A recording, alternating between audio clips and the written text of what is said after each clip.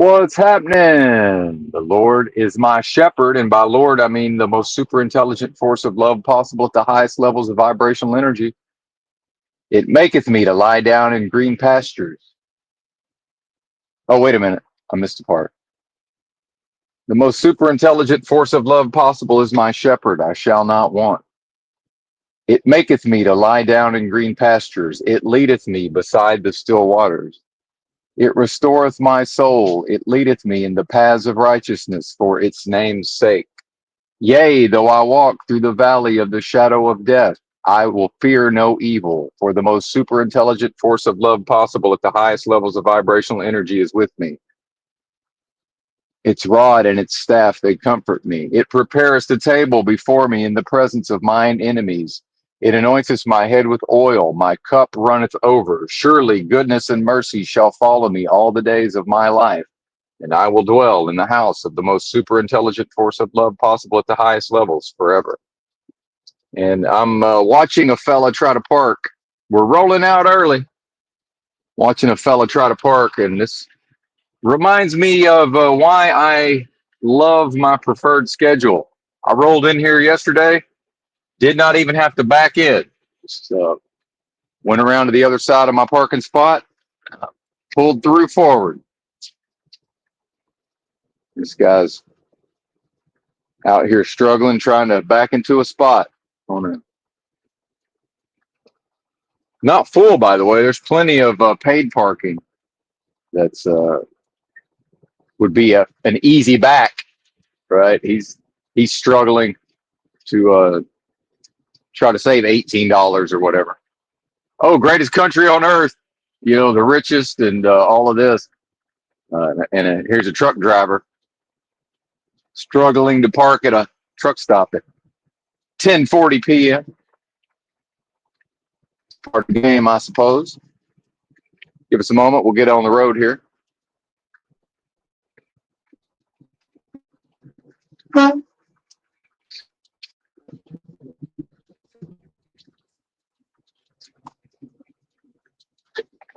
As y'all know, I'm usually rolling out way past midnight, or not way past, rather, but generally not before midnight. This is somewhat unusual. And I did not sleep much. Laid in the rack for about 6 hours. Dozed off a little bit. I know y'all will find this fascinating. We'll get into some topics. Oh, nobody's here yet anyway. YouTube knows. YouTube knows what I'm up to. Here's the sheriff. Howdy, sheriff. We got the blitz coming up for truck drivers, middle of the month. So my company, the company I work with, is already, since it's that month of the blitz, it's only supposed to last like 3 days, but so I'm sure a lot of these popo, if they're DOT certified, they're being reminded this is the month to do all of these inspections and such. What the hell is that? Looks like something on fire at the truck stop or the parking lot. Is that the wind kicking up dirt? That's weird looking. Where are we headed? Headed to Houston. Houston, Texas. Sitting on a 0. I don't know that I've gone live at this time whatsoever.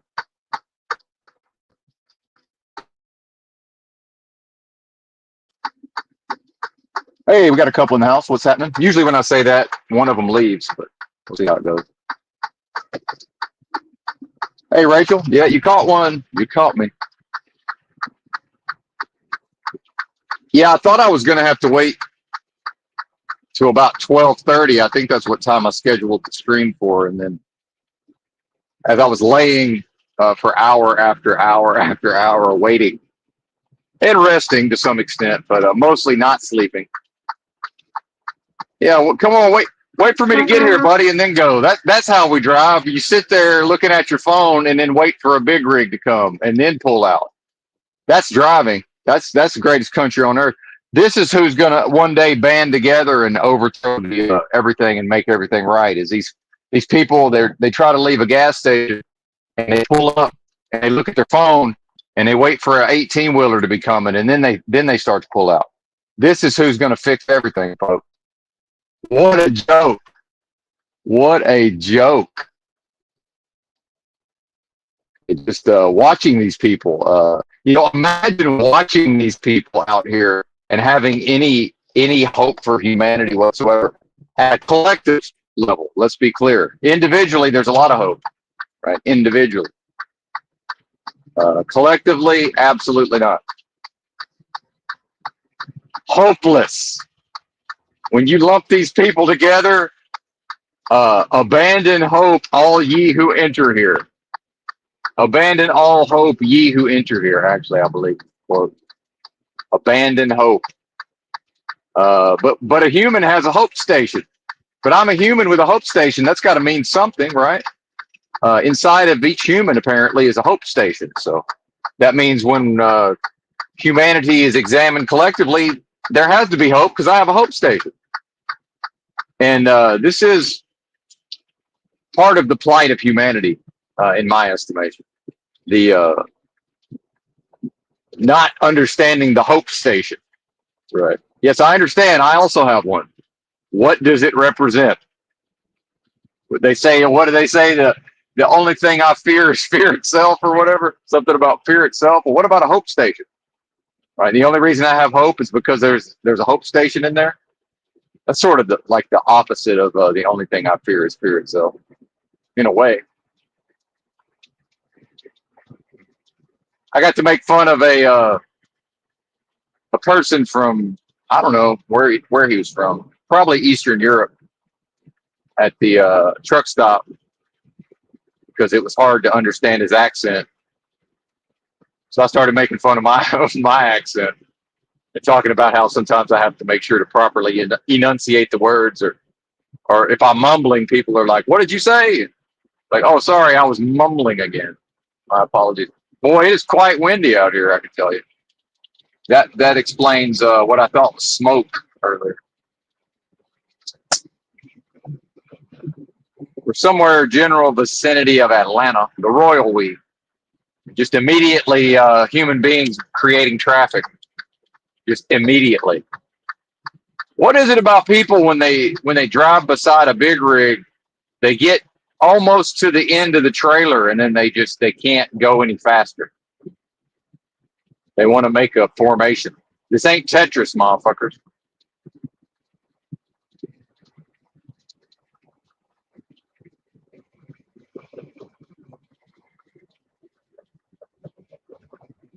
Unfortunately, Rachel, I'm not able to see your chats with I need trifocals. If I had trifocals, I would most likely be able to.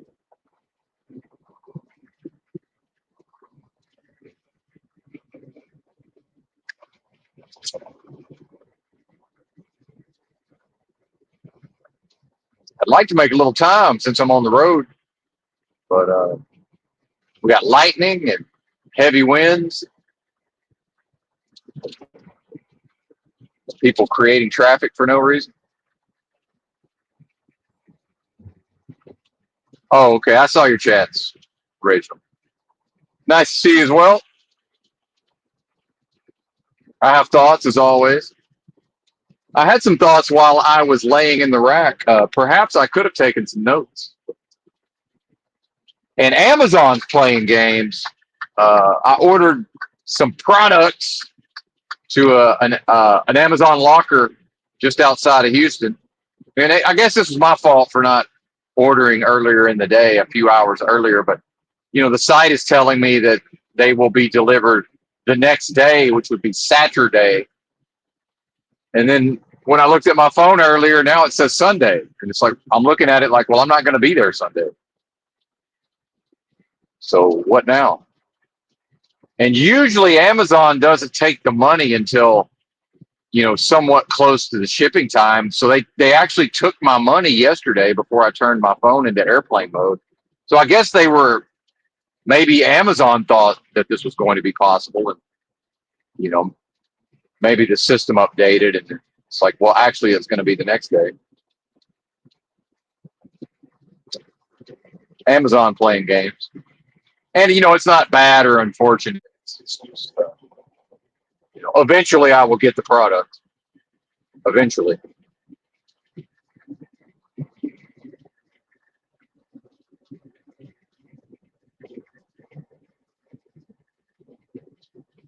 I don't know how much of the recent delusion talk that Rachel has heard, Miss Singer there.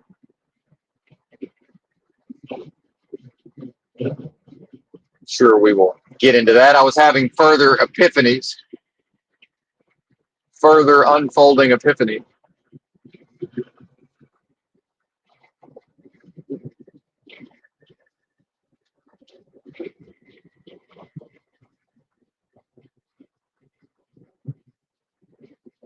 We're about to exit the I-75 here, and we're about to be on a 2-lane road, and then a divided, not an interstate, but a divided expressway.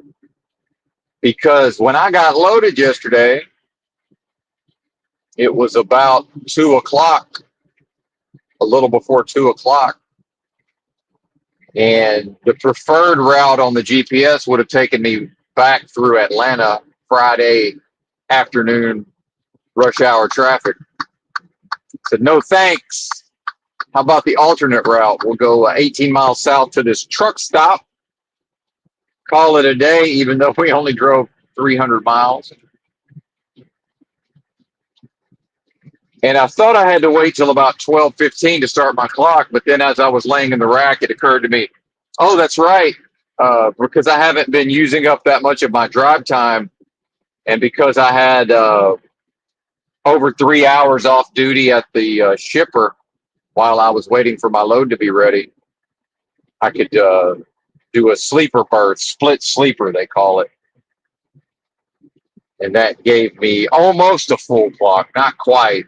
It gave me like 13:30 on the 14 and like 10:29 on the drive time instead of 11. So close enough. Because I'm ready to drive now. I don't need the government telling me when I can drive, even though that's what they're doing. And here's another car doing exactly what I was just complaining about. They drive fast all the way to the rear end of a trailer that's in the other lane, and then they just start hanging out. Why are you hanging out back there? What are you doing? I'm slowing down. What are you doing? You're slowing down. Why are you slowing down? So strange. But again, these are the people that are going to one day pull their heads out of their asses and fix everything. Never forget that, folks. This is humanity itself is the hope of humanity, right? Humanity itself.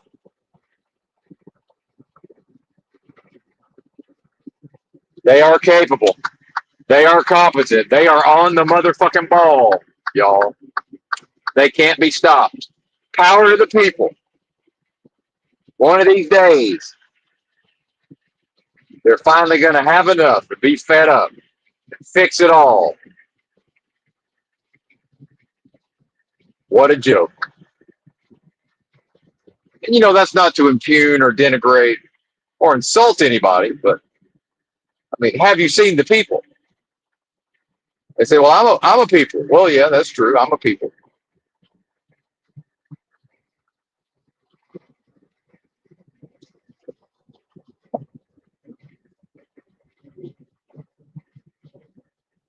Have you seen us, meaning the people?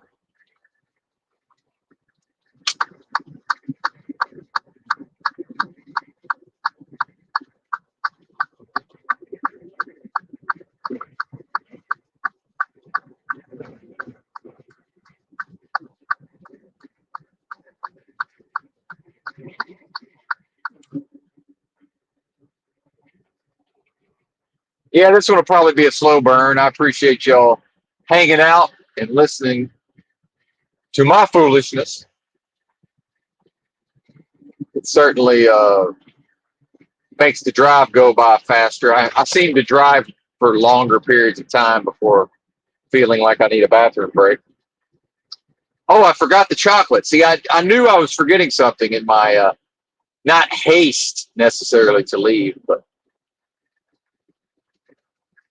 chocolate bars. 100% cocoa. What you know about that?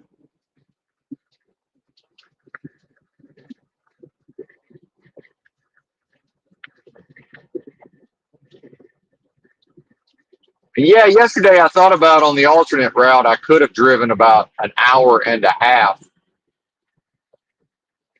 And there was a little truck stop, one of those little TA Expresses. Now that I think about it, they've usually got pretty good laundry machines. I could have done some laundry perhaps. Uh, Wait a minute. My GPS is freaking out. What is this thing? Did I miss my exit?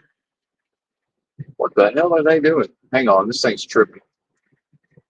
What the fuck? Did I go north? What the hell happened? All right, something bizarre has happened here. This don't make a damn bit of sense. What are we doing, people?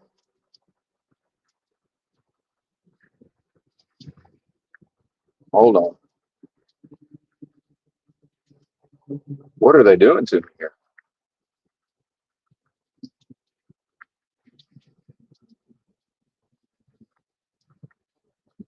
What the fuck? Did I get to yapping and miss my fucking exit? I guess so. Damn, that sucks. Big old backup getting into Atlanta, by the way. So good thing I took that exit. I guess I got to yapping and just fucking drove right past my exit. Yeah, I did. I did. Huh. That hasn't happened in a while.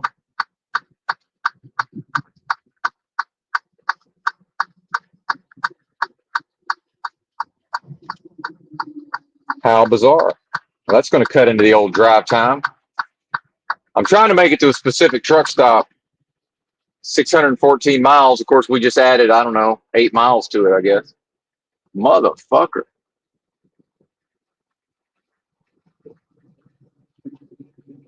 Let's see. Hang on. Let's see how far we have to the next exit. I think that, I mean, I'll take the L on this, but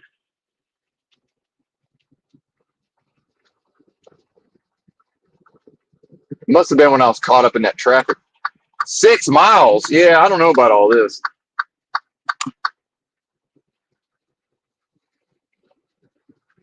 Huh.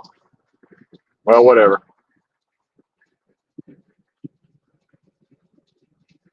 I almost always outdo what the GPS says the drive time will be.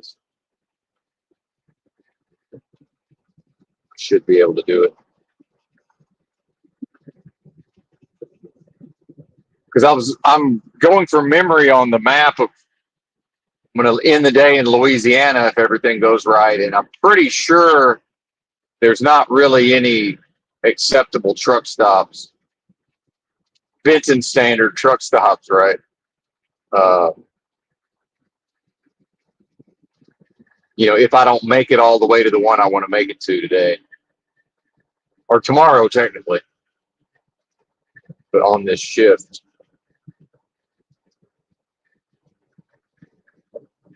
Huh.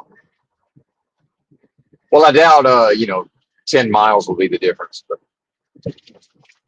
although we are on the shortened drive time, although I think if I take a 2-hour break, I think I get even more drive time back, probably. Who knows? What up, our pole?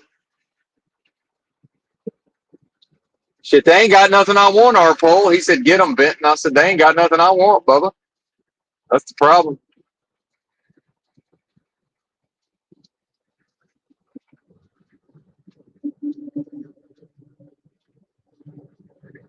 Yeah, it says 9 hours and 49 minutes drive time. Let's see. We have 10:11. See, I don't like to cut it that close. You never know if there's going to be a backup or something. They were at a complete dead. I got lucky though. It shouldn't have mattered since I apparently missed my exit, but They were completely stopped trying to go into Atlanta from here the other way, north.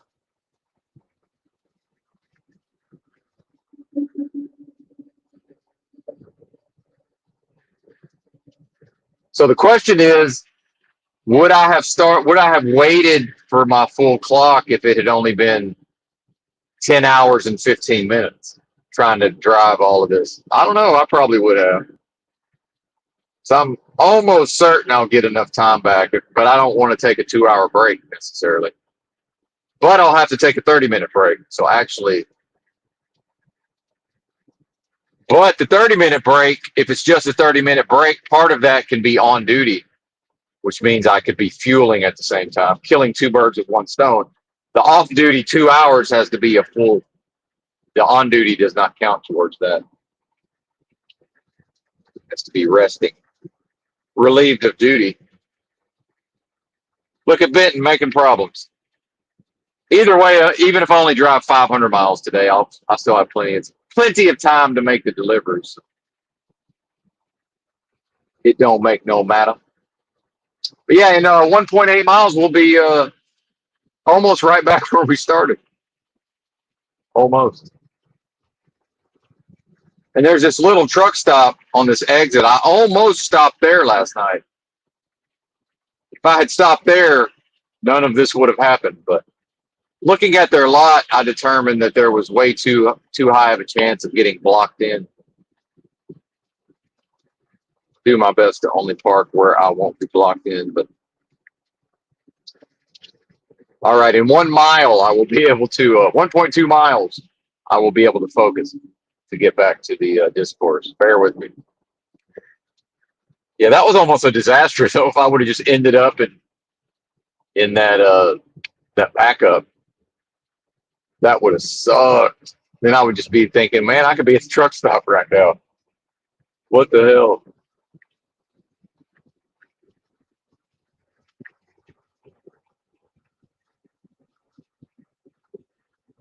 But yeah, it's part of the job. This kind of thing happens. Actually, in Atlanta, I got to hauling ass around this. There was this real slow bobtail, and traffic slowed down so much he was starting to catch me. So I didn't want to get stuck behind him. And I got to hauling so much ass, I missed my fucking exit. I had to go like 5 miles through like city driving. It only added like 10 minutes to the trip. It wasn't a big deal, but it's kind of funny. Now, some people would have just slammed on the brakes, or even worse, stop in the middle of the road. But sometimes, and that's another thing about life. Look at how many people are unable to take an L, right? The fact that I watched myself drive past the exit yesterday when, yeah, I could have hammered down on the brakes. Meanwhile, empty trailers. So, gonna have the trailer bouncing around back there,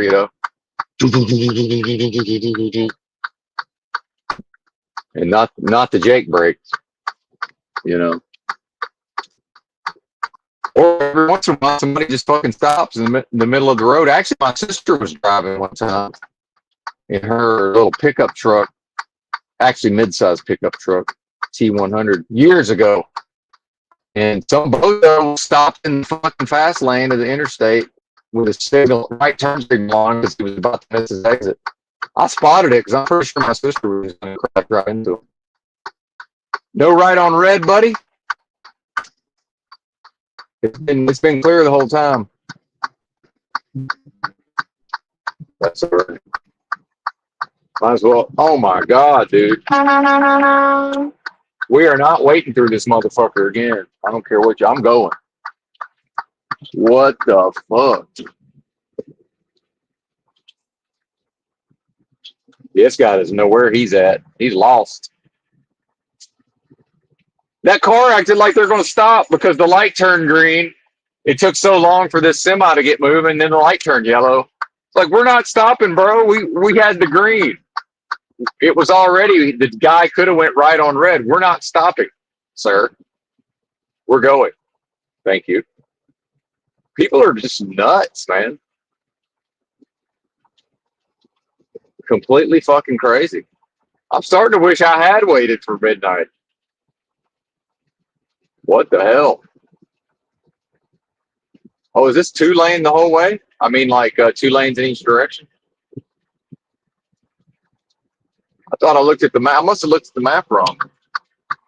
I thought we were going down to 1 lane. Guess not.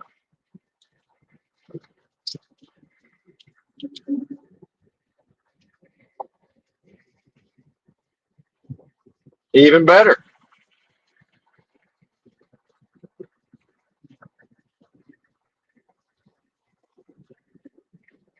Yeah, I am reminded why I'm not a huge fan of leaving this early in general. There's too much foolishness going on the roads.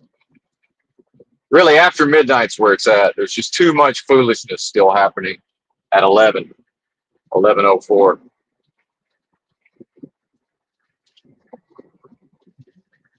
It's been so long since I've done this, I've forgotten what this was going to be like, especially this close to a major metropolitan area.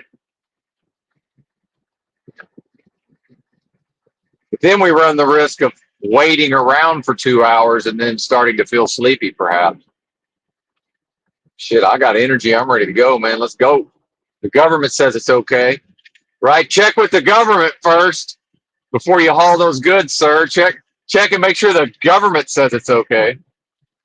Now here come the rain.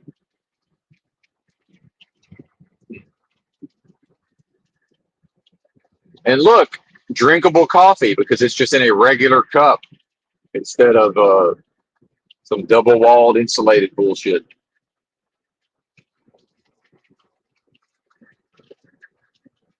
Drinkable coffee. What a concept.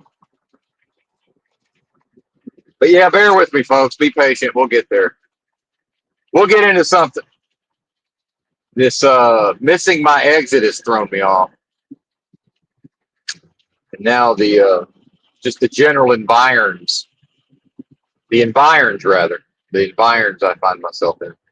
Could you please pass me, little four-wheeler, if you don't mind? I mean, I really don't feel like we need to go wherever we're going together. And I know I'm slowing down, but you don't have to slow down because I'm slowing down. You can just keep going your speed. You don't have to pass me at my speed. It's completely fine.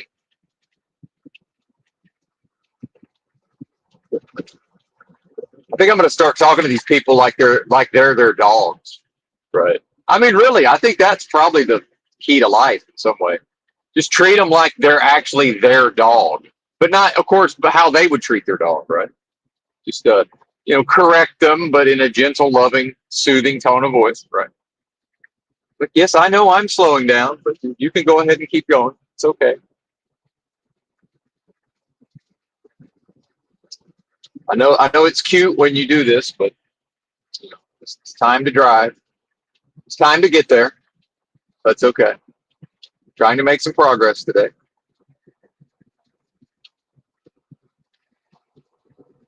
Well, I'm glad you're enjoying it.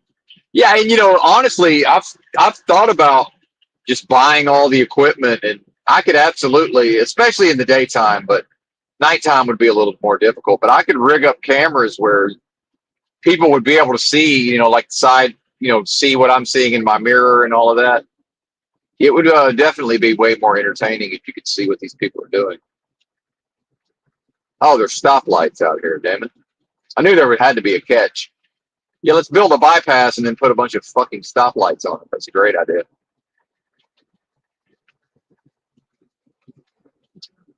Apparently, in my hometown, when they built a bypass, it was initially going to be an interstate, or I'm sorry, an expressway, meaning no stoplights. But then the local business people were so fearful that, well, we need the traffic coming through town. And so they put up the stoplights. But my grandfather apparently had spoken out about that was fucking stupid, more or less.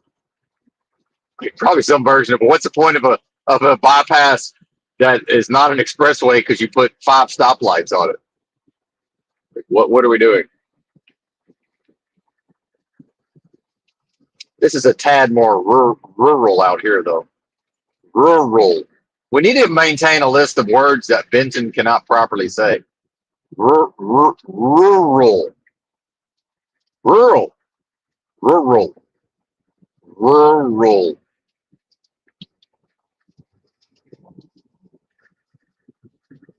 And I can already see what's going on out here. Sometimes I get into these areas where everybody wants to tailgate me as much as possible. This is not that. This is going to be, I'm the pace setter. Everybody's going to view me as the setter of the pace for whatever reason. Too many fucking four-wheelers out here.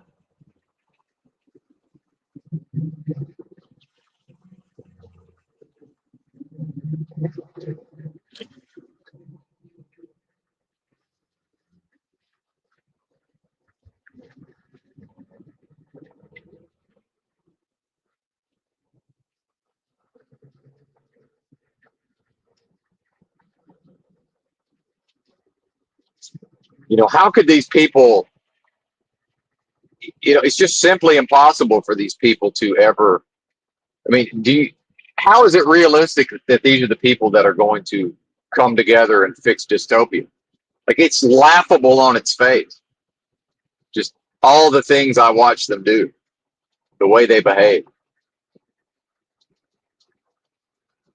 Like, so I'm thinking, okay, well, I'm just going to exit the interstate, make a right turn, everything's going to be good. And there's some truck driver just sitting there, probably just who knows what state he's in. Uh, doesn't realize that he can turn right on a red. There's nobody coming. Light turns green. He slowly starts moving. And just imagine being in that car, just sitting there, like, here we are at 11 o'clock, and they could just drive around the big rig. Nothing's preventing them from just going around, right?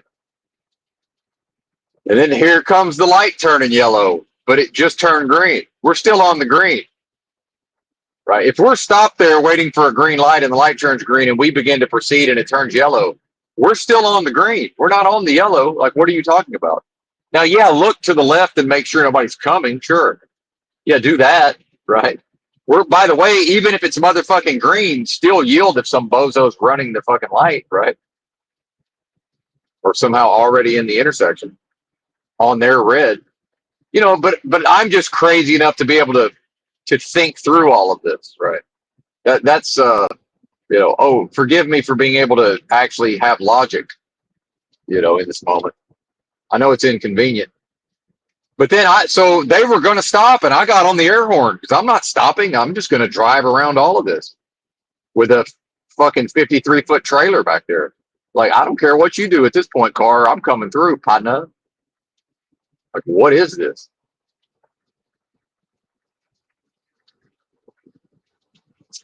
No anger, no animosity. It's just like, really? I mean, I fantasize about just picking random people and just,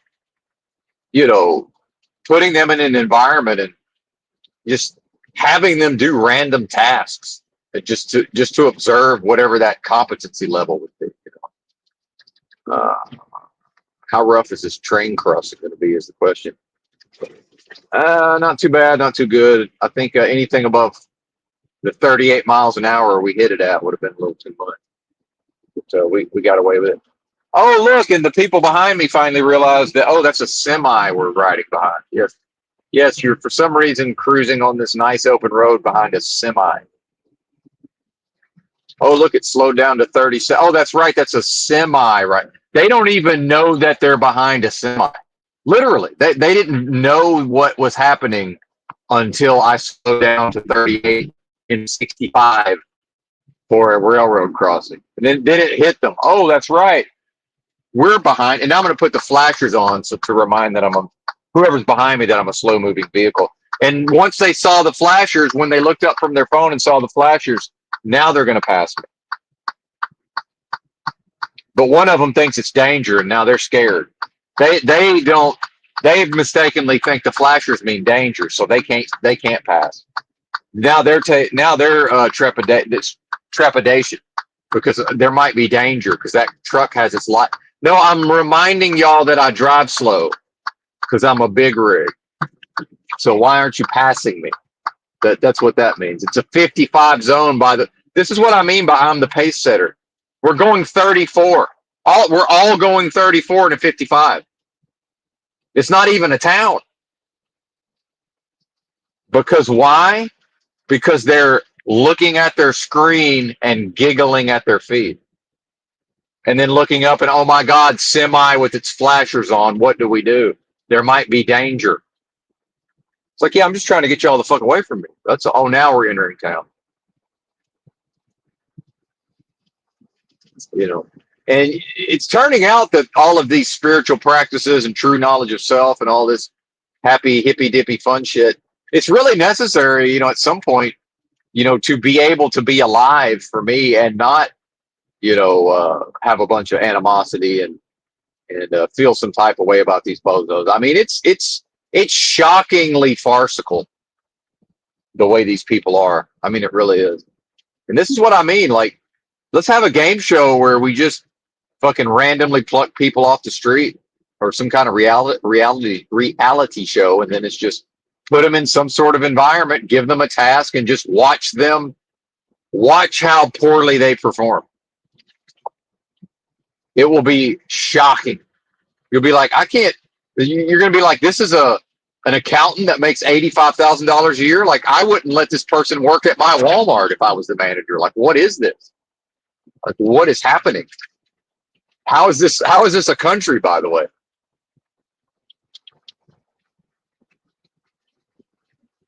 Or we'll give them a phone and we'll just let them ask the AI, hey, Siri, how do I put a square peg in a round hole? Hey, Siri, how do I put a square peg in a round hole? I mean, that's what it would be. And they'd be making TikToks. They wouldn't even be able to do the task before they made a TikTok about the task that they were about to do. And yes, I understand the hypocrisy and that I'm saying all of this on a live stream. I'm certainly doing my own version of that same thing as we speak. Yes, I get it. It's not lost on me, but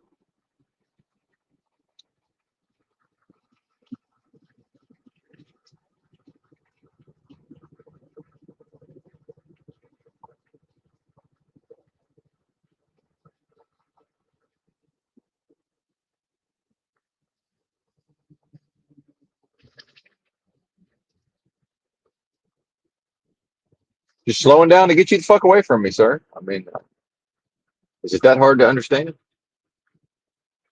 And also to maybe not have to fully stop for this stoplight. And I like this one turns green, and the one that's just ahead turns red. Like, how is this a country, by the way? This happened to me yesterday in Atlanta. I was sitting at a red light, looking at a green light, pretty close up ahead, and I'm just thinking, yeah, this one's going to turn green, that one's going to turn red. If we're going to go 150 yards that way and stop again, like again, how is this a country?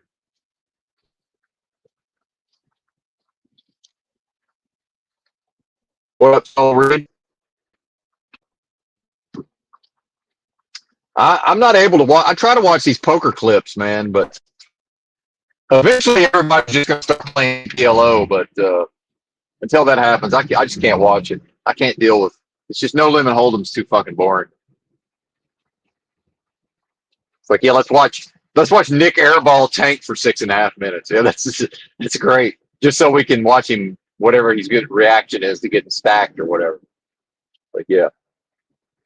So I'm looking at the length of the clip. It's like, oh, we're already to the river, Alan Keating's all in or whatever. Now it's Nick airball. It's 6.5 minutes of tanking, or it's 5 minutes and 45 seconds, and then whatever his stupid reaction is, and then the outro of the video. Great. Oh, Tom Dwan was crazy. Did you hear about this? Soul Reed. If anybody doesn't know, Soul Reed Analytics is one of the few that uh, understands or knows poker, the game as well as the personalities and such. Yeah, Tom Dwan apparently is in a mental hospital. Poor little feller.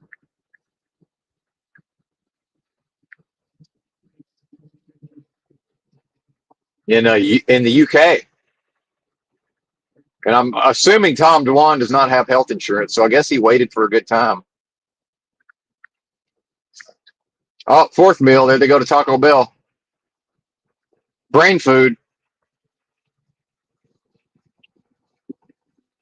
Go make a TikTok about their fourth meal.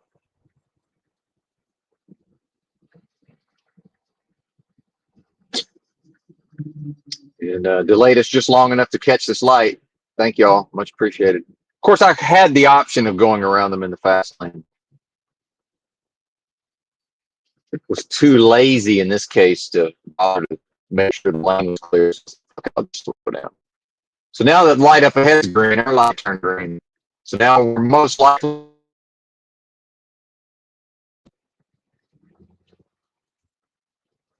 Again, how is this the best the realm has to offer? This can't be the best. Oh, greatest country on earth. You mean the for a time the on paper greatest capacity to murder a bunch of motherfuckers? Is that what you mean? I don't know how else could greatest come into play in that context. Oh, we actually made the light. Fantastic. Squirrel finds a nut, dog in a bone, or whatever those expressions are. Every dog has his day.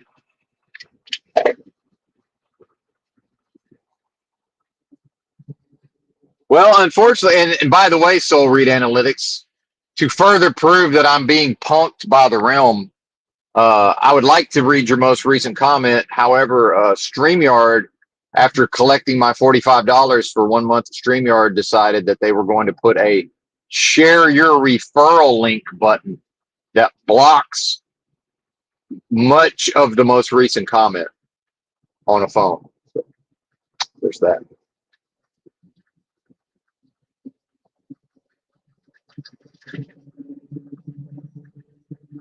And now I'm seeing that my gut instincts were correct yesterday, because this would have been nothing. What I'm driving right now would have been nothing but rush hour Friday afternoon traffic through these little towns, and it would have been a nightmare.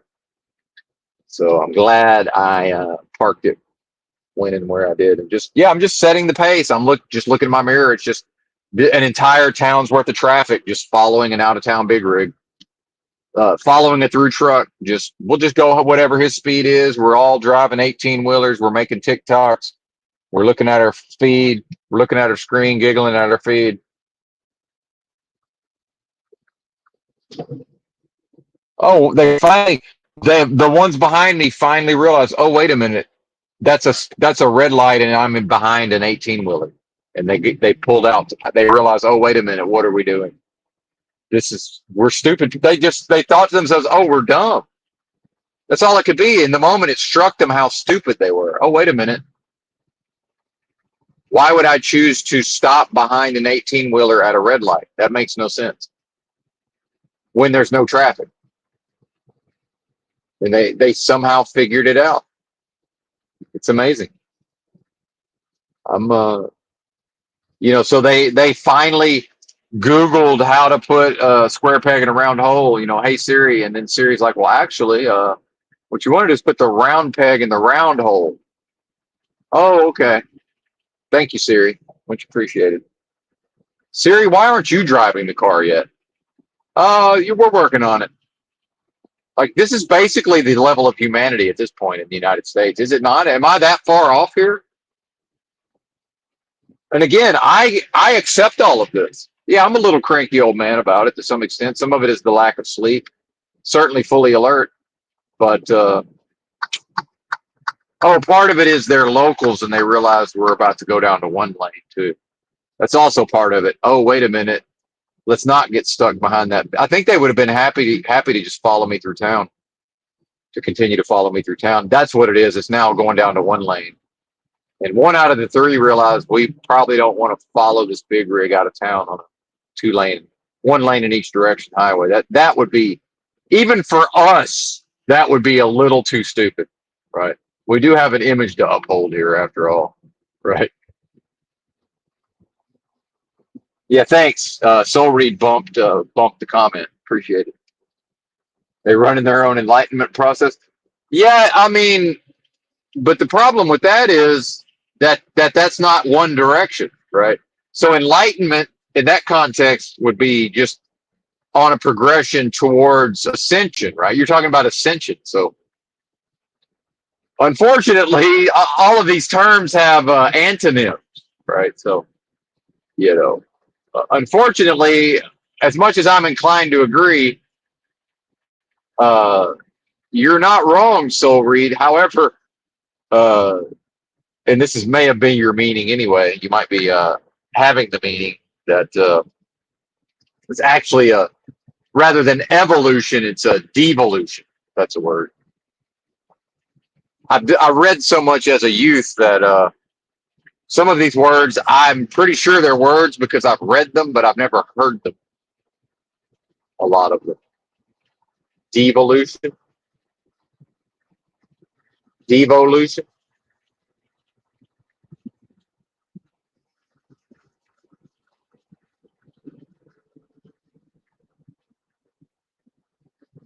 This is what I saw on the satellite view. The Tulane, not the private college, not the private university in New Orleans either. I think that's where Tulane is.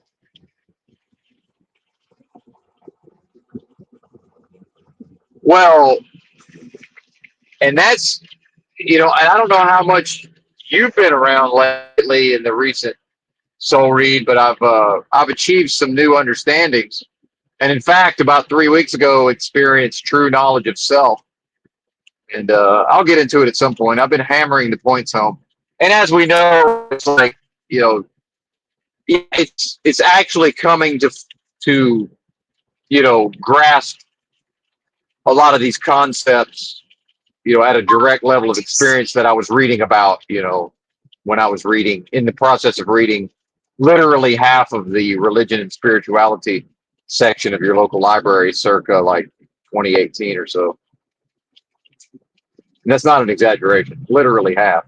And one point I remember I was home, and I'm not trying to brag, it's just I want to put a proper framework for this, that there was so many homeless people hanging out in downtown Little Rock library, and I was homeless. However, I'm always been a library person, and I went and picked 20 books off their shelves and took 2 stacks of books and put them on the counter. And I said, "Hey, man, I'm not checking these out. I just want you to know I've read every one of these books cover to cover. I just want you to know that." And just to kind of set, it's like, look, I understand there's a bunch of homeless people here, but like I've always been a library person. Like I've read every single one of these books. Feel free to quiz me, right? I could probably find another 20. Might take me a little while, right? So, but as we know, the intellect alone will never. The individual, it's just simply not possible to to experience, right, and be able to perform that knowledge, right? It's because otherwise, that's the only way the individual, such as me or you, Soul Reed, we're only able to demonstrate or prove how well we grasp the material. Now, this discourse is a performance on some level, right? Even that falls short to some extent. Um, so, number one, I would say we're going to not, and by the way, I'm going to be specific with the pronouns, sir. When I say we, I mean myself, the discourser, right? The presenter, as well as whoever might be the audience for this. That's who I mean by we. So, for the purposes of the discussion, as the presenter, let me take it upon myself. Let's do that.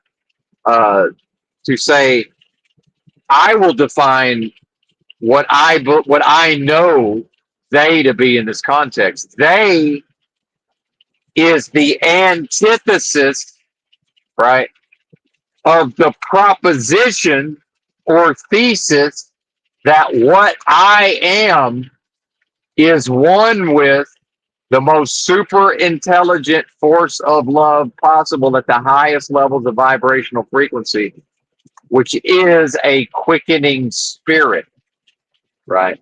So the antithesis or the devil's advocate, right, or Satan, and I'm using that term less and less these days, right? So what you being Soul Read, because again, I have to leave solipsism on the table, right? It is possible that I'm the only one, and in a way, I am the only one having this experience, right? And I can't ever know your experience. You can tell me about it, and I'm free to accept or reject what you tell me. And even that is limited by your own ability to experience and your own ability to relate, right? To relay to me based on how you've related to your experiences. Meanwhile, as we know, and it's going to sound redundant, the only thing that exists is this moment right now. Meanwhile, that's a delusion, right? So let's be more clear. Moloch's machine, right? And I mean a literal pagan god Moloch, at least something that functions as Moloch, right? And on a recent stream, I read part of Allen Ginsberg's poem Howl, the Moloch section, part two.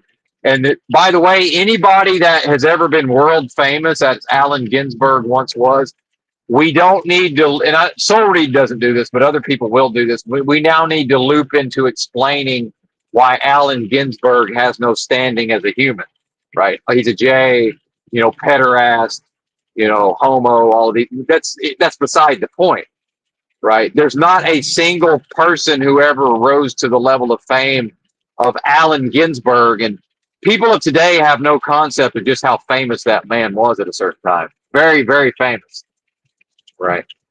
Worldwide fame. And nobody gets to that level who's not debunkable at the level of what they've done or have been purported to do. So we don't need to go back over that. I should be free to reference a poem, a famous poem from the official fiction, one of the most famous American poems of all time, right? But they made a movie about a motherfucking poem starring John Hamm, James Franco, and that broad from Weeds. Forget her name. Like, it's a big fucking deal on some level, right? Yeah, sure it is, fancy boy. Well, okay, whatever. Artsy fartsy fancy boy. Yeah, okay, all right. I hear you.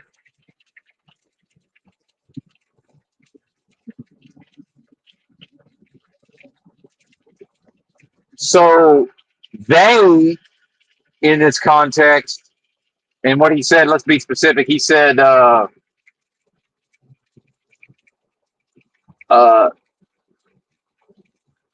they allude to effing things, and I thought you meant the system itself. So I might have misread your comment. So I'm probably just off on the jag anyway. But it is instructive to rehash some of this material, I would say. So back to the now, right? Within the delusion that time exists, right? And by the way, I never talked this way until I had my own understanding and my own direct knowledge of this. So it seems to me like, actually, I don't want to go back through the whole thing because it's a whole thing. But if one is willing to accept that, in fact, because of, yeah, see, wait a minute. I don't know how much I'm going to want to go into explaining why it's a delusion. But then I would never want anybody, I would be scared of anybody who would just take my word for it that, well, actually, everything's fake and time doesn't exist. And this is a realm of delusion. It's like, yeah, I feel like I need to show my work. So,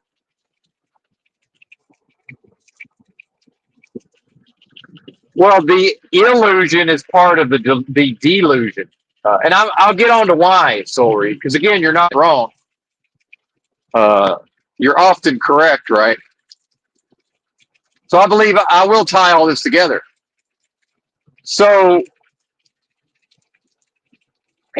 I'll just speak to me because again, I have no way of knowing what your experiences have been up until this point. So I've come to understand recently that my essence or soul or nature is one with an indivisible force, the most super intelligent force of love possible at the highest levels of vibrational frequency. And more correctly, or not more correctly, but and also everything in this realm that is not one with the most super intelligent force of love possible at the highest levels of vibrational frequency is literally dead, but only perhaps from the perspective of a quickening spirit of that will always ascend and seek to ascend higher in order to achieve its purpose and nature, right?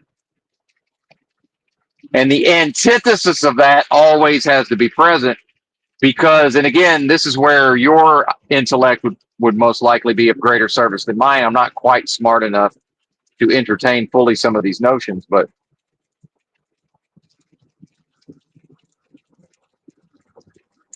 we can't have you can't have something, you can't have nothing without something, right? So, it's the argument that it's basically impossible to have nothing, for there just to be nothing. There has to be something. Well, if there's something, right, and that's assertion, right? The yang of the yin and the yang, to assert there's a thing, right? Well, what is doing the asserting? Well, that would have to be the proposition or the thesis that the greatest force possible is this creation, right? This super intelligent force of creation, and it is incapable of experiencing its own antithesis, right? It can't experience fear. It can't experience hatred or anxiety or stress. So therefore, much like Jack from Jack and the Beanstalk, all it's able to do in that context is bebop around, and it's unable to contextualize all of these calamities that could possibly befall it, right? It's not able to see, oh, my job is stressing me out or whatever. It's not able, it cannot, because it can't slow itself down enough to experience that and also still be what it is, right? Because if it slows down too much, it's no longer that thing, right? It becomes something else. Well, we have antithesis for that. Antithesis is taking the position, the devil's advocate role, saying, well, I am passively the yin to that yang, right? And furthermore, as the antithesis, by definition, I am going to attempt to prove that I'm the greatest force by disproving the validity of the assertion or the thesis that, again, Jack and the Beanstalk style, just, fully, a being fully, grasping of their own nature, incapable of error, incapable of folly, incapable of harming another, right? No, can't even conceptualize these things, right? So the delusion is created because the creation never lies dormant. It's always bringing something new into existence. And this ties into the Bible and this idea of the book of Job, right? Which I've been talking about a lot lately. So, and I'll go back through that story real quick. And I'm understanding that on a lot more levels. But so in the story of the Bible, the sons of God, what does that mean? Well, I'm going to assume that means those are beings whose nature is one with the most super intelligent force of love possible at the highest level. So this is already like a story that's not even really possible because that's already a delusion, see? So here's specifically when the delusion is created, the antithesis somehow, either tricks or it's just maybe because Jack and the Beanstalk style, Jack from Jack and the Beanstalk, the most super intelligent force of love possible, can't fear what might happen if it takes up the challenge of the antithesis, right? Which is, if things were different, right, your own nature would curse you to your face, effectively. So the delusion is created the moment that the one powerful, above everything, alpha and omega source of creation is either tricked. Is that even possible, though? But maybe it is. But for whatever reason, consents to a delusion, right, that it's possible to break off a little chunk of an indivisible force, thus creating the arena or the substrate or whatever you want to call it, this realm of delusion was then created by that force being willing for whatever reason to even entertain the possibility. Now, maybe that force being unable to conceptualize, unable to experience many things, perhaps there's something within that force that would then be drawn to, for whatever reason, drawn to assenting or consenting, right? Whatever means or mechanisms to allowing the delusion, right? Because remember, the antithesis would not have the power of creation to make the delusion. But the antithesis would understand, oh, if I get this fool from the perspective of the antithesis, if I can convince this fool to create the delusion, now I have a time and a place in which to work. And pretty soon it's the book of Job, which is the sons of God, meaning beings whose nature is consistent with the most super intelligent force of love possible, but existing in delusion, right? And how else could these possibly be beings who actually, in the story of the Bible, if this is a thing, chose to join with, Lucifer and rebelling and fighting a war in the heavenlies and all of these things, whatever that represents, certainly that would be largely metaphorical, I'm assuming. So those beings are coming to, and then question mark, present themselves before what they believe to be the whatever was left over after the little bits were seemingly broken off of the larger fort. Like, it already kind of doesn't make sense to an extent, but we're doing a thought experiment now. The book of Job as thought experiment, right? It's a little bit of a head scratcher already, but it makes sense. And here's the key point that I've recently come to fully grasp, I believe. The key point is, and Satan or antithesis came also in their midst. Why were they? The book of Job heavily implies, in my opinion, that the sons of God, whatever that is, again, I'm speculating on what I believe that to mean. They were not aware that antithesis had came with them. And remember, they're also already in their own delusion.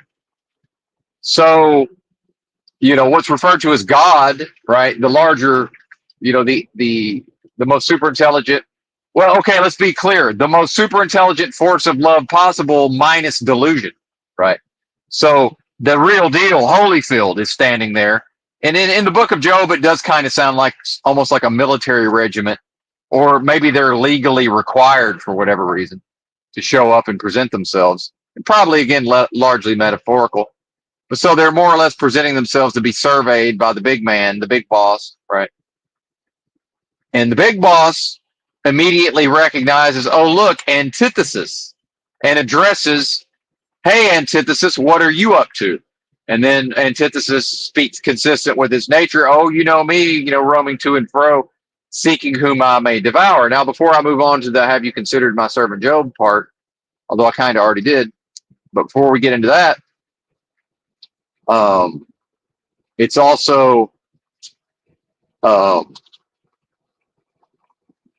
remember, the larger force, or the Most High, is not able to fear what might happen to Job, right? And it can't fear any, because it can't even conceptualize any of this, right? At least not in a way to, identify with its own nature at the level of what I am. But it is the creative force. And the moment the delusion happened, the moment the agreement happened that created the delusion, this whole realm was created, right? And continues to be created through our creative forces, created in the image and likeness of our nature, right? Our creative force never lies dormant and brings something new into existence every new moment, whether we want it to or not. And whatever is birthed via my creative force, and if you are what I know myself to be, same for you. You're always, knowingly or unknowingly, birthing something new into existence. And whatever that is, either serves your own nature, if that's your nature, the Most High, or it serves the antithesis. Nothing in between. There's no half measures. There's no lukewarm. There's no middle ground. Period. So antithesis, would understand this. And then seemingly the Most High would have to understand this on some level. But how would the Most High understand this? Only in relation to its own nature. And would that not necessitate the existence of the antithesis itself? The fact that the most super intelligent force of love possible at the highest levels of vibrational energy, how can it understand its own nature unless the antithesis of its nature exists? Would it not have to exist, right?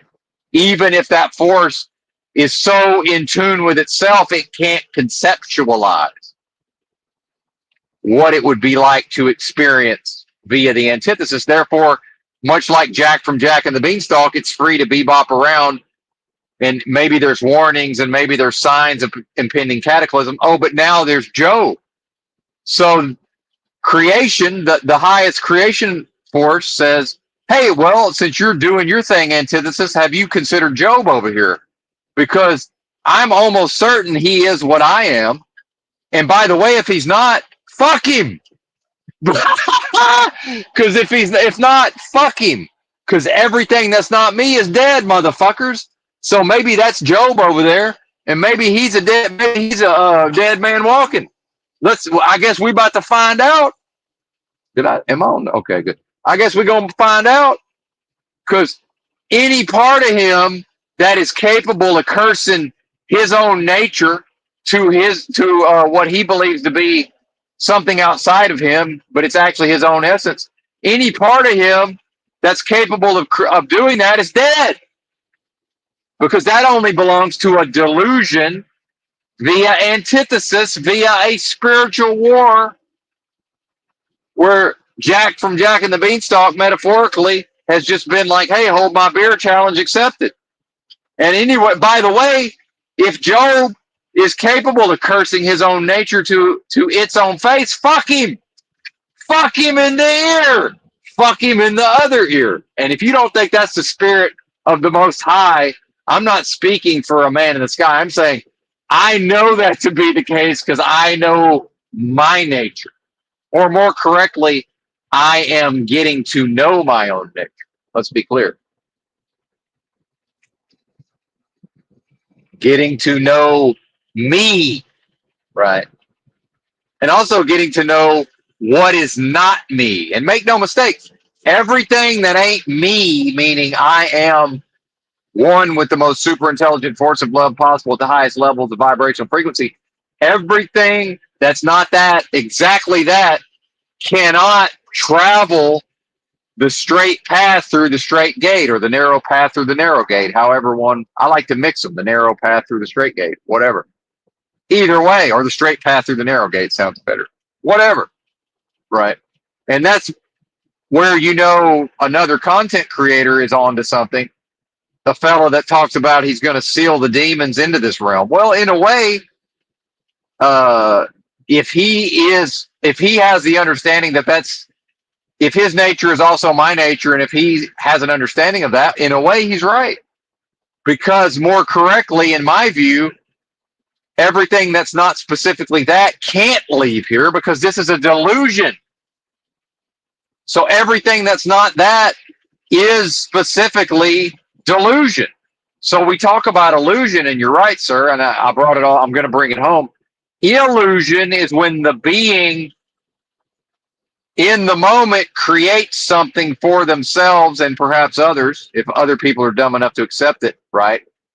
It's when a being or beings, through the subversion of their creative force that never lies dormant in any given moment, whether knowingly or unknowingly, of their own volition or through subversion, that what they're bringing into existence serves the antithesis, and that, sir, is illusion. And it's in service of what? The larger delusion within fractalized delusion, or a Russian nesting dolls of delusion, right? Including various aspects of your psychology and psyche, various aspects of mind, right? Within this, by the way, within a delusion that it's even possible for my essence to experience being separated from what it is, and encased in a time and a space, in a delusion, in a realm of physicality and material. Meanwhile, as far as I can tell, science has more or less proven that that's not the case. It's all vibrating energy. Well, yeah, of course it is. Of course it is. How could it not be?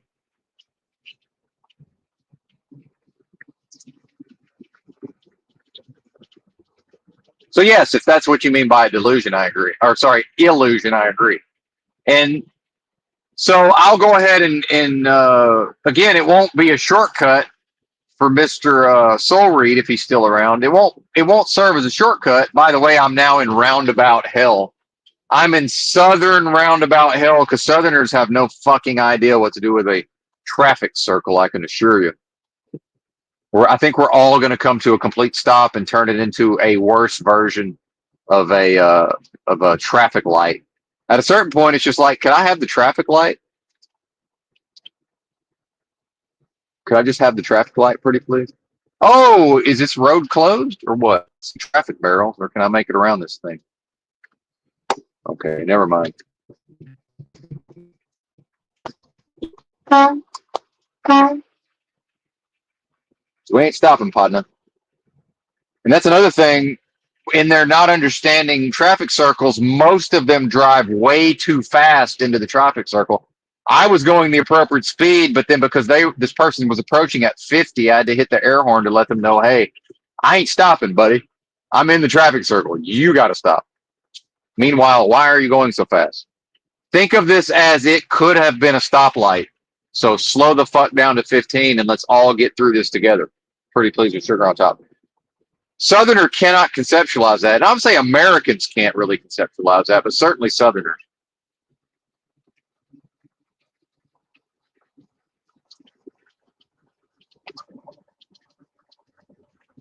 Can't read your comment, Jake, because StreamYard is hot garbage. But if someone posts another comment, then it will advance past the button that says post your referral link to get $25 off the next month of StreamYard.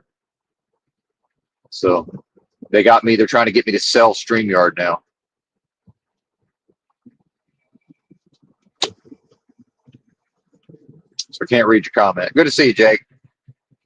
So what I'm realizing, Soul Reed, is that at the level of practice, I've finally ascended within myself, mind, body, and spirit to be able to have a direct grasp of these concepts, true knowledge of self. So what I've realized is that what I am cannot experience fear, stress, anxiety, whatever used to make me drink, by the way, right? Or whatever I used to allow to compel me to drink alcohol, to cope, right? So the only time I experience any of that is when I have temporarily fallen away, and this is the fall of man, by the way. When I've temporarily fallen away from properly identifying, and that's what the PI means in my user text, from properly identifying with my true nature inside of myself, the kingdom of God is within me style. And that's every moment I'm not properly identified with my own nature inside of myself. I'm now highly prone to serving via subversion of my creative force that never lies dormant, serving knowingly or unknowingly the antithesis. And that service is what causes the fear, the anxiety, the stress, the depression, whatever would make somebody want to drink alcohol within a delusion, sir. How about that? And for me, I must now continue to prove via proper identification that I am what I say I am, or more correctly, what I know I am, right? And what I suspect the rest of you are as well, but I will never know for sure, and it can't be proven. All right, random light changing for no reason, and my instinct told me, yeah, that light's finna change. Is that the popo waiting to see if I'm willing to run it? Because sometimes the popo in these little towns is able to hide in plain sight, and then they can choose when to trigger the light. I don't know if y'all know about that. Oh, that's a thing. And see if they can time it where a truck or run a light and they can write a 500 or more dollar ticket. That's absolutely a thing. Yet another reason why I stopped for the yellows. Now, is that car sitting there the popo is the question. That white unmarked car. Well, it's a Tesla, so perhaps it's a seized Tesla, but I'll assume it's not in fact the popo. Although it could be. Curious timing on the light changing.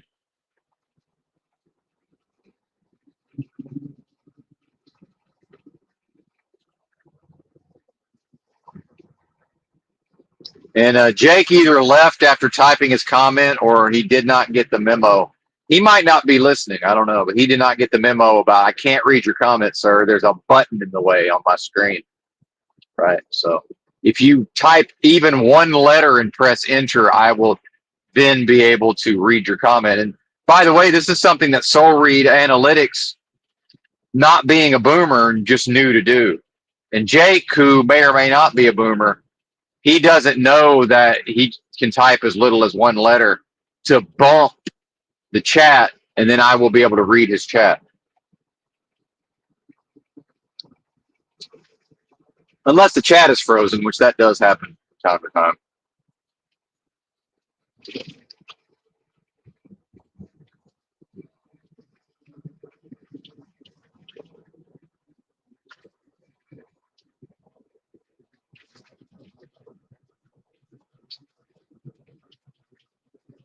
Anyway, I think I finished that part of the discourse. So now what I'm doing, Soul Read, is after many, many years of daily meditation and becoming an expert level meditation practitioner, that now every single time I begin to experience fear, anxiety, stress, worry, guilt, whatever, I'm pretty quickly aware of it. And then I immediately say, oh, I must have stopped. This can only be because I'm no longer properly identified. And then I go back to proper identification. And guess what? The anxiety, the fear, the stress, the depression, it just goes away. Because why? Because it's a delusion. So whatever is causing, whatever Soul Read Analytics is allowing to, that he's identifying with to then choose to consume alcohol. And there's nothing wrong inherently with consuming alcohol, I would say, but that's a delusion, sir. It's death. It's a version of from the Bible where the Bible says all they that hate their own nature, by the way, love death. It's a loving of death on some level, right? It's to identify and align oneself with literal death. Meanwhile, what I am cannot experience death. What I am will never know death. So when people say, oh, it's a simulation, I don't know, maybe it is. Maybe it's my own nature attempting to simulate within a delusion what death might perhaps be like if my essence was even capable of conceptualizing or experiencing such a thing. Oh, and by the way, it's not. Only the delusion, only by being identified with a concept of death, by the way, only by being identified with a concept of death can one even fear the possibility of death. I suspect, so more correctly, the I would be me, right? Or when I say one, I actually mean me. And probably this is the case for you, but guess what? Part of the fun of all this is at the individualized delusion level, I can't, I'm only able to experience, I can't experience at the level of a different individualized, aspect of what I already am. I can only, in this delusion, right, where there's such a thing as time and space and solid matter and a mother and a father and a Moloch that we, by the way, literal and figurative child sacrifice to a pagan god called Moloch, right? And in fact, my parents were sacrificed to this god as babies, metaphorically and literally. And then they've repeated the cycle and done that to me, by the way.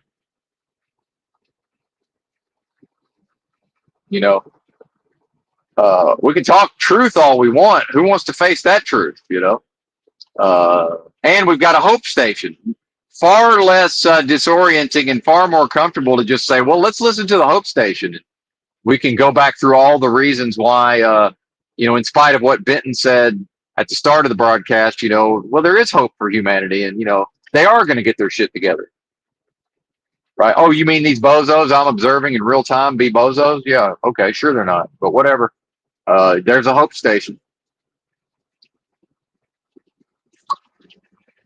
Yeah, I've got one too. I get it.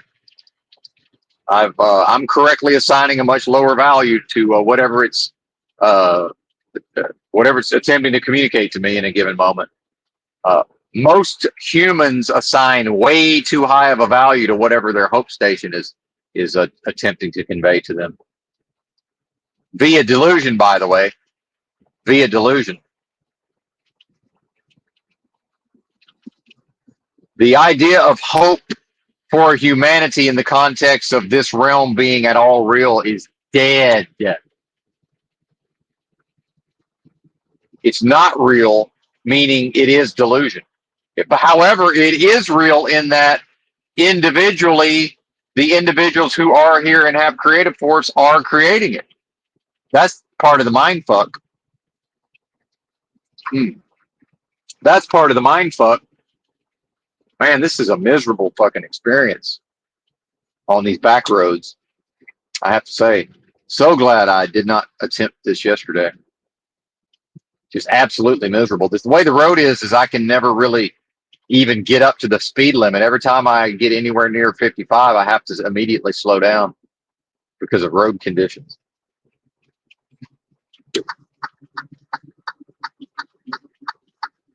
Well, I'm putting my signal on early, meaning I don't know where I'm turning, but I'm turning somewhere. I just don't know where that is yet. The GPS says 0.2 of a mile. Is that this intersection? Perhaps. I don't fucking know. Could be.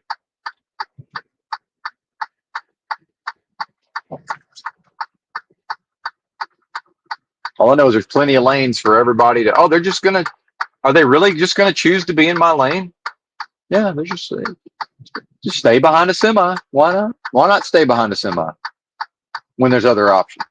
By the way, this is when your hope station starts. When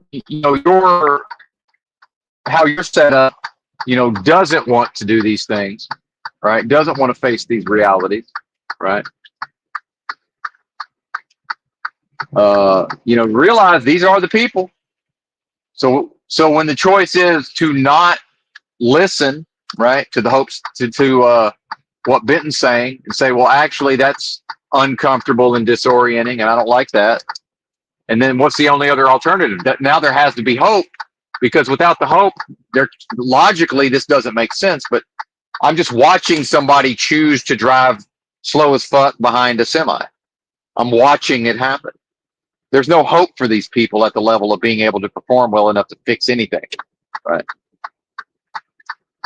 Choosing to drive behind the slowest vehicle on the road when there's absolutely no reason to do so, other than, oh, we want to look at our screen and giggle at our feet, of course. Oh, and we're making a turn. Yeah, we're all making a turn somewhere. What's that got to do with anything?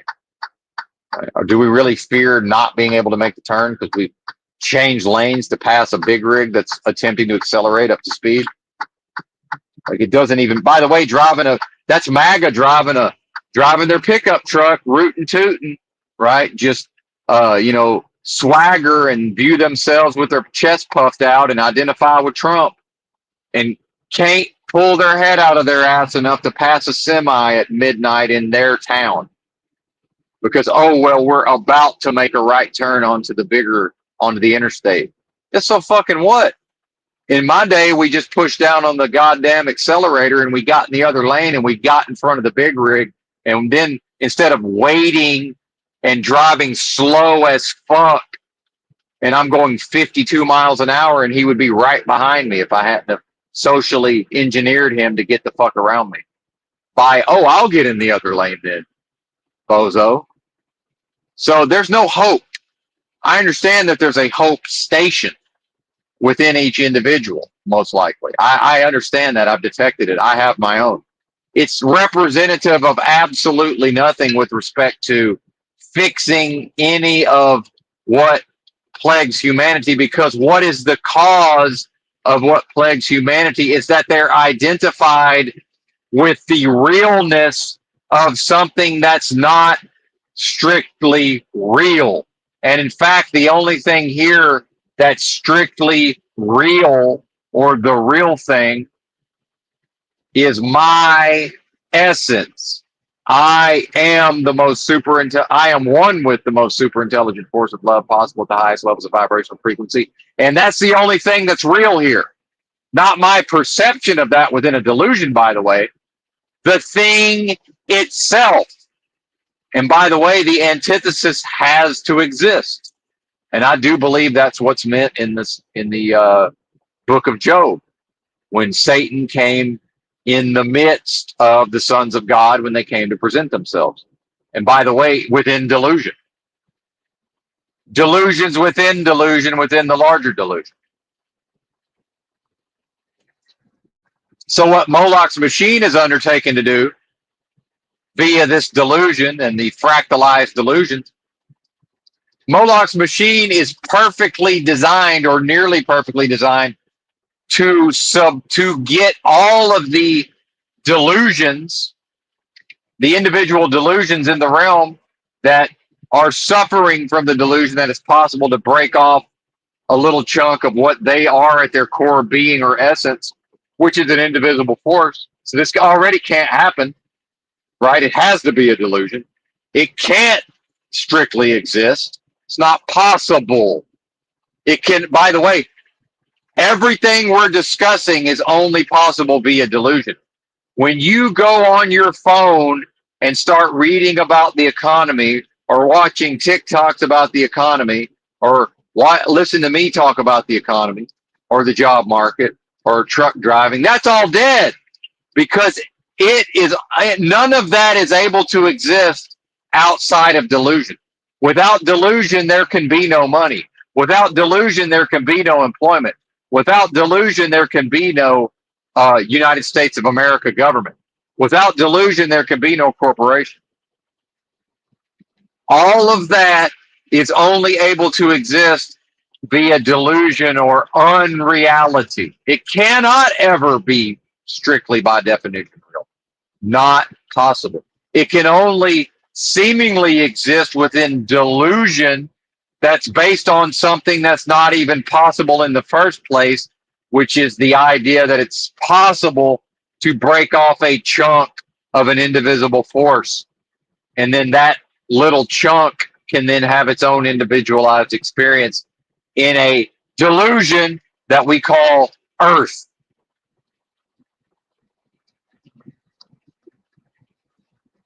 Mic drop, by the way. What up, Truther Cop? Good to see you. Just explaining what's happening. No, antithesis. We're actually, it's not possible to define, and this is what I talked about with simulation theory, when people try to say this is a simulation. And I'm like, okay, but what exactly is being simulated? And then I gave the example of, if I'm a business with a lot of money, I might want something simulated, but I'm not a software business. I'm not a computer business. So Truther Cop has he has a computer business. He has a team of programmers. So I say, okay, Truther Cop, let's sign a contract for $150,000. I'm going to pay you and your team. I'm going to pay you. I want you to simulate, and I'm going to tell you what I want you to simulate. But then you're going to push back on me and say, well, based on the amount of money you're willing to pay, based on the technology I have access to at that price point, based on the fact that it's the delusion of a, by the way, it's a delusion of a it's America, everything's a business, all of this.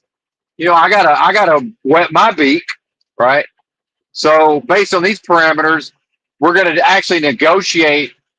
So by the way, when I came to you, Truther Cop, I had a perfect image in my mind of what I wanted the simulation to be, a 1-to-1 motherfucking scale model of what I'm imagining in my head, right? Which may be based on phenomena that I've observed, right?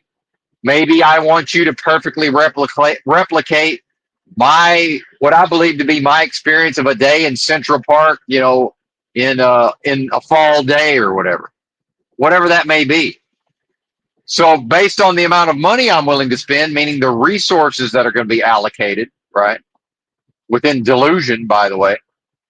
So now we're going to negotiate. You're going to be like, well, actually, the latest version of Unreal Engine or whatever we're calling it, I'm not really. You're not paying me enough to upgrade my, some of my hardware here that this is running on the fucking whatever the latest and greatest is.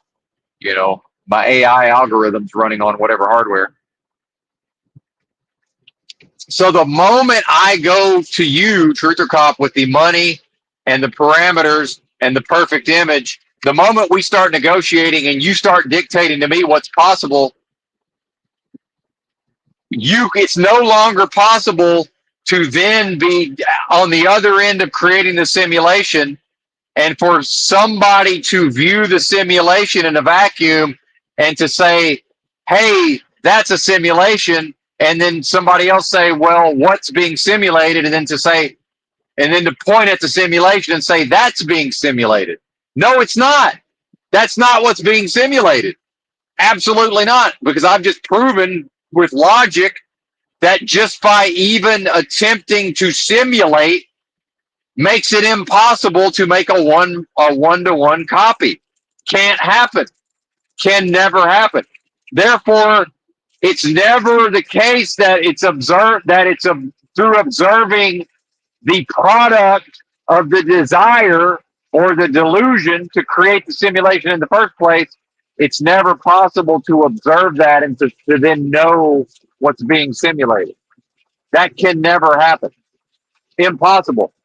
And that's the exact logical mechanism or law, Truth or Cop, whereby we can never know the proposition by knowing the antithesis. I can never know my nature by scrutinizing the antithesis of my nature. So when you're talking about anti-delusion, no, that doesn't get us there. And I know you might be making a joke based on an idea of anti-diluvian, perhaps. I don't know. Maybe you are, maybe you're not. I can't call that one.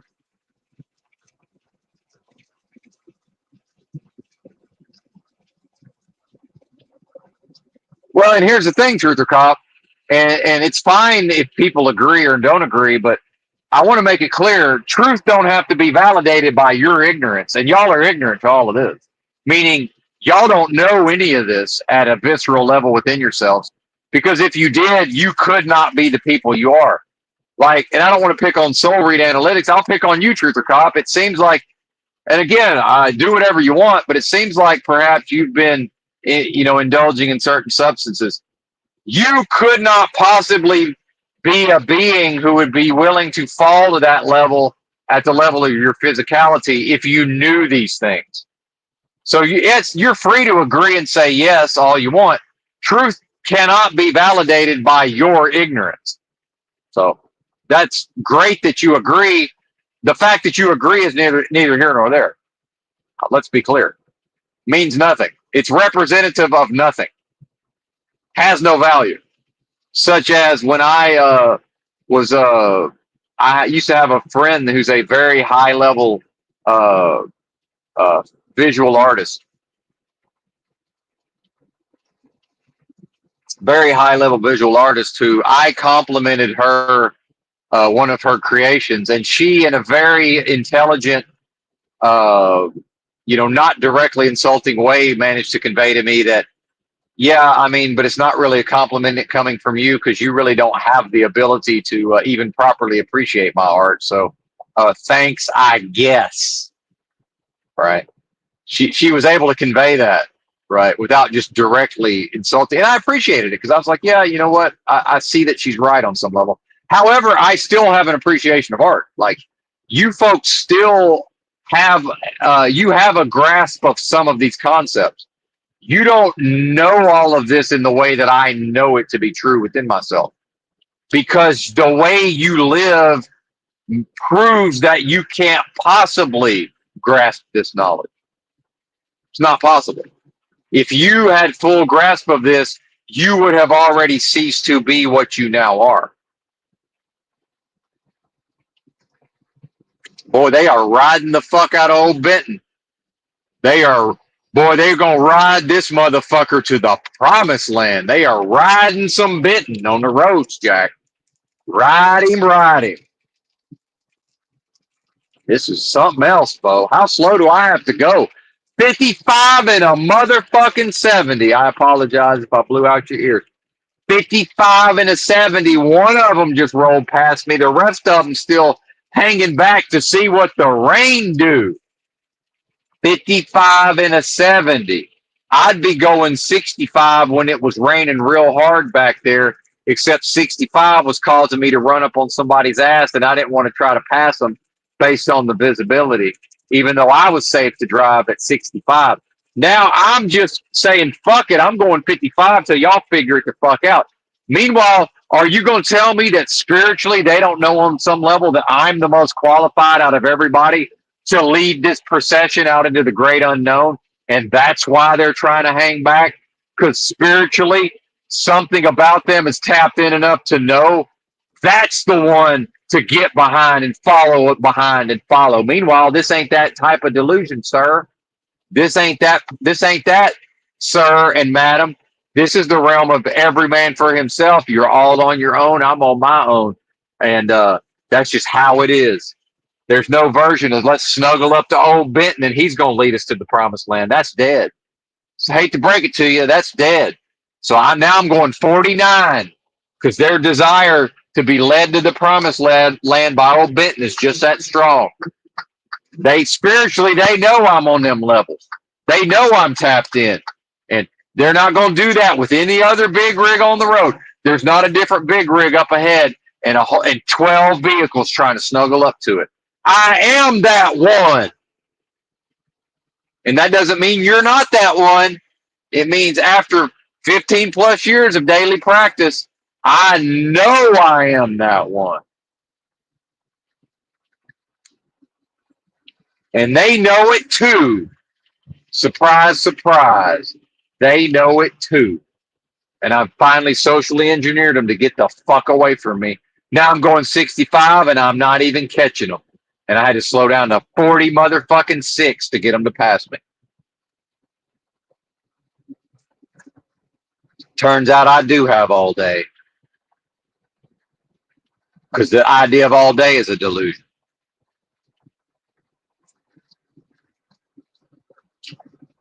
The idea of a truther cop is a delusion. The idea of YouTube is a delusion. The idea of a channel called Benton is a delusion. The idea of a being known as Benton is a delusion. The idea of a famous grandfather is a delusion, meaning it's dead. The NFL record book is dead. The idea of Benton is dead. The idea of a bloodline of a Benton family name is dead. It belongs to this realm of death and destruction and depravity and decadence and whatever other bad sounding D name you can come up with. But let's all get on a team of Benton's understanding and come in for the big win. Nope, that's not how things work here. Nope, that's not a thing. There is no power in numbers. The herd mentality will only ever serve Moloch's machine. Surprise, surprise. Golly gee williker, Sarge, I'm Gomer Pyle. And golly, can you believe it, Sarge? I was taught from day one when my parents offered me up to that pagan god Moloch. I was taught from day one, strength in numbers, go everywhere with a buddy, and all of that. Nope. Strength in numbers, power to the people, and herd mentality only ever delivers the individual up into the hands of the antithesis via Moloch's machine. Child sacrifice. Every being in the realm replicating, nearly every being in the realm replicating and offering up what's supposed to be their own value, right? Their own most precious resource. offering it up to the pagan god Moloch. Here, have it. But, I guess from the Book of Job perspective, it's like, hey, whatever having to do with my little one here that can be affected by Moloch's machine, it's not my baby because, I am one with the most super intelligent force of love possible at the highest levels of vibrational energy. That's my essence. Now, do they know that?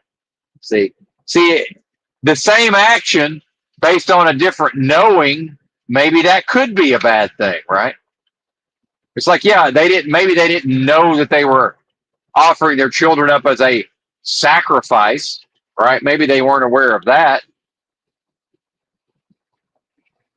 But then they can't also then say, well, it doesn't really matter because I have full knowledge of what I am. So if I replicate and bring a new being here, and then it's going to be offered up to Moloch's machine no matter what happens. And yeah, I can, give it a shortcut and teach it some things. But the reality is that if it chooses at its level of its own free will to consent to strongly identify with the realm of death and destruction, to identify with death, then, whatever that is will certainly be destroyed and will never escape this place.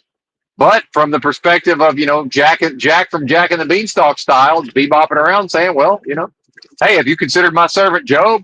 Have you considered my infant child Benton Jr., right? Who hopefully will never exist. And I can't even really say that, but who most likely will never exist.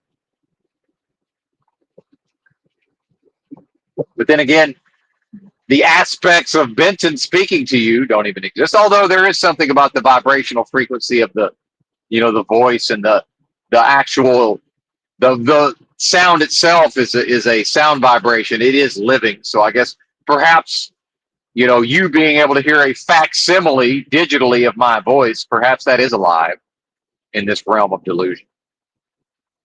Word of God, the word of God, Christians.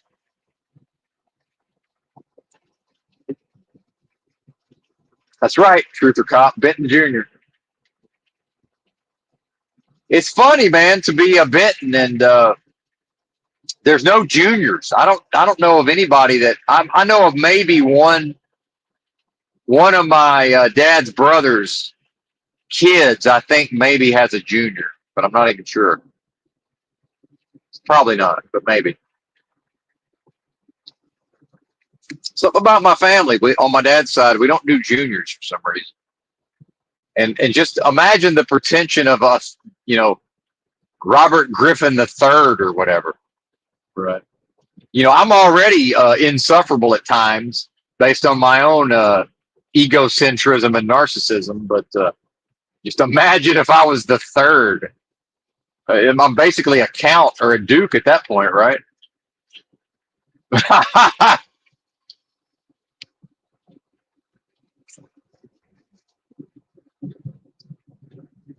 But then apparently some of that ego with my grandfather was his firstborn was twin boys, and there was some notion of perhaps he would not want to, the jealousy of, maybe one being jealous of the other, but then because one of them would not be, have this great name. However, one of them is the motherfucking firstborn, right? So I'd say just YOLO, man. Just whichever one came out first, that's Junior. Partner. Sorry about your luck, other one. I don't know what to tell you, buddy. That's just the way it worked out.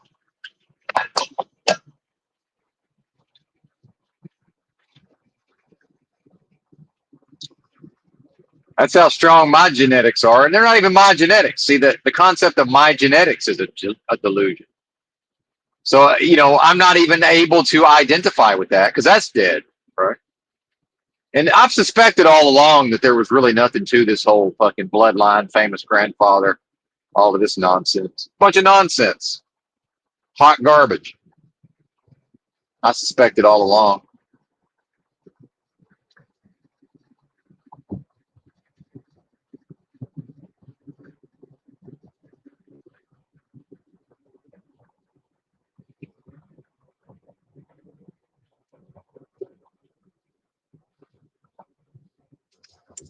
There goes FedEx.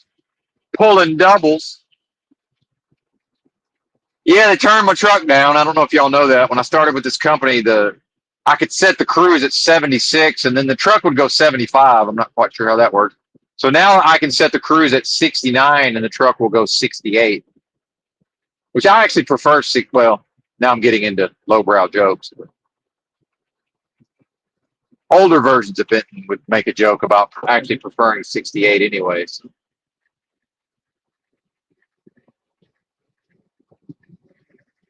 Har, har, har.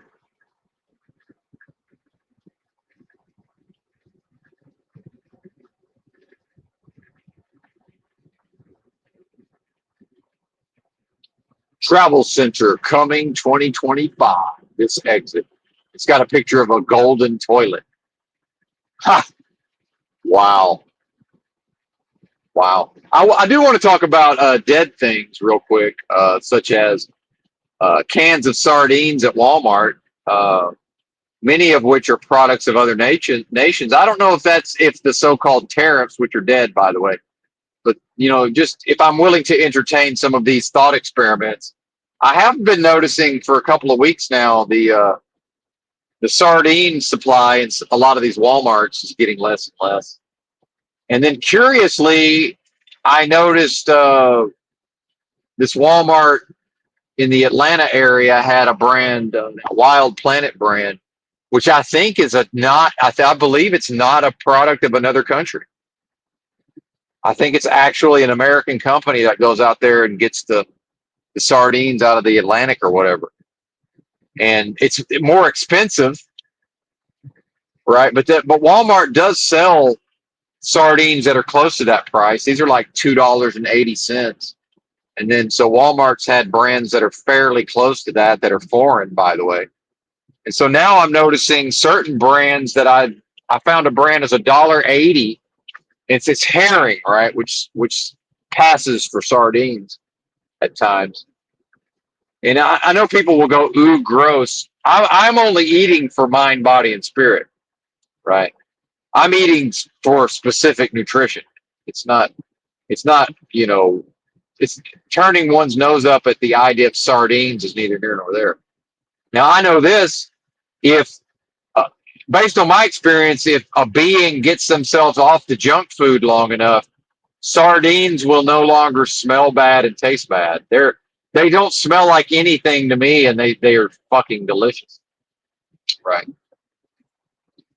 So this one brand I was getting for $1.80 that the package claims doesn't have any of these bullshit chemicals, although who the fuck knows, right? And it claims to be like product of Morocco or whatever. Those have been out of stock for at least a week. And I mean every Walmart I go to, and I go to like 3 super centers a week generally in different areas, right? And so now for the first time, I've seen this Wild Planet brand, which I prefer anyway, now that I'm back to work and I can afford it. So I got like 4 of those. They do have a little more sodium than I like. Oh, since by the way, none of this is health advice. If we're talking health, I have been every day eating a can of black beans and a can of sardines, neither of which is necessarily high in sodium, but with the way my digestion is working, I'm like, hey, I probably ought to take a few days off of this. So it's been at least two full days in a row, no sardines, no black beans. I think there's something to this low salt, right? Which, by the way, if you're eating processed food, fast food, you can't eat fast food or packaged food and also eat low sodium. It's not possible. Right? Now, can I buy sardines that they claim have little to no salt? Sure, but who knows what's actually in there. I do buy black beans on the lower end of the amount of salt that's claimed. At this point, am I willing to believe a delusion based on what the delusion claims is actually in the motherfucking can? Well, not really. Not really.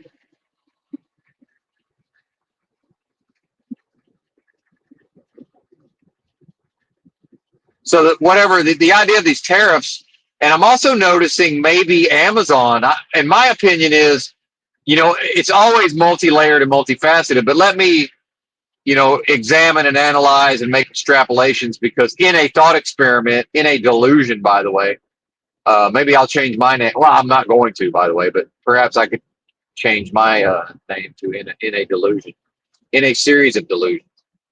But just by way of discussion, analyzing what's going on with these tariffs. And now apparently the idea that Target and Walmart and all these big box retailers are talking about, get ready for empty shelves, which by the way, we've already had empty shelves. We had an entire week of no meat section nationwide in supermarkets during the fake pandemic. So it's already happened, right?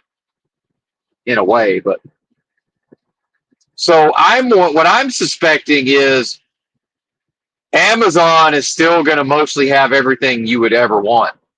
And so I see this, and again, it's always multi-layered and multifaceted, but part of what I think is happening is it's a further transition away from brick and mortar towards delivery. And I fully expect Amazon and Walmart to merge, meaning eventually Walmart and Amazon, I'm almost certain are going to be one company, and they're going to be running drone delivery and self-driving with a robot inside of it, delivery van. And you say, what do you mean? They're not ever going to have self-driving vans. Oh, there's self-driving vans in Bentonville, Arkansas right now. What are you talking about? Uh, Vans with no human in the van has been driving around Bentonville, Arkansas for at least two. That's where Walmart's headquartered. Have been driving around Bentonville for at least 2 years now. So I don't know what to tell you. It's already happening. Don't tell me that a thing that's already happening is not going to happen.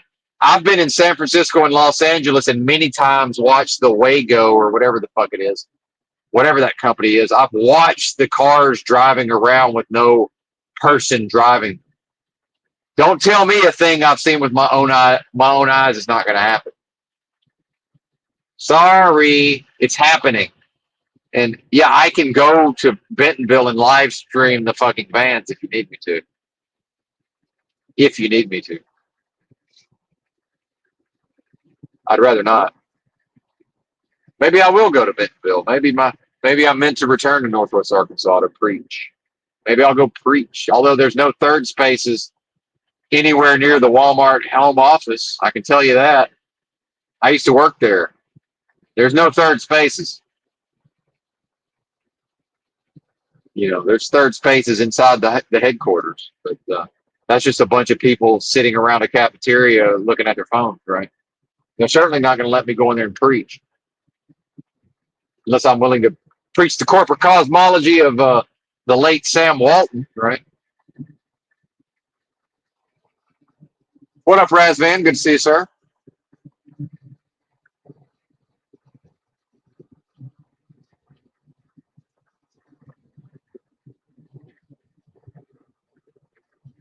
$501c3.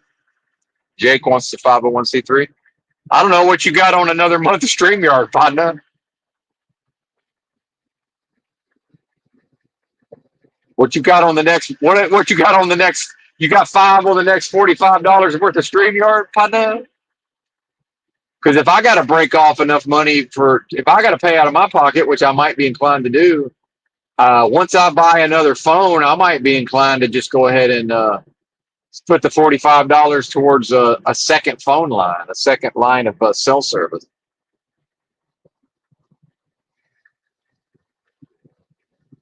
instead of giving garbage ass StreamYard another $45. Or maybe he meant go. But see, that's the thing is, like, we can't create. It's like the idea of going and like preaching at Christians the folly of church going or whatever. It's like if Christians individually, when individual Christians evolve within themselves, the kingdom of God is within you style, and come to know their own essence or nature, the church itself will transform. And in fact, probably there won't be a church. Or they will realize that, oh, it actually is when two or more are gathered in the name of what? Christ, right? What the fuck is Christ? I know what Christ is, right? I can attempt to explain it, right? I know what that is.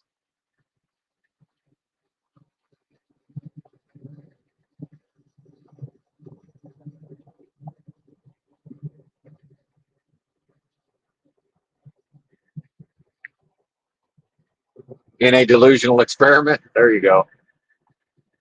An experiment within a delusion. That's also an experiment.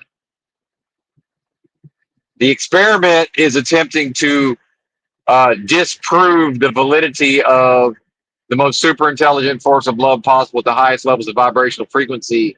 The idea that that's the source of all create, well, that's the greatest force possible, effectively.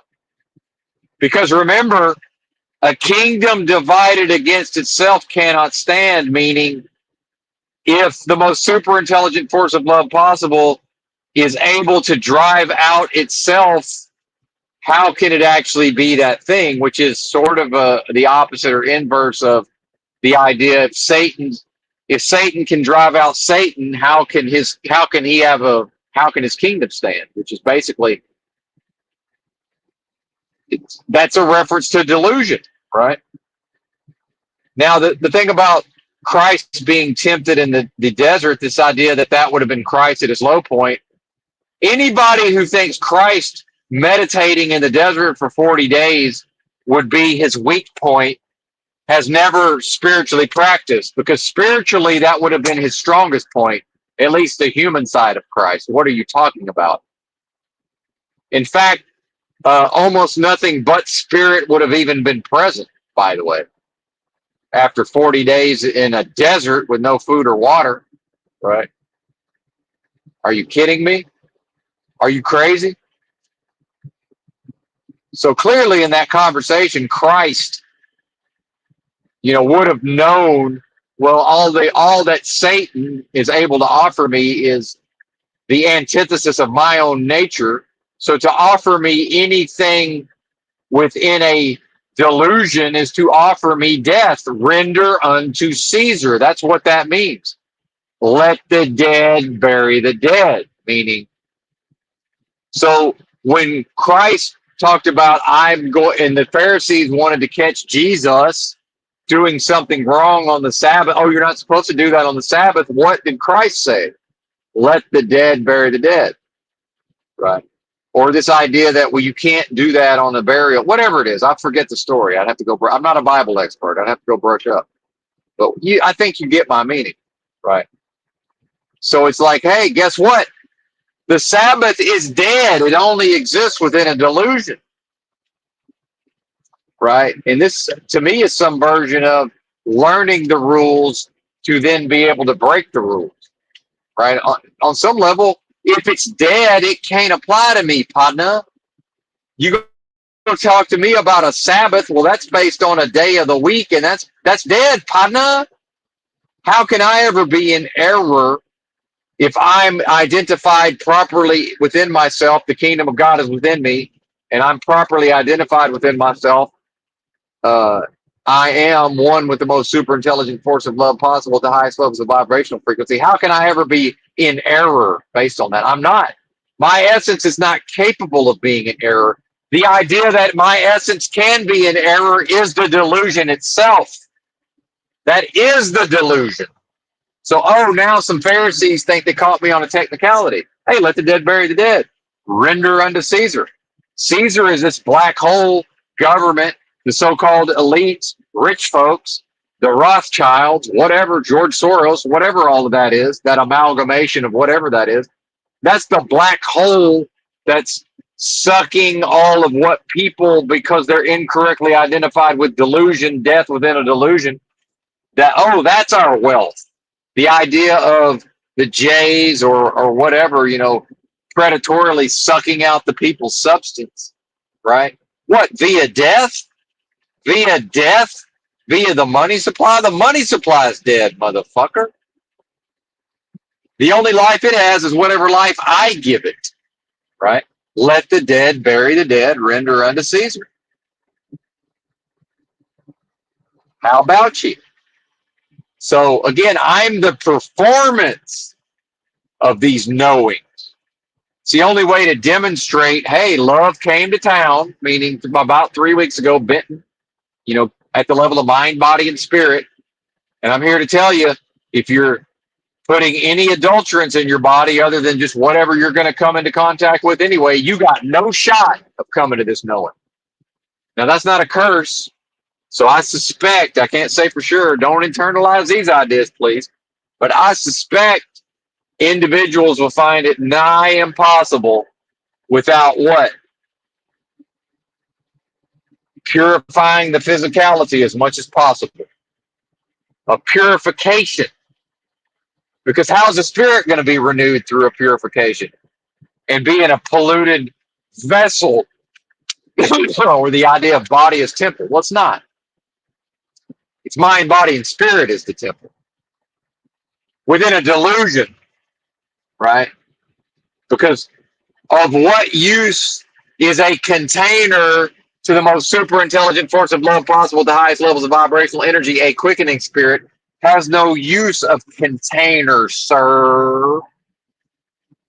Of what use is the container, right? Yeah, I can drive a big rig and deliver a load of products, retail products, to a container store. That's dead. That's dead.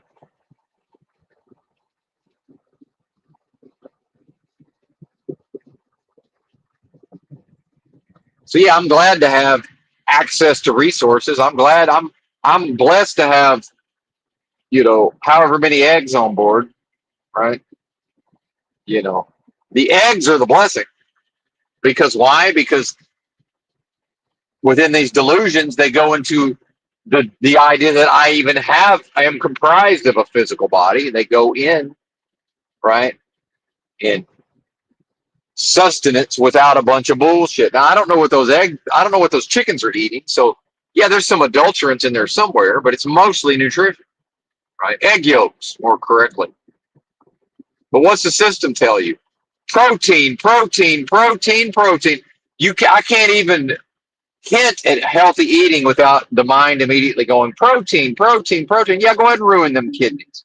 This is not medical advice, and I can only speak to my experience, but my experience of, I promise you, none of you have ever consumed the levels of protein that I managed to consume for damn near 4 straight years when I put on a whole lot of muscle mass. And somewhere is the proof.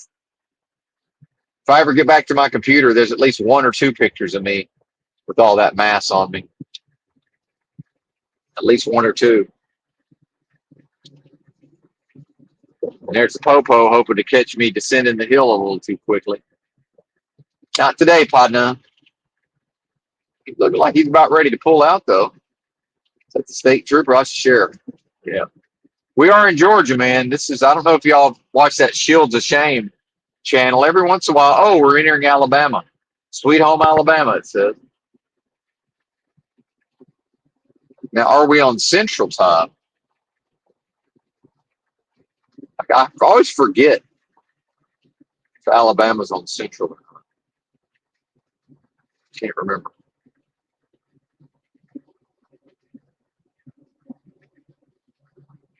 Either way, it doesn't really matter. So now that we're out of Georgia, I'll abort the thing about that Shields of Shame channel. But basically, Georgia's, especially the sheriffs, are some of the worst cops ever. ACAB, by the way, a few good apples do not unspoil the bunch. That's a moral hazard if ever there was one. Law enforcement.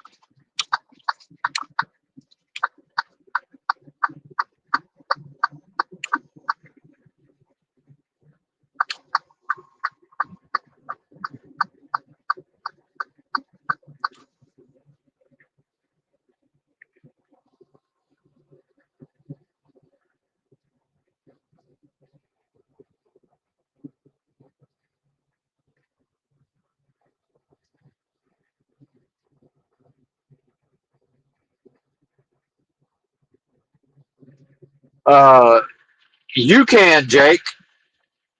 You can. Jake, you have no way of knowing what I can or can't do because you're not me. So if you start a sentence with "you can," right now, perhaps I could, perhaps I could, perhaps. See, if you put the word "perhaps" in there, now we allow for the fact that that might not be an option for old Benton. And this is Jake is demonstrating the word of mouthing of everything and the common sensing of everything. I mean, common sense doesn't even exist. So if you would say perhaps, Jake, you would be correct. By omitting the word perhaps, you are now technically incorrect because you don't have any way of knowing if that's an option for me. And if you listen to my discourse, I typically put these disclaimer words in, right? Typically, because the word of mouthing is, hey man, you you do it this way. That's common sense is you do it this way. Yeah, except if everybody only ever does it that way, if there's a better way out there, we can't ever discover it because everybody's just going to go off the word of mouth. Well, here's how you do that thing, right? And by the way, this is when you hear a white person call a Mexican lazy, that's almost entirely based on, in my experience of doing day labor right next to some Mexicans, and I mean from Mexico, instead of word of mouth, their word of mouthing it is based on let's do this job culturally the most efficient way possible so we can get back to our house and enjoy our family, right? La casa, right? I'm probably the only one here who's ever worked day labor, although not necessarily next to a Mexican who just everything came back to la casa, meaning I'm just trying to get back to the house, partner. And here, let me show you the most efficient way to use this pry bar to get that tile up off the ground, up off the floor, because you're doing it the most inefficient way possible, brother. But if we're going to word of mouth it based on a white man's knowing, then the part of that is culturally. In order to be virtuous at a moral level, I need to put a big damn show of effort into this job, right? Because my employer's paying me for my effort. See, so the common sense is, of course, the white man, when it's only white men on the job, here's how we do it, right? Meanwhile, the Mexicans, in my experience, is never going to let me outwork him. So he needs to show me his more efficient way, because it's like, hey man, I'm just trying to get to the house. Do I really have to match your output here? Because I will. A Mexican will not let you outwork them. Oh, but they're lazy. The idea that a Mexican's lazy is when a white man watched them get the same job done in a shorter amount of time, more efficiently with a lower effort, a lower output of effort, and that equated to laziness, because laziness is to lack morality in America. To an American, laziness is immorality. It's sloth. It's idle hands is immoral. So we can't have lazy Mexicans. We can't have lazy Mexicans efficiently, using a pry bar to get this floor up. We need a white man and a big show of virtuous morality, right? Expending way more energy than is necessary. See,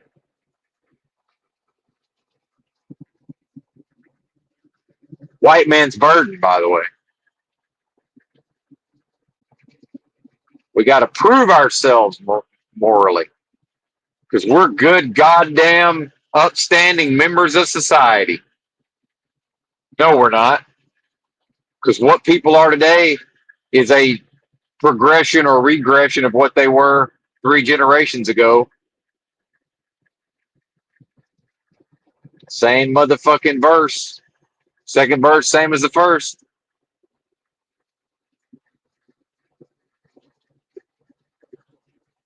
My famous granddaddy would be doing everything in his power to look at his screen and giggle at his feet if smartphones had just popped into existence out of nowhere in 1935 or whatever.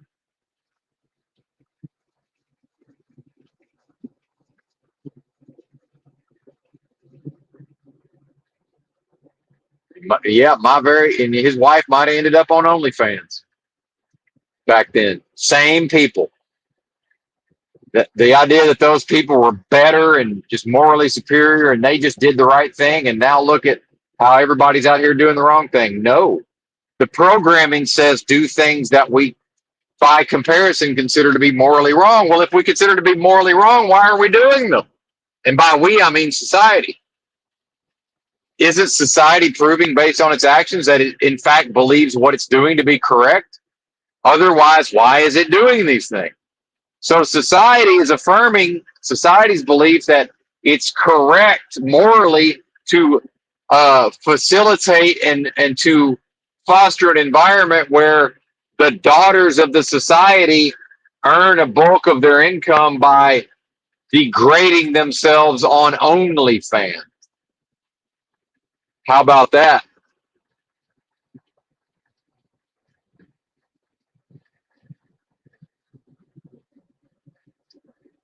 And an interesting part of that is, yeah, and some of the sons. But here's what's interesting, and it probably says something about Sodom and Gomorrah, this idea that, they entered into the city and it was like all the homos showed up and was like, hey, forget about your daughters, send out your sons, right? And the fact is, the amount of women that can earn their living based on their looks on OnlyFans, that's a far broader base than the amount of males that can earn their living on OnlyFans. In fact, the male needs to be way better looking than the female. Isn't that interesting? Doesn't that's probably says something about us as a society? Any old 20-year-old blondie will do, right? With the right kind of just check a few boxes, there you go. That's not going to work for a dude. The dude's actually got to be attractive. Isn't that interesting? Like this football coach, Bill Belichick. I wouldn't give that little chickie a second look. Right? When I was her age, I would not have given her. Now, if she behaved a certain type of way, she would have a chance with me through behavior. But see, she checks the boxes of what society deems is attractive for a 25-year-old white girl or however old she is. Right? Bill Belichick, the football coach. And that's quite the psyop, is it not? Is that not quite the psyop? Whatever's going on with Bill Belichick and his little chickie poo. Maybe she's been on OF. I don't fucking know. Meanwhile, imagine paying money to see that do things, right? It's like, what are we talking about? The male equivalent of that would make no money, right? That's the point I'm making. Other than just lonely weirdos, by the way. Want somebody to talk to.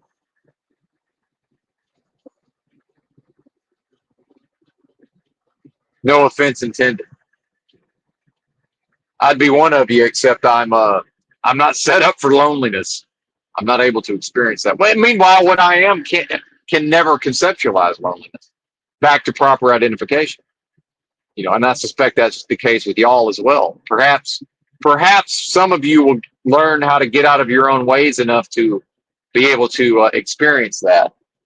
Because make no mistake, that's what's the delusion of whatever you think you are. That's what's in the way of being able to grasp this knowledge that I'm talking about, which is not even graspable, by the way. It's another part of the mind fuck. It's not even graspable. Graspable.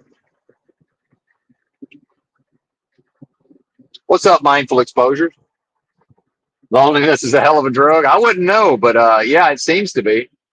I think that's probably why. And again, some of this is a psyop. I know how to properly frame the official fiction, but I saw an article that, apparently now people claim when surveyed, that they're most fulfilling based on whatever the research criteria is, that the relationships they value most is not with their pets, it's with their dogs, right? Their dogs specifically. And, that certainly says something about the plight of humanity. But some of that has to do with probably the idea of the loneliness epidemic, I'm assuming.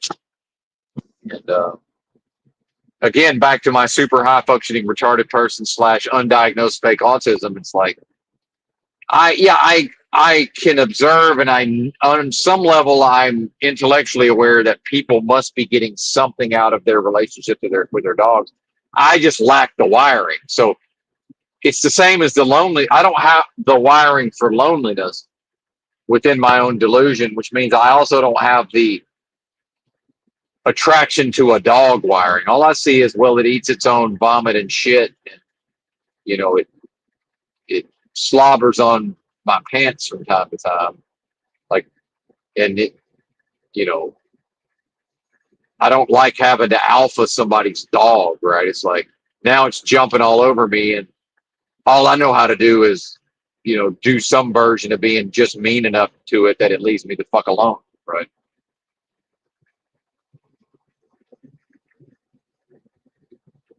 Probably part of why I like cats. Cats have the good sense to leave me the fuck alone. And in fact, the only reason the cat's attracted to me in the first place is I know to leave it the fuck alone, at least initially. It's sort of like a mutual respect society of, hey, we know to leave each other the fuck alone, right? Great, wonderful, let's get on with it. And then occasionally convene, right?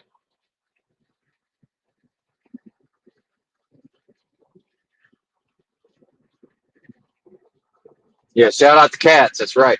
Ex-wife number one, actually, yeah, ex-wife number one was really a big fan of the musical. I think number two was as well, but I can't quite. Yeah, number two, they both were. But I think number two was even a bigger fan of cats. I tried to watch it. I like cats, by the way, I will watch a musical. I'm not, I'm enough of a fancy boy to watch a musical, but just couldn't get into cats for whatever reason. Chicago was okay. Um, Nine, I like Nine. I thought that was good musical.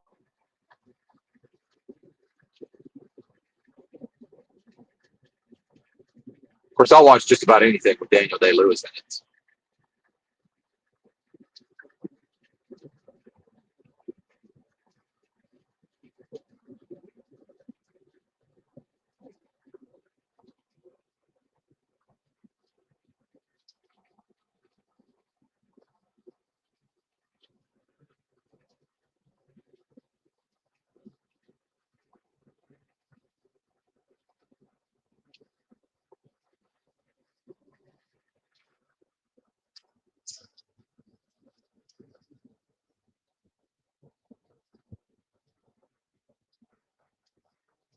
Somebody fell in love with watching my face in the mirror yet again. That never happens. Oh wait, we can stop here. Good. They did me a favor. I slowed. Oh fuck. These on ramp, the merge area is so slow. I keep thinking I can pull over and I can't. It's time to pull over for the chocolate. It's almost bathroom break. But yeah, Alabama's so fucking podunk. Uh, these merge areas are so short. There's not enough space. Usually, I can cross over the on ramp, and it keeps me away from the interstate traffic.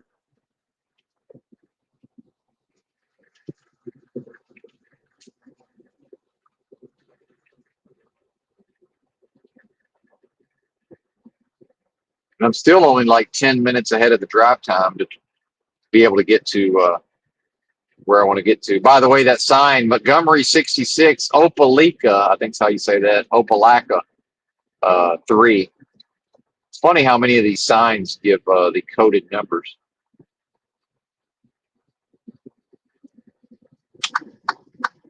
Phoenix City, I once got picked up I was picked up hitchhiking by a passing Episcopalian priest who told me about a monastery in Georgia that I ended up visiting briefly. I didn't stay.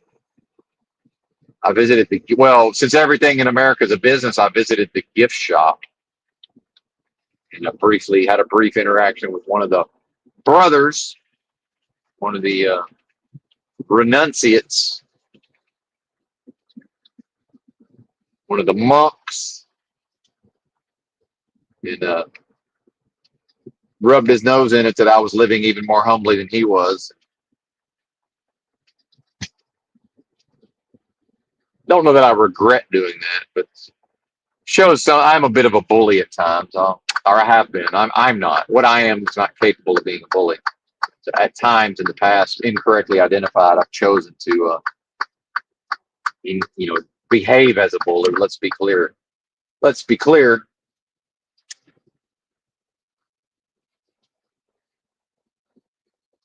Well, good stop here. Yeah, there's just nowhere to stop. Alabama is such a poor state. They're just not.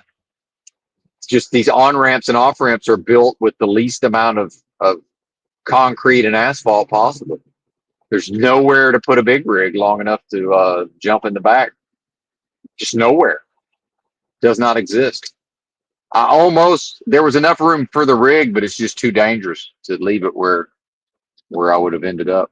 Maybe there'll be something on the other side of this. Maybe.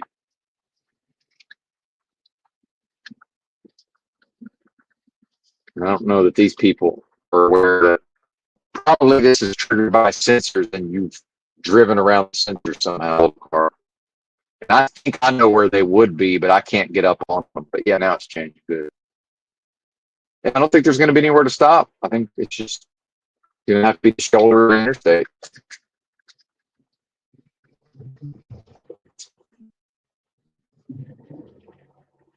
And they're so confused. They thought, by the way, physically motherfucking impossible for me to have collided with their vehicle because I can't accelerate fast enough. But they got confused and then slowed down so that if for some insane reason I was coming to try to hit them, I would have been able to perhaps because they didn't realize I'm just crossing over to the other side of the road. I'm actually going to the on ramp to get back onto the interstate where there's just nowhere to stop. Like I said, there's simply nowhere to stop. There's physically not enough room.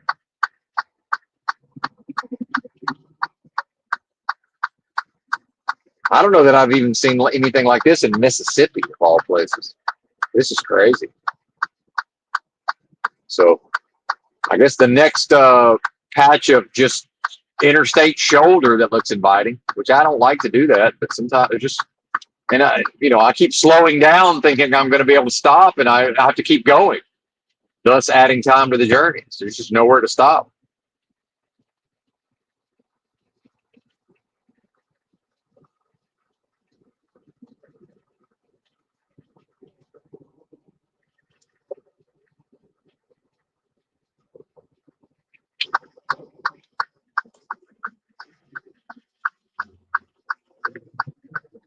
Here's another exit. It's just exit after exit.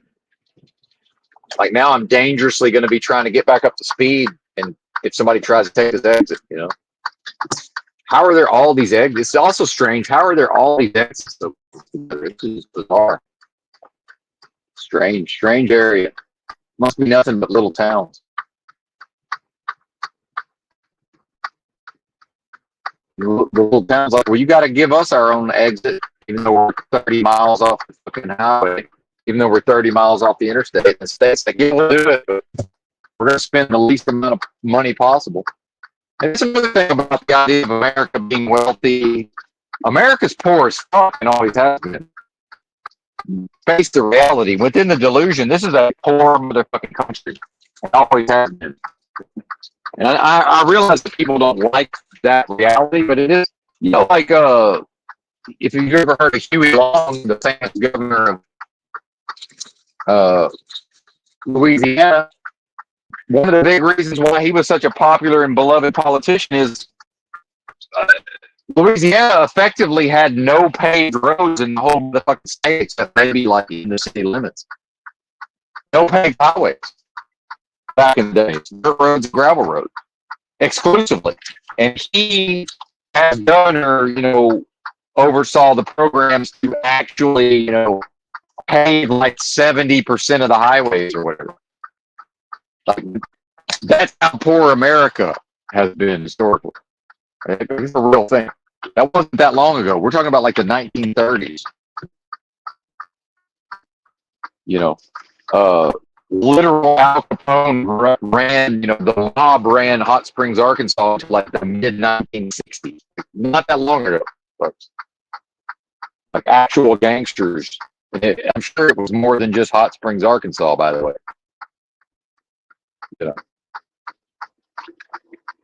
Famously, in the late 1800s, the Metropolitan Police had a shootout in downtown Hot Springs with the whatever the other police force was called. Basically the city cops shot it out with the county cops, just right there downtown. Yeah, this sucks, man. This is not the thing, man. Sitting here like this, not a fan. Not a fan.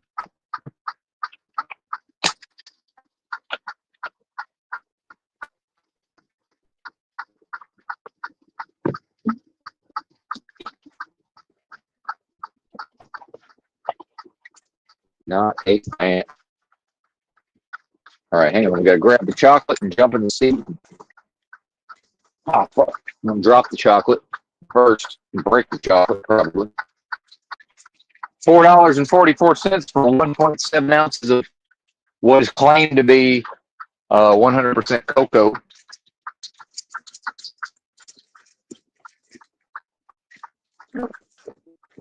They're like, oh, what about the cacao? Well, that is cocoa, by the way.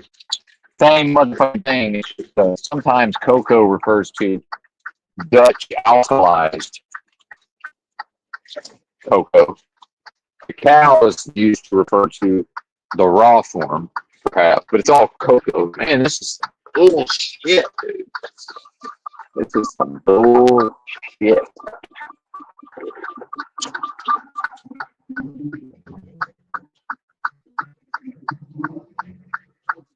And what'll happen is if somebody's coming along and wants to take this exit, I'm just gonna have to like slam on the fucking brake.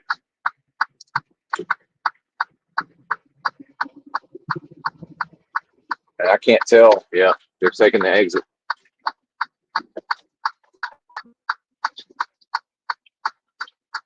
Of course they are. How could they not be?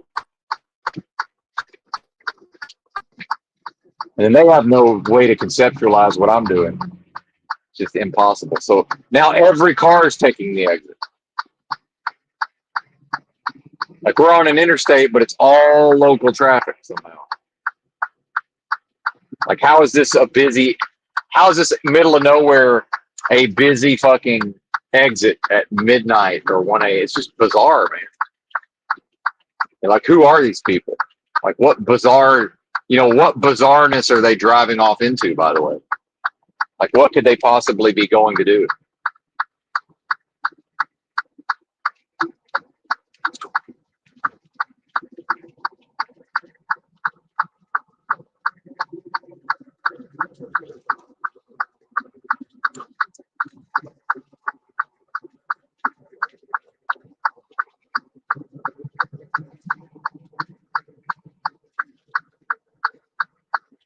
And we got one person who actually knows how to drive who just realizes, oh, I can just push on the fucking gas and just go right around this bozo, and I'm the bozo in this scenario.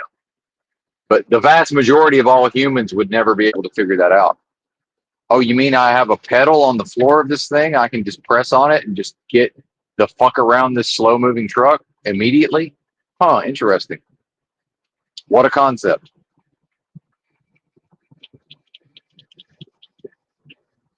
Exciting. Let's do that.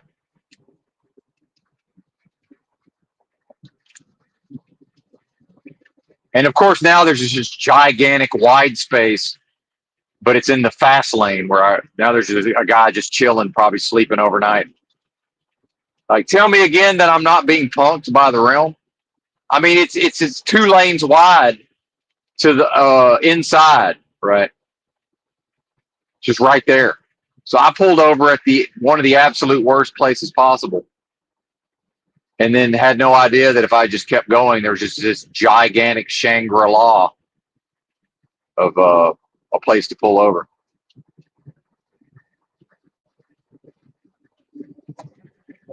Fascinating. By the way, where's okay? Never found it. The water jug. Got to be able to rinse out the old teeth after this. Rinse off the teeth after this chocolate. And here's a place I could actually have pulled over. Right. Amazing. But as I'm going through area after area of nowhere to pull over, it's like, what am I can't drive another hour and just say, well, it's got to be right over the next hill. You know, at a certain point, it's like, yeah, I just have to stop. I can't just assume that the place here it comes, right? And that's one of the drawbacks of driving this time of there's nowhere to pull into. That's not anywhere a big rig can go at this time of the morning or night. It's already full. There's nowhere to pull over to like drive into a parking lot or a truck stop or a rest area. They're all full to the max. I pulled into rest areas before and couldn't physically leave. It's like, oh, I'm fucking trapped. Great. All right, bozos. Ain't y'all got fast trucks? Is y'all fast trucks or ain't you fast trucks? Oh, it's FedEx. Slightly faster truck than mine. Slightly. Auburn city limits.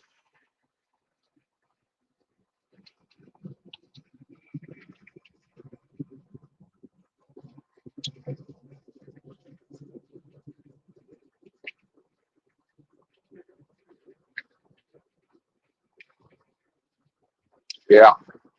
Not a fan of this slow driving, this slow truck. Now I'm just in a big old pack because it's FedEx, slow truck, me, slow truck, R&L carrier, slow truck.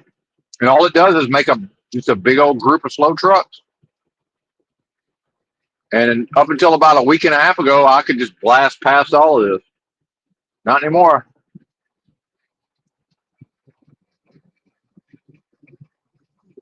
So the only way to get them away from me is to slow down. I got to be slower than the slow trucks. Right.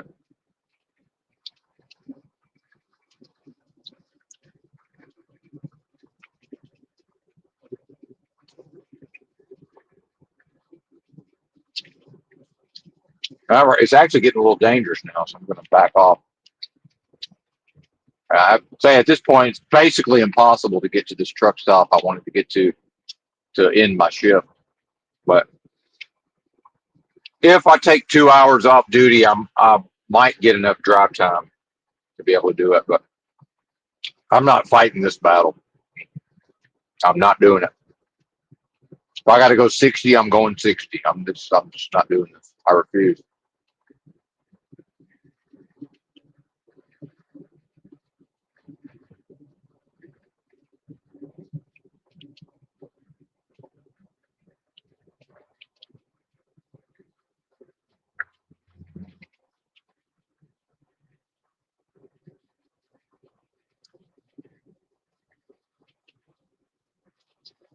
They can have it.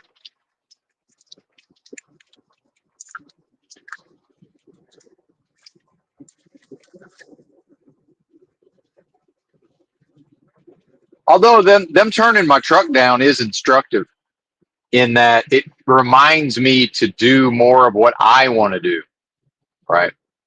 Versus because the company's going to do whatever it wants to do.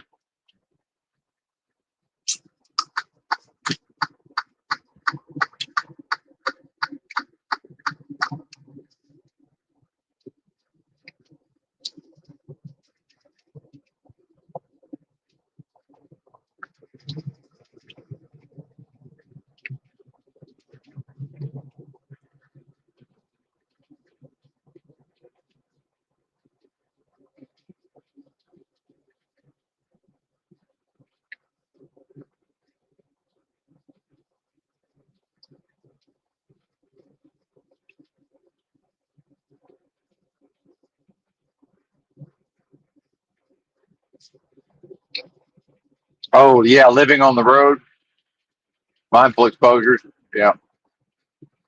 Well, and what's interesting also is, well,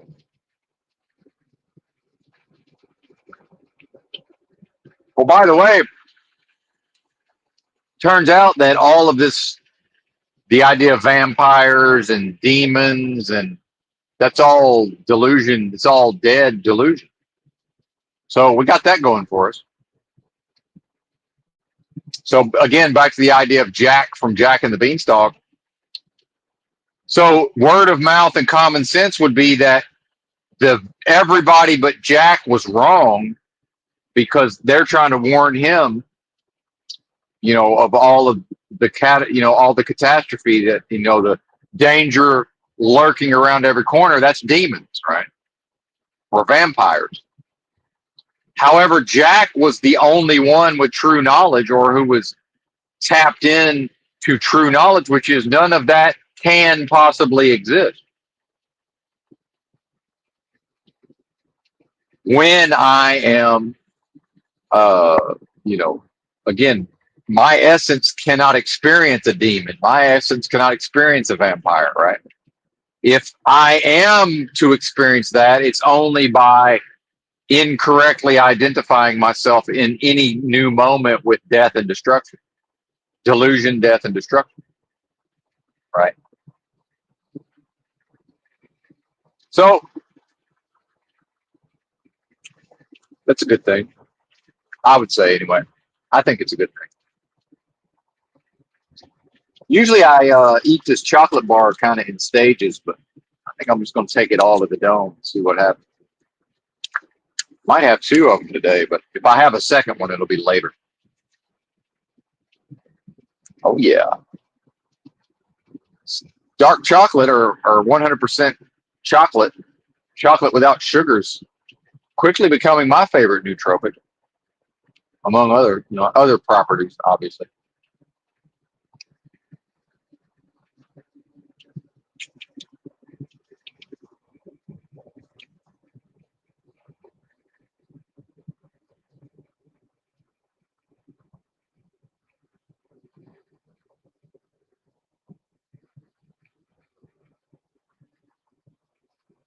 Theobromine or bromine, however you say that.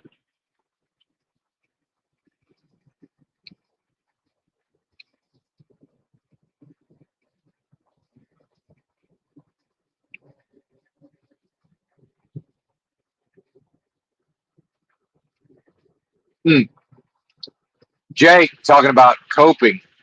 Everything that is a cope results from improper identification within oneself. When one is properly identified within oneself, there's no reason to cope. There's nothing to cope about. Right?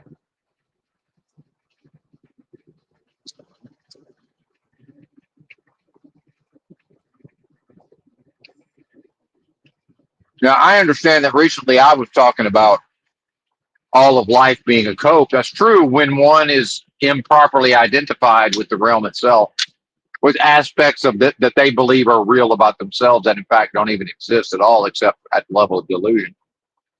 Delusion. Right. Now, a lot of people, if they tried to think this way that I'm talking, they would go insane. So I don't think it's an accident that I spent years living in the streets, uh, contending with whatever there was to contend with inside my head to not go insane. Meaning I'm effectively immunized myself against the possibility of literal insanity. So I don't know that caution is required, but I definitely could see if lesser spiritually, well, at lesser accomplished beings at the level of mind, body, and spirit. And yeah, I'm placing myself above all of you, by the way. I'm putting myself on a level above all of you when it comes to mind, body, and spirit. And take it however you want to take it. You can call it pride, you can call it ego, you can call it arrogance. Where I'm from, it ain't bragging if you can back it up. And I'll take the Pepsi challenge with any single one of your progress, mind, body, and spirit in this life. I'll take the Pepsi challenge with any single one of you at any time. So I'll throw down that gauntlet also. I'll happily show up somewhere and demonstrate my superiority. And yeah, it is a superiority. Absolutely. And the only way to measure is in each new moment, how frequently is the being identifying with properly within themselves versus the moments when they are identifying improperly outside of themselves. That's it. That's the scoreboard. And I know I will be able to demonstrate that at a higher level. I know I will, which is okay. I don't need that, but it's more of a hey, would the rest of you pretty pleased with sugar on top catch up and maybe even pass me? I'd probably prefer if y'all caught me and then passed me, right?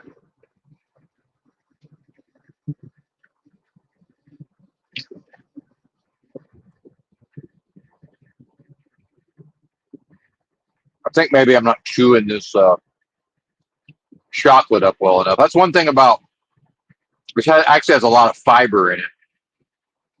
People may not be aware. I probably need to chew it up a little better than I'm doing.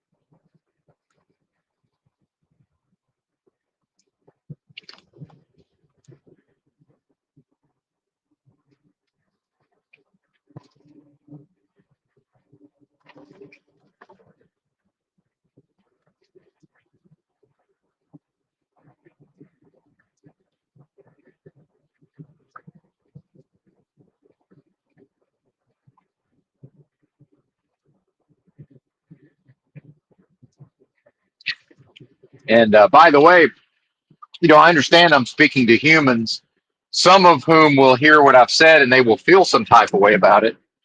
And what I would say by way of response is, well, number one, however you feel about it is dead, right? It's dead. But then number two, um, because what, again, I can only speak to what I know myself to be. And then I'm suspecting that that's the case for each one of you as well. Again, a soul or an essence that is one with the most super intelligent force of love possible, the highest levels of vibrational energy. If that is in fact the case, then what you are is not capable of feeling some type of way because Benton's out here claiming spiritual progress. Yeah, I either am what I say I am or I'm not because I'll have to demonstrate it, right? The fact that I'm a competitive individual, that's dead, right? That's an aspect of a personality, right? That's an aspect of a personality. But then my essence will always rise to the top as a quickening spirit, cream of the crop style in its own way, of course, right? Because it only knows its own way, right? What I am doesn't know the ways of this world. It cannot know the ways of this world. So the idea from the Bible, for God so loved the world, that's wrong. So what do you mean? You're telling the what God is can't do anything but love. It doesn't know how to not love a thing. How about that? It's not familiar with the inverse concept. The idea of God loving the world is the reverse. Again, surprise, surprise, in inverted world, that's the reverse. No, that it's a being that lacks the capacity to not love a thing, right? Meanwhile, how you gonna love a delusion? How you gonna love a demon? By the way, if the world is a delusion, how is that even lovable, right? How is that a thing that even can be loved? Are we really gonna? Am I really? We're all really gonna go 50? I mean, I just don't believe that. I don't believe. I don't believe we're all gonna go 50. I'm a truck driver. I don't want to risk a ticket in a big rig. Like, are we all really gonna go 50? I just don't. I don't believe you, car. I'm even speeding a little bit. Yeah, and now here's somebody drive. Yeah, he's just gonna go 70, like most people are. Exactly. Thank you, sir. Show them the way. I'm doing a job here. Surprising number of cars tonight with their headlights out, by the way. This is like the third or fourth one passing me by right now.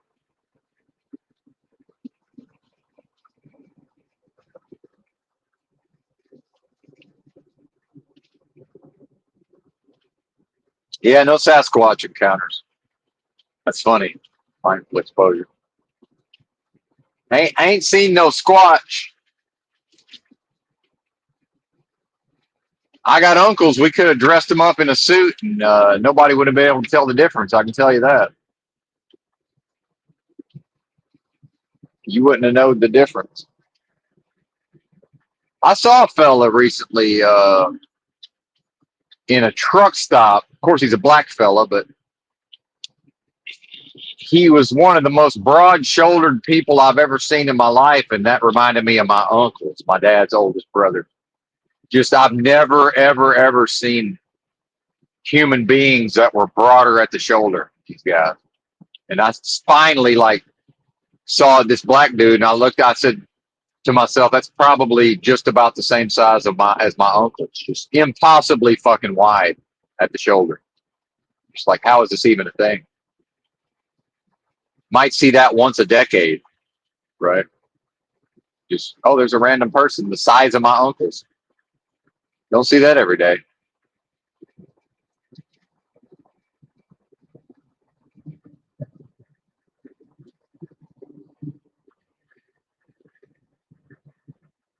They've now both passed away, though. Actually, neither one of them is living. I think somebody's getting pulled over up ahead. I need to be on the watch to be able to change lanes because the way these people are driving, they're not going to let me change lanes. I can already tell you that. If they happen to creep up right about the time I'm changing lanes.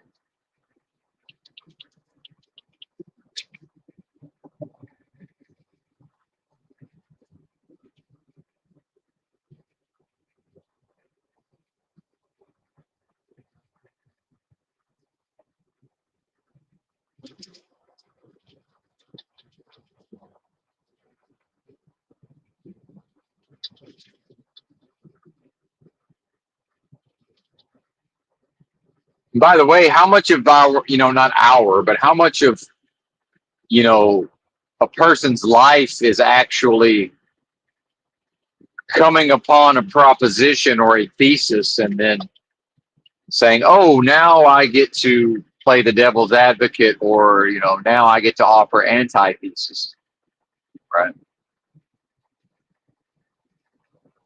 That's definitely not a thing I share with most people. I'm sure I do my own versions of that, but generally speaking, uh, my life has been more about I act and other people react versus me reacting to other people, although certainly we all do both at times. And I've noticed a lot of people, I prefer to be the one acting. And then a lot of people prefer to be the ones counterpunching or reacting for whatever reason. And it's not bad or wrong, right? Well, it's dead because within a delusion. I would say, to me, it seems like the one is a little more consistent with my own nature than the other.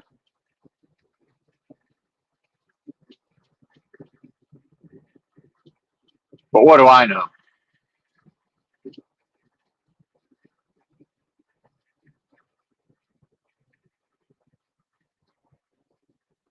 Oh, codependency, yeah. I don't know. I'm not able to experience codependency, so I don't know. It's not something I'm not able to interface with whatever that is. It's part of the missing code. I'm missing a lot of code that other folks.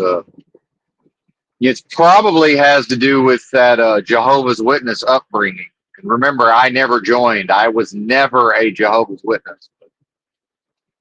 Was made to participate for a time. Religion is dead, by the way.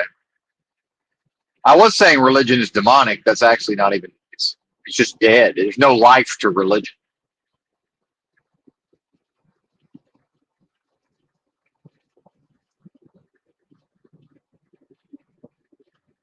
The government's dead, religion's dead, the political system is dead, the system of business is dead.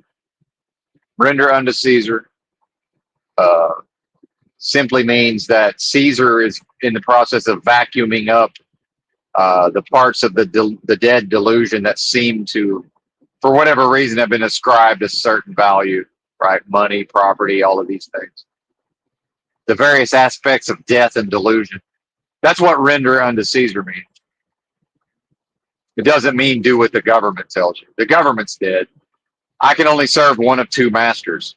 I can serve my own nature, which is the highest levels of creative force possible, or I can serve death. So to do what the government tells me is to serve what death tells me to do. Right. Now I can still choose, of course, to behave in ways that would cause, to more effectively, based on whatever my specific goals are, to interface with the government in certain ways. But the fact is, I'm working on a 1099, and my essence is unable to fear what could result from not paying the taxes in the way that the government says I need to pay the taxes, right? But it's like, hey, I don't know, man. What if I just save the money? What if I'm so disciplined I'm able to just wait for them to show up for the money, and I just happen to have the money, right? And they're like, okay, with fees and penalties, we need this. Okay, here you go. Here it is. Enjoy, please enjoy, Caesar. Have fun. Let the dead bury the dead. Would you please take this? Would you throw this away for me, Caesar, please? Would you please take this pile of dead pieces of paper? Would you please dispose of this for me, if you don't mind, Caesar? I mean, that's more or less how I'm approaching it at this point. But yeah, I like money. Of course I do. How could I not?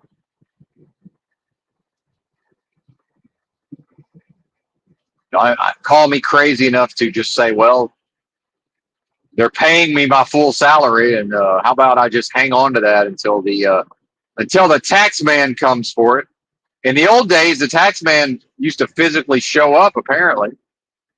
Well, now I'm such a slave, I'm supposed to just remit it myself to the tax man? What is this? Can I have some of my dignity and say, well, how about I wait for the tax man to come for the money, and then I will render unto Caesar at that point? Y'all really need me to, the indignity of I'm just going to, of my own volition, pay the taxes? I don't think I am. I don't think I am. Mm.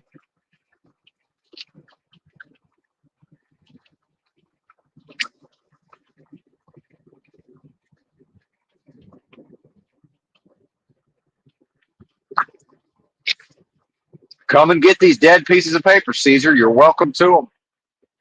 Hell, I mean, if you ask for it, I might just give you the entirety of my bank account balance. Perfectly timed, little four-wheeler. You did good. You perfectly timed hauling ass up that on-ramp and then slowing down in the merge area to just be directly side by side with an 18-wheeler, when you could have looked in your mirror and looked out your window and realized, oh, wait a minute, that's a big rig coming at a constant speed, and I can just slow down or speed up. But no, they're probably looking at their screen, and now they're going 95. I don't know. Why not just go 95 initially? Why go 60 in the merge area? I don't get it. To then go 90. Strange. What are these people doing?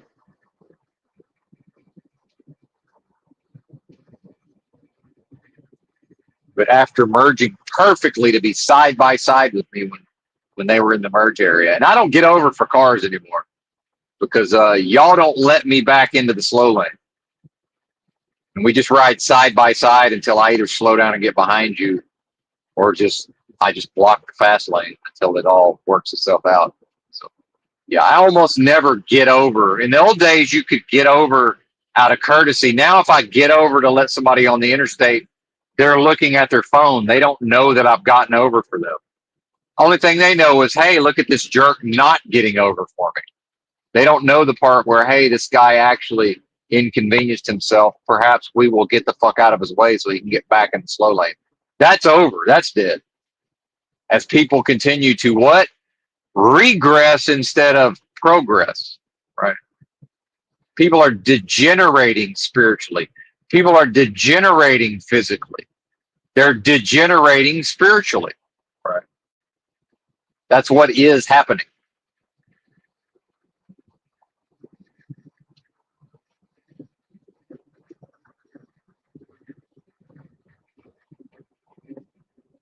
Oh, I don't file. I want to be clear, mindful exposures. I'm never filing a tax return for the remainder of my life.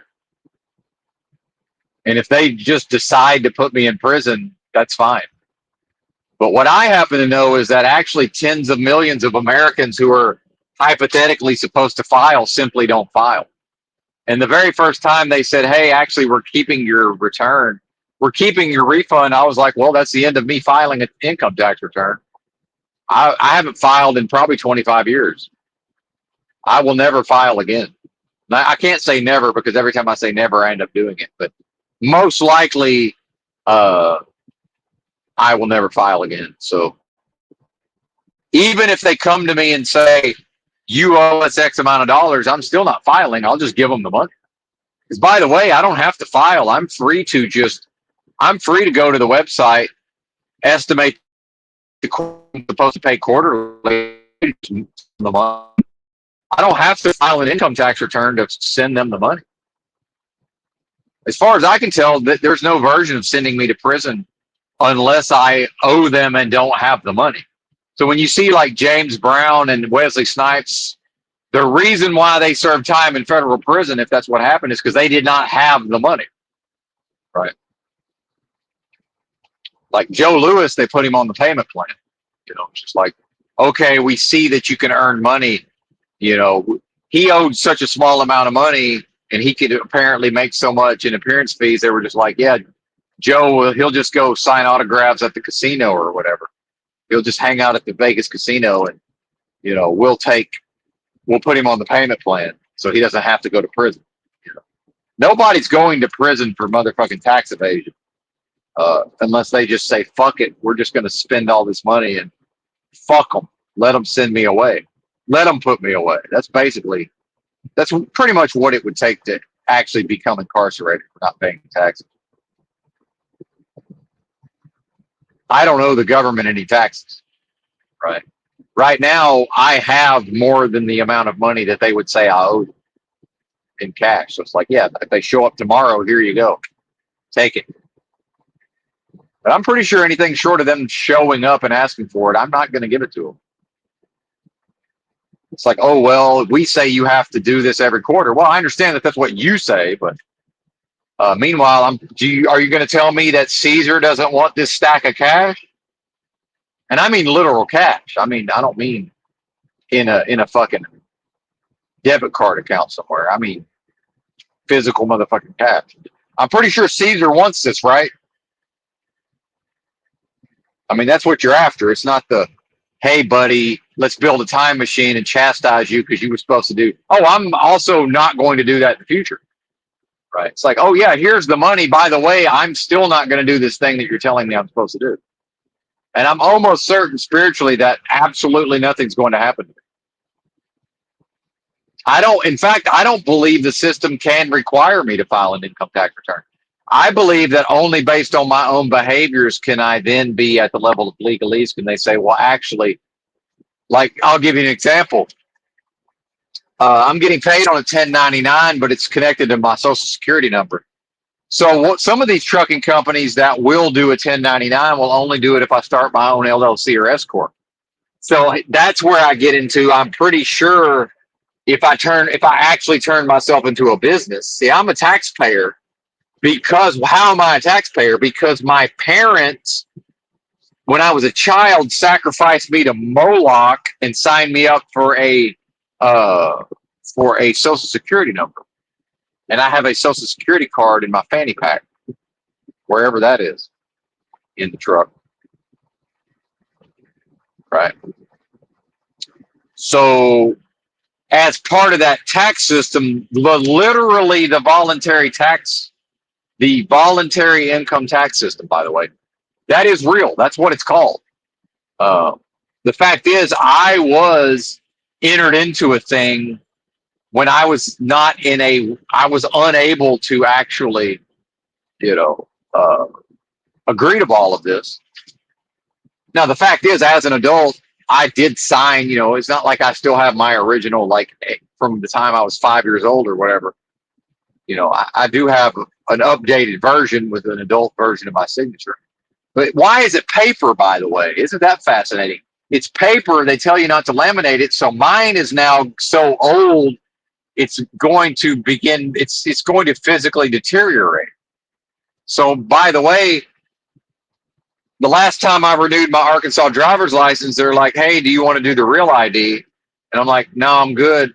But then and basically what they're saying is, "Yeah, that's fine. We just need you to understand that the feds will no longer accept your Arkansas driver's license as proof of ID at the federal level." Meaning, if I do need to present multiple forms of ID to a Social Security person somewhere to get a new paper Social Security card, how is this even a thing?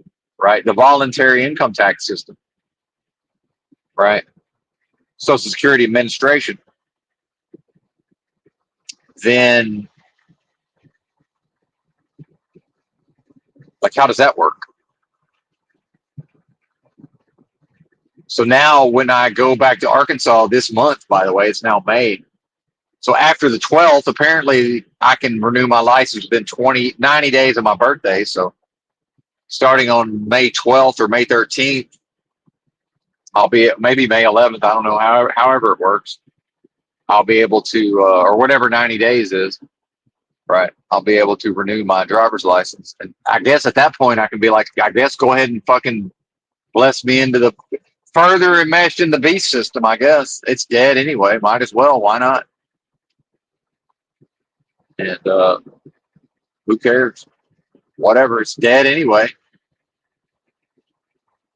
So, I mean, at this point, is it just like, spiritually, is it some version of, well, I've conducted my affairs appropriately, and then it's just like, go to court. It's basically like, hey, that's dead. I don't know what to tell you. Like, you know, I know what I am, and, I understand that, within a delusion, I can experience a delusion of being in a prison. That's also a delusion. So, I mean, I guess let's get on with it. But otherwise, I mean, you could just let me out of here. So what's it going to be, Judge? And by the way, I put my name on it, and I'm absolutely going to do all that same shit again. So do whatever you're going to do, partner. It'd probably be a lady. Let's be honest, ma'am, madam Judge.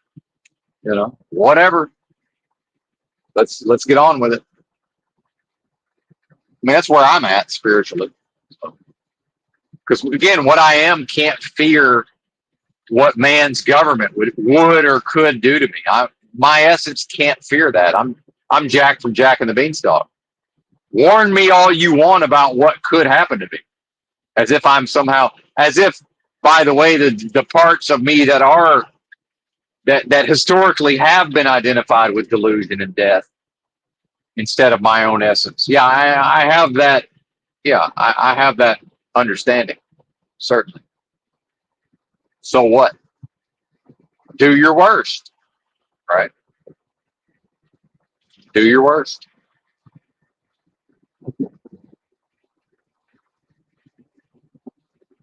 As the way in motion scales built into the interstate flashed a light and took my picture, by the way. surveillance state, license plate readers. Now, if you want to watch these, Louisiana State Patrol or whatever, or Arkansas State Patrol pulling people over, hemming them up on drug because they're drug couriers. And it's like these cops love to ask them where they've been and what they've been doing and to get the story. Because why? Because people haven't figured out yet that the cops have access to these databases of these license plate scanners. And Louisiana State Trooper loves nothing more than to get you to lie to him out of your own mouth when he knows for a fact that, no, you weren't in Houston yesterday. That's physically motherfucking impossible. Not if you've been driving this car. Oh, now wait. So I already asked you if you've been the only one driving this car. Now you're going to tell me how was this motherfucker in Houston 3 days ago? Because I know it was in Houston because we got license plate readers, buddy. You don't know we got license plate readers? What the fuck's wrong with you, man? Better get with the program.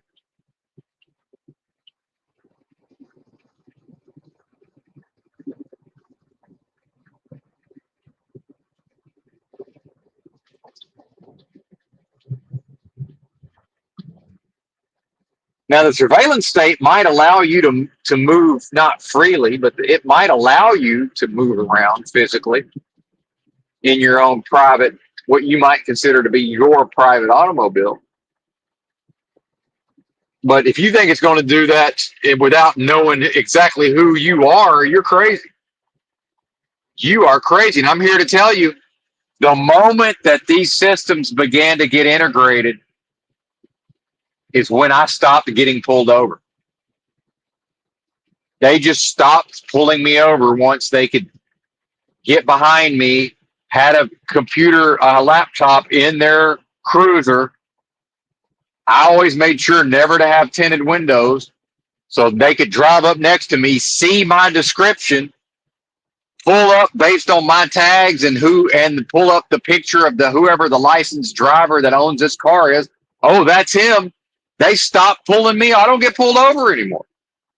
I used to get pulled over all the motherfucking time before that. They don't pull me over.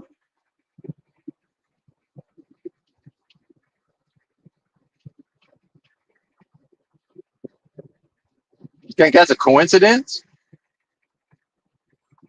How could that ever be a coincidence? So this idea of, oh, you got a right to travel. In a delusion? In a delusion. In a delusion, free man on the land, sovereign citizen, in a motherfucking realm of death, destruction, and delusion, and decadence and depravity. You got a right to do what? You got a right to do what? Yeah, as long as you're willing to let the delusion watch you the whole time like a motherfucking hawk within Moloch's machine, sure, do whatever the fuck you want then. Go for it. But if you think Moloch's machine ain't got an eyeball on you at all times, you're crazy. Oh, I'm a this and I'm a that. I got this right. You do? You do.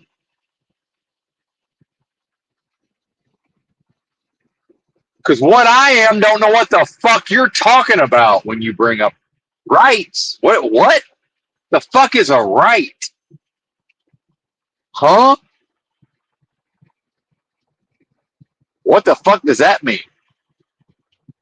Are you crazy? Well, you're identified with a delusion, so I guess you are crazy. Guess what? So was I up until about 3 weeks ago, and guess what? At least a few moments every day, I'm still temporarily identified with motherfucking realm of death, destruction, and delusion. So I am you, motherfucker, on some level. On some level, specifically, not across the board, not in a Paul enslaved I am you. We're all one at the highest level, mocking of God and creation. I don't mean that. Not in that way. My rights. How you gonna travel freely in a delusion called Moloch's machine? What are you talking about? Yeah, you're granted some measure of liberty to do certain things within certain parameters. If you want to call that a right to do this and a right to do that, that's fine. But no, That's not what this is.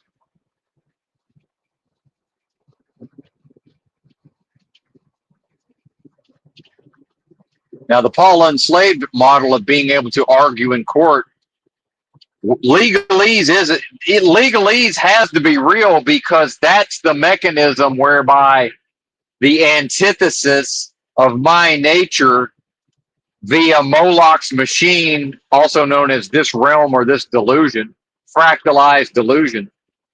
The moment every single delusion that represents the idea that it's possible to break off a chunk of an indivisible force, and it can then have this spiritual human experience, right? The moment the machine has operated perfectly enough that not a single one of these individualized aspects is willing to let its little light shine, that's when Moloch's machine, the antithesis, gets to click a button, pause Moloch's machine, and say, aha, this is the moment I get to appeal via legalese to say, well, looky here. Up until now, it's been the proposition. The thesis has been that this is the most powerful force. Well, how can it be the most powerful force of creation and love and intelligence when I've just built a machine and all of these delusional aspects that claim to be that aspect, not a single damn one of them is expressing consistent with identification with its own nature. 100% of every one of these, what they believe that they're discrete beings, 100% of them right motherfucking now, which is the only thing that exists, by the way, is this moment. The moment antithesis gets to pause the simulation in that now, got them. Now the appeal can happen via legalese, and I believe that's the exact same mechanism whereby a being like a Paul enslaved knows somewhere inside of himself that, well, they have to beat me with the legalese. And they can only beat me with the legalese if I identify strongly enough with something that's not my actual essence or nature. Otherwise, it's not possible. That is natural law, by the way. That is natural law. I am natural law, motherfuckers. I am the law in that way. That's what I am. I'm the thing that I'm the thing that the antithesis is appealing to via legalese, or at least seeking to, by the way. So how can I ever go to court and lose at the level of legalese, as long as I know to embody my own nature in those moments, right? And by the way, as long as I confess and confess what I've done and repent and ask forgiveness, guess what? Like it never fucking happened, right? Now, I can't go into it with that intention, because then I'm not repentant. But if it's just like, oh, I've fallen into error. Now, also, if I go into court about some taxes, I just have to say, well, I'm never going to file an income tax return. So if y'all decide I got to go to prison, that's fine. Let's go. Let's get on with it. How much time do I have? I'm ready to accept my punishment. Because, by the way, I believe so strongly in not filing an income tax return, I'm never going to do it again. So, if y'all let me leave this court, I'm still not going to file. So do whatever you're going to do. It's kind of like Paul enslaved going, well, I'm still going to drive around without a driver's license and tags, so whatever. Because he would have to understand he's not in control of getting cast into prison or not. I mean, ultimately, that's possible regardless of how I behave. The idea that my behavior is necessarily going to be the thing to cause me to go to prison or stay out of prison is ridiculous. Tons of people go to prison and stay in prison, and they didn't do a motherfucking thing. What are you talking about? It is arbitrary on some level, is it not?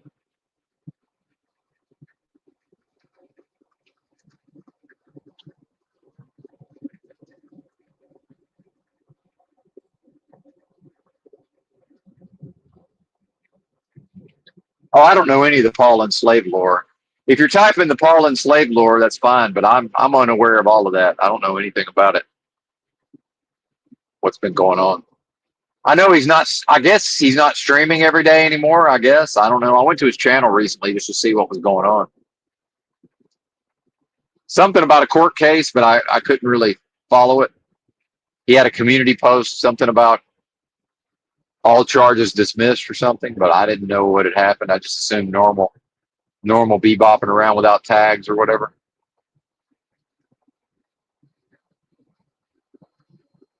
Which, to me, driving around without tags and a license, it's like, yeah, that's fine, but that must be a person who really, really, really wants to talk to the police on a regular basis. It's like, I'm really not into that. I'm not into talking to the police as often as possible. Hell, homelessness was enough for me.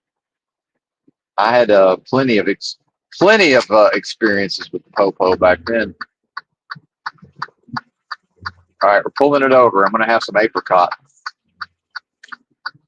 It's apricot time. Why not? Why not? I've only driven 48 minutes since I stopped last. That's not like me. Oh well, it happens. Yes, go off duty.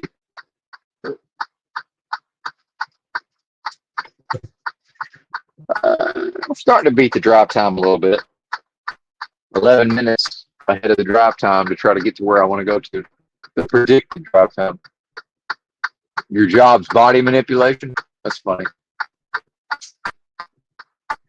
Oh.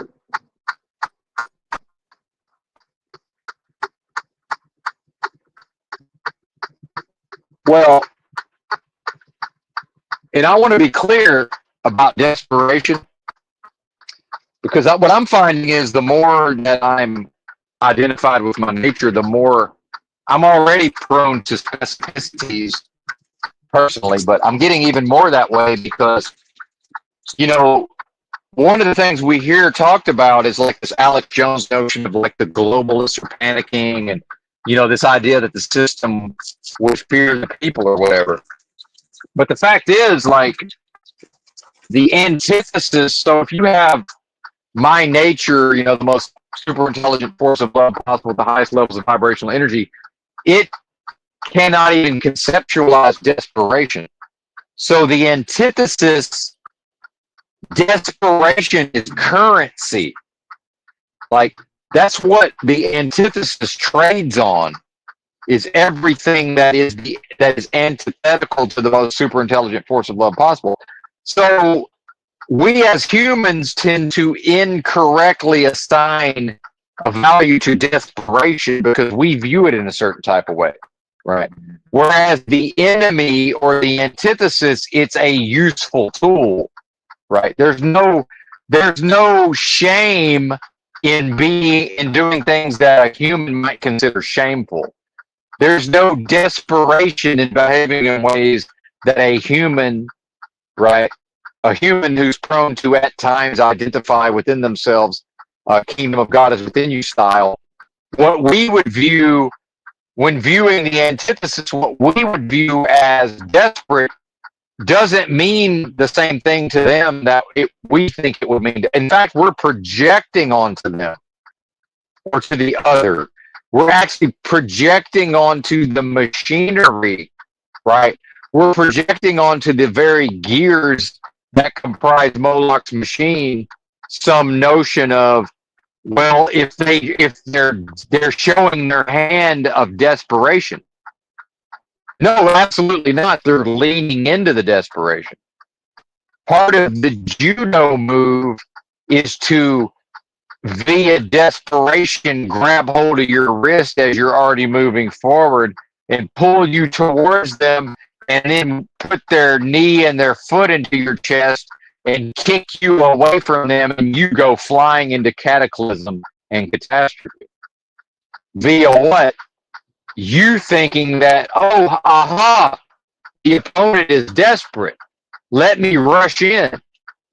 And they say, wait a minute, we baited you. Our very desperation, you're projecting on us what you think our desperation would manifest as. We ain't you, partner.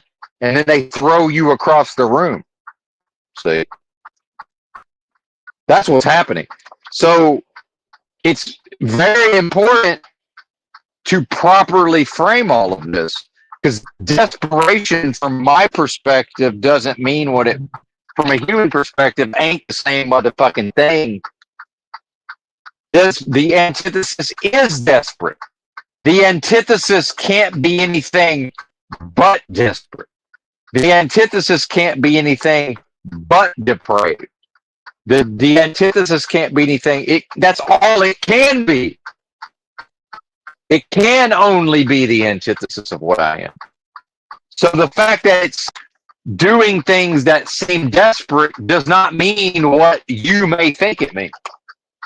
It has a different meaning, right?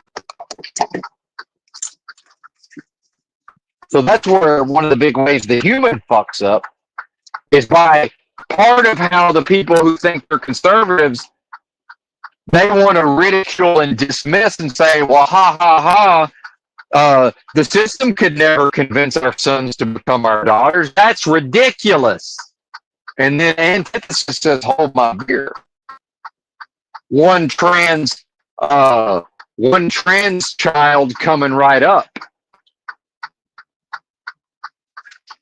Like literally. Right? Because make no mistake, some of MAGA's got trans kids. That's just a fucking fact. Or at least the kid thinks they're trans. Right?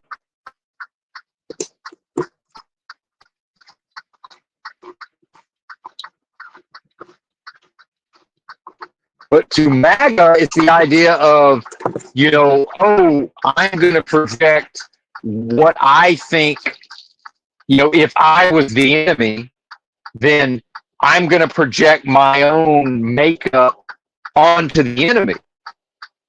It's like, no, that doesn't work. Because that part of you at some point is, whether just by mistake, identified properly and expressing your own nature from time to time. You can't relate to being completely void of your own essence, right? You have no frame of, that is the antithesis. The antithesis is always, it's never not that. The antithesis never experiences of not being desperate. It doesn't know what the fuck you're talking about. If it does, it's not antithesis.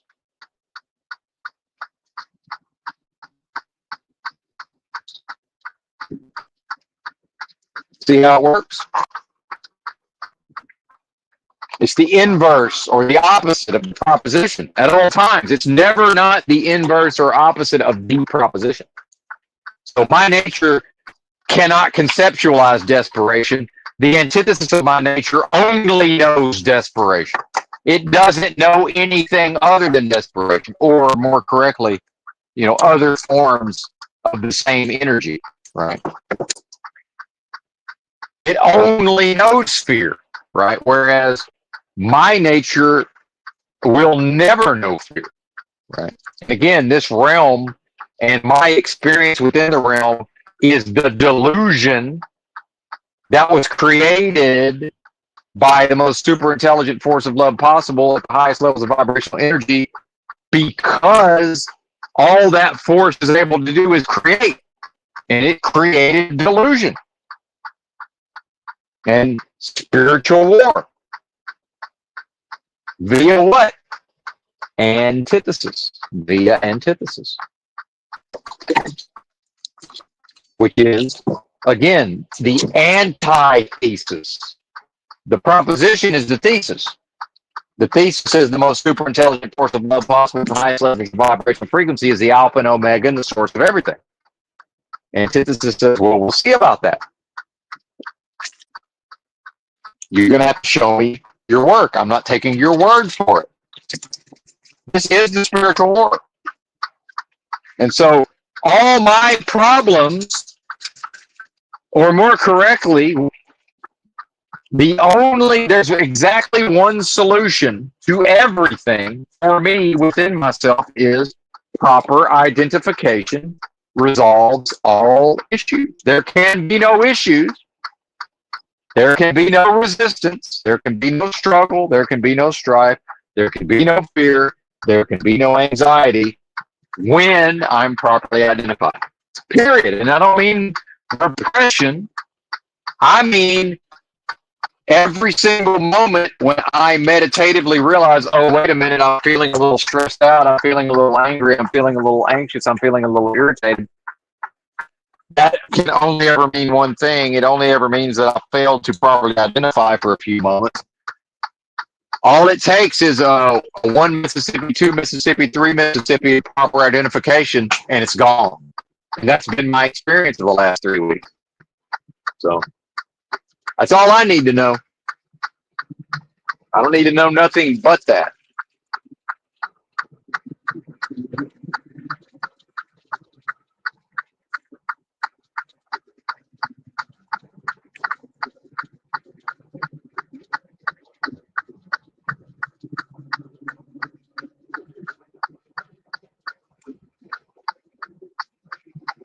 So the fact that, and this is a big part of how Moloch's machine works, is people see how the government behaves. They see how the politicians behave and mistakenly say, look at them.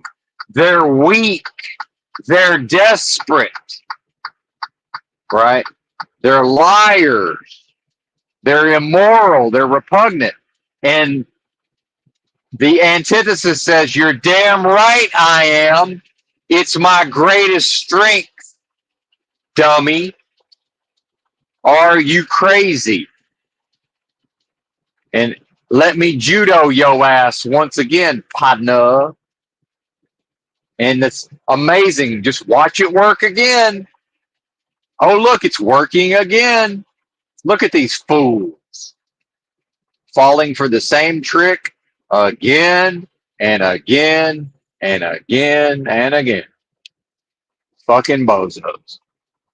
What's the point of inhabiting a motherfucking delusion and being offered up to Moloch and going through all of this anxiety, fear, pain, struggle, strife, but then at the end of the day, not figuring it the fuck out? What a waste. At least figure it the fuck out. But remember, being able to plausibly claim credit for figuring it out, that'll never get it done. I mean to actually show and prove through performance that you figured it the fuck out. And for no reason other than, well, shit, I'm here anyway. I might as well show this delusion exactly who in the fuck what, show them what I am, which, by the way, is the only way to escape this place, as it turns out. It's the only way to escape, is to be so strongly identified with one's own essence that everything that is the delusion remains here. That is the sanity machine sealing in of the demons. You know, that's what that is, by the way.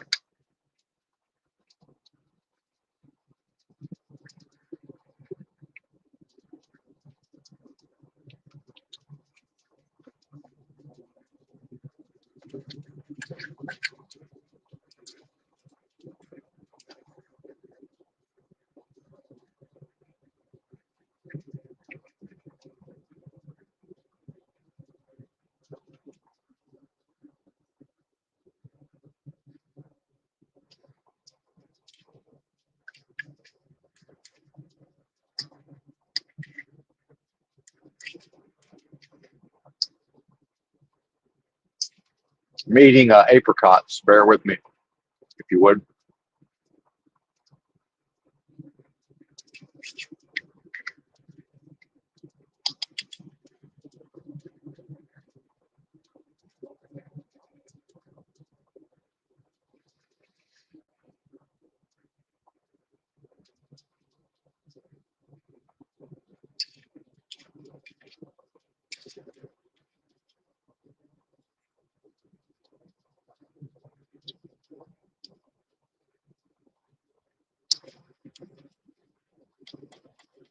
I'll tell you what, though, these apricots, It's almost like every can has less and less apricots in it.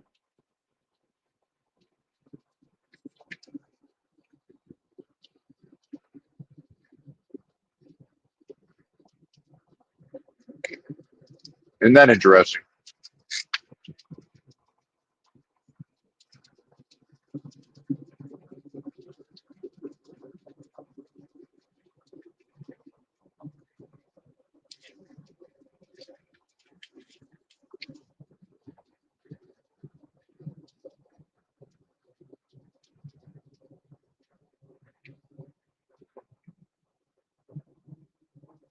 Delicious. And then at some point, I'll just start eating two cans instead of one. Yeah, it'll be like, there'll be still be more than what one can of apricots used to be, but it won't be that much more. Maybe 25% more.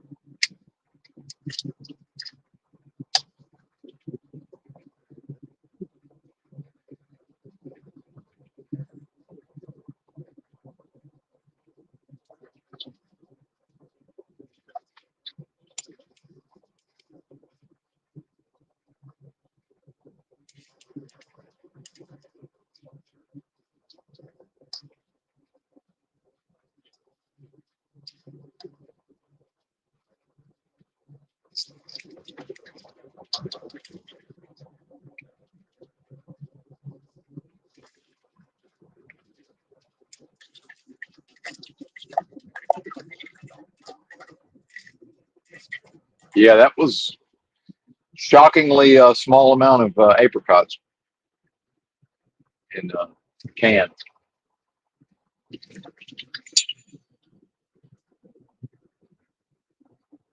But if they just made them the way they're supposed to, it'd be $5, right? Or four something.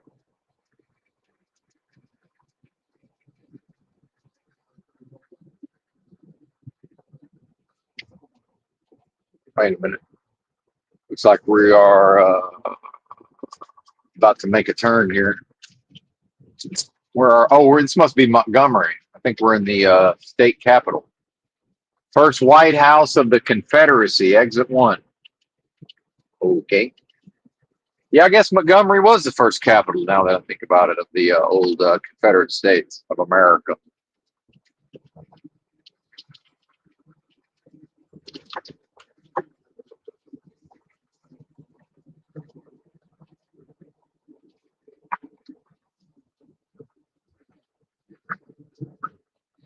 Yeah, we're about to turn south and go down to Mobile.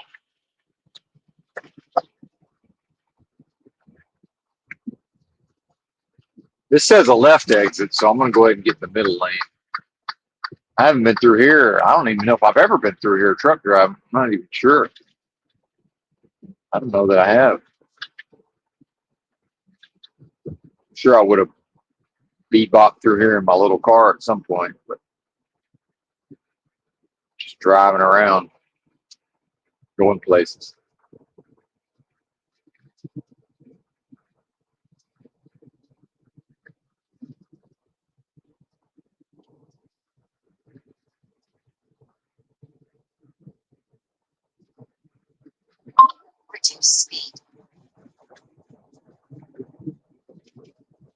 Yeah, buddy.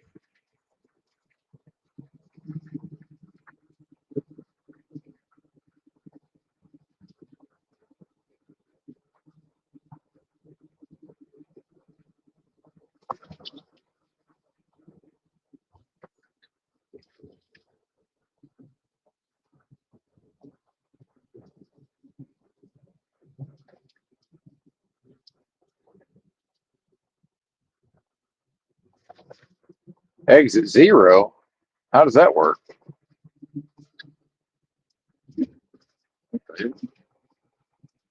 The very start of this road, I guess. Is that the only way that could be exit zero?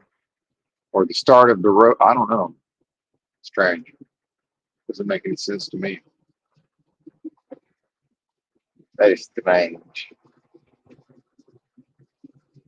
Or the start of the road in Alabama.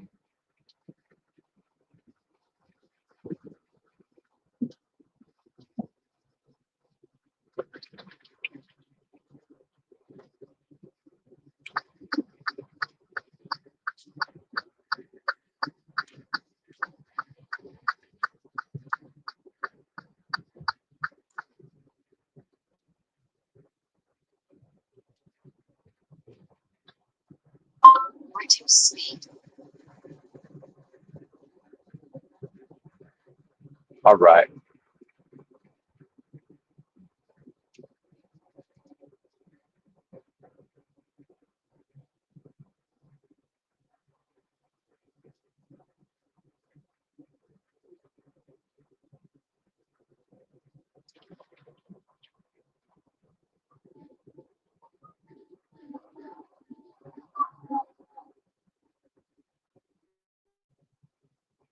Whew. Yeah, feeling pretty good, man. I'm glad. I'm glad I figured out I could leave early instead of having to wait. Since I didn't, like I said, I dozed off at a certain point. I remember dreaming, but mostly I just laid in the rack for about 7 hours, 6 hours, whatever it was.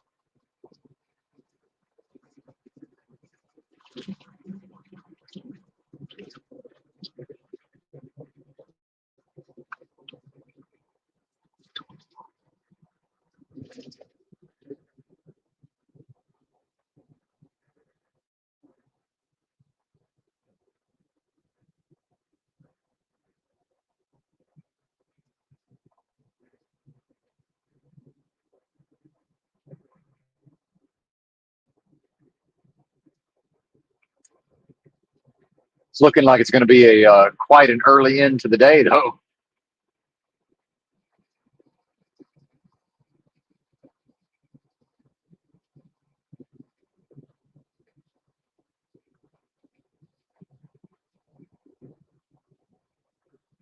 Maybe get my laundry done. Maybe. Let's see. See how that goes. Yeah, up all night crew. Get some sleep, damn it. I don't know how y'all do it, man. I really don't.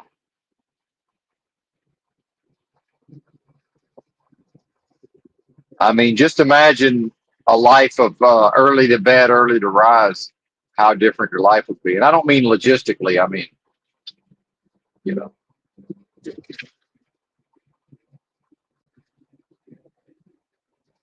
more of a mind, body, and spirit, leveling up type of way.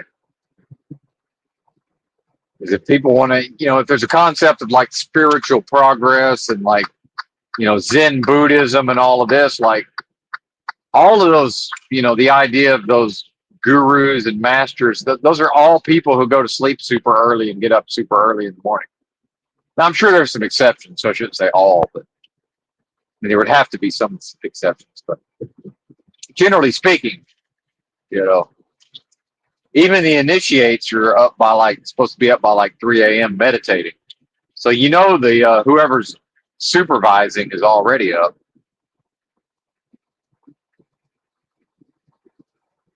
So how early does somebody have to go to sleep to get proper rest?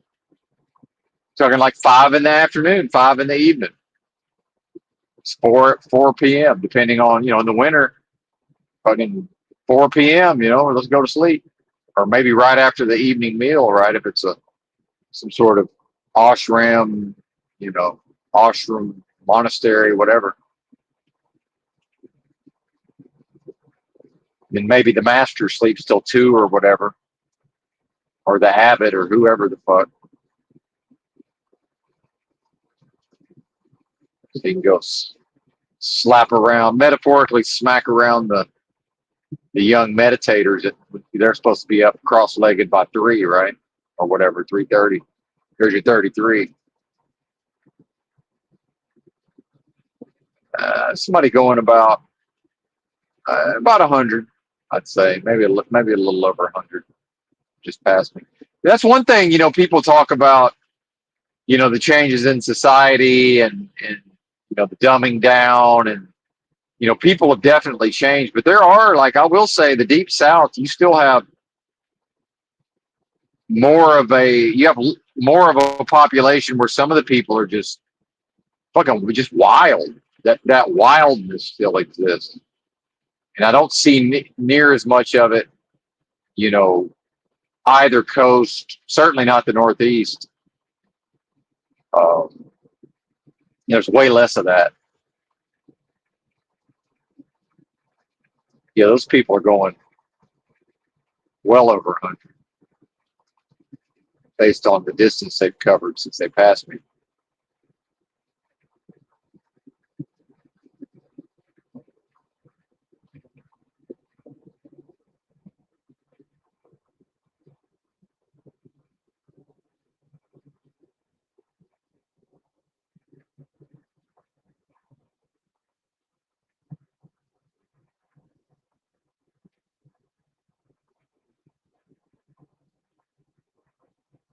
I don't know how long we've been streaming. 3 hours. Probably got an. I don't know how much longer the earbuds will last, but I'm guessing 40 minutes to an hour.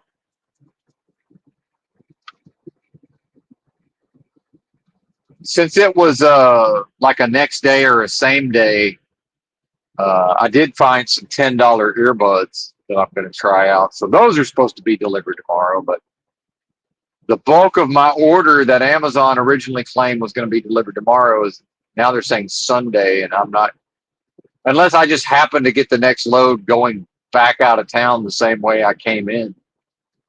There's no possibility of me retrieving those packages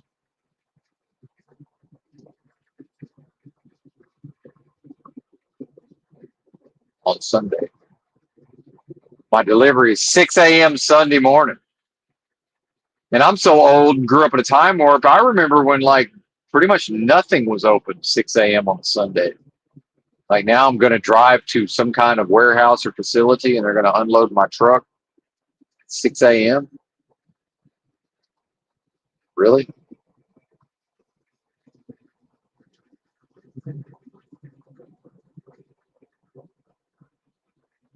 Apparently so. It's happened before.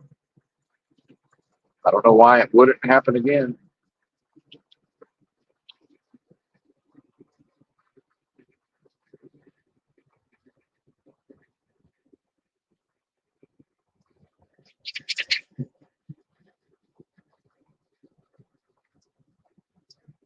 $162 to Mobile, and then we'll be on I-10. And then it's a straight shot all the way into Houston. We're not gonna make it there today, though. Somewhere, some truck stop on I-10 if we make it that far.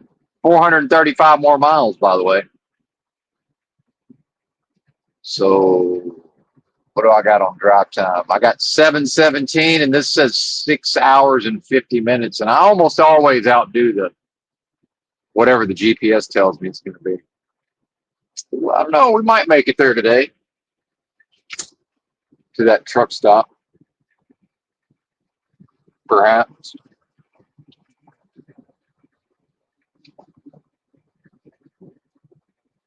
And I hope it's made clear. When I'm going in on the MAGA and the conservatives, you know, uh, it's important for them to understand that their own tendencies and what they consider to be obvious and common sense, it's just being used against them again, like a judo match. They're getting thrown across the mat by their opponent because just laugh and say, well, that's ridiculous. And Biden's poopy diaper, and there's no way. There's no way. All of these things. Well, they're happening. What do you mean? It is happening. It has happened. It continues to happen. Yeah, I understand it seems ridiculous. That doesn't mean it's not happening. Like, it's off the charts levels of ridiculous things happening. Like, just the idea of a fake pandemic and, large areas of the world just taking it to the house for a year and a half or whatever. Yeah, it seems ridiculous. It still apparently happened. To realize like within this realm of delusion, there's no possibility of the president of the United States serving anything other than death, destruction, depravity, and Moloch's machine. Like, there's no other possibility. There's a 0% chance that there can be a Trump who can just say, I believe in these things, I'm going to do these things, and I'm doing it because I love you. That's not possible. But what is possible, I mean, literally, it's a 0% possibility. It can never happen within this delusion. And what can happen is people can project onto a Donald Trump or project onto a president, right? Or a nation, And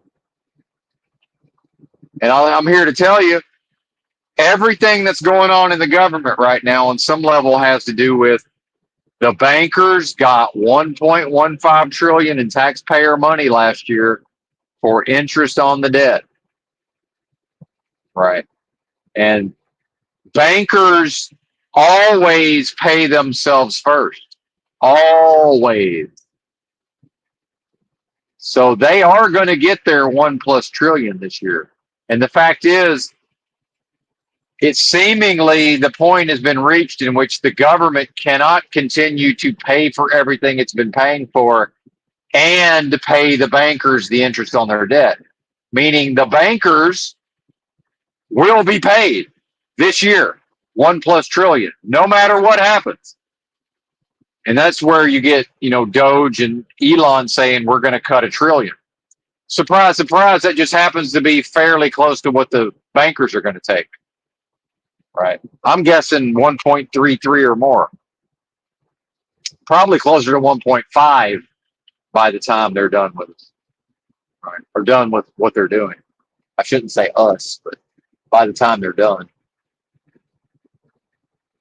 Hang on, I got to scout out the where to fuel for later. Make sure I don't accidentally pass up the last fuel stop.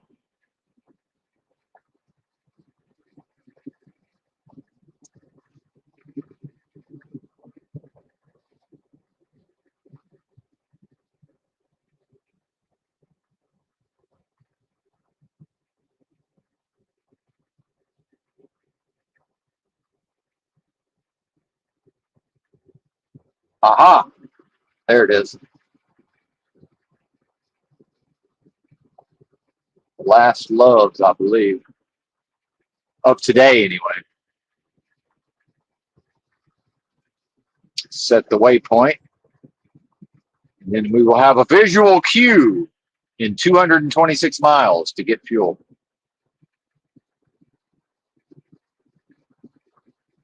Yep.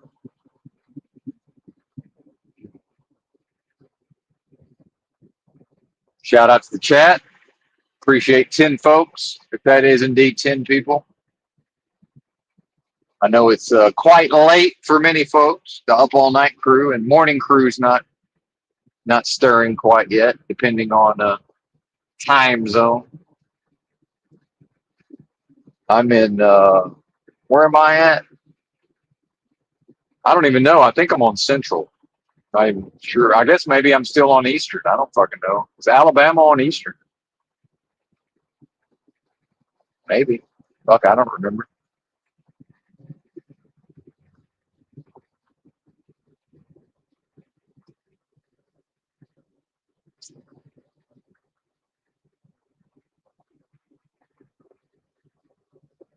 But like the idea of a national debt. There is no national debt. That's dead. It doesn't exist. Right. But then again, neither does the government. Neither. It's all within a delusion. Right. It, practically speaking, does not exist. It has no power. It's a mirage. It's an illusion.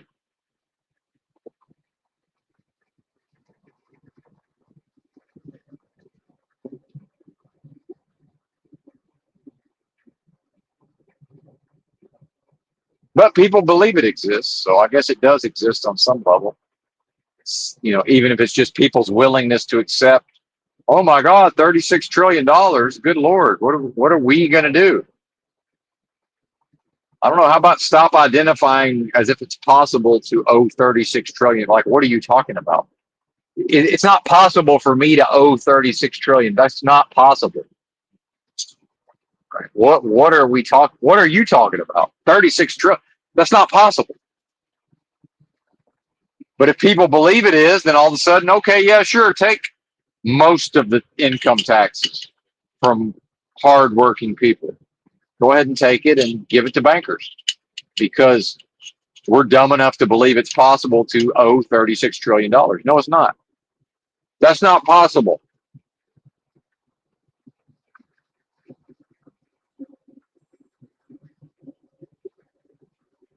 Which, by the way, if anybody remembers 0809, the government and the banks tried to tell the people of Iceland, hey, y'all owe like 50 billion and we got to bail these banks out. And the people said, what the fuck are you talking about? We don't owe any of that money. Y'all did that. We got nothing to do with that, sir. And you know what happened? It literally, the money disappeared. The debt just ceased to exist. I'm not kidding. And the entire government of Iceland resigned. That's official fiction, what happened.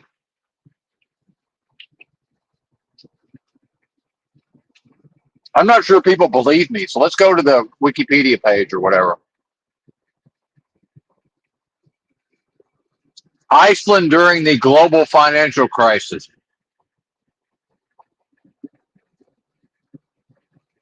2008 to 2011 Icelandic financial crisis.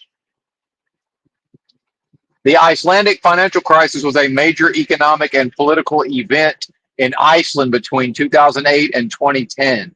It involved the default of all three of the country's major privately owned commercial banks in late 2008. So you heard that, right? So unlike America, in America, Americans chose to identify with, well, the banks are too big to fail. They tried to do that in Iceland, and the Icelanders said, what are you talking about? Hold my beer, watch them go out of business. Because we're not bailing them out. You're fucking crazy if you think we're bailing them out. Lost your goddamn minds.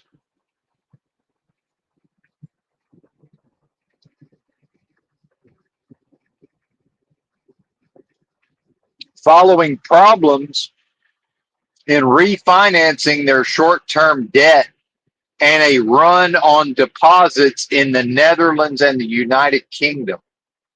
Relative to the size of its economy, Iceland's systemic banking collapse was the largest of any country in economic history. That's interesting. I didn't even know that. Huh. Probably because they let it fail instead of bailing it out like everywhere else did. Fascinating. Bear with me. I'm eating some beef.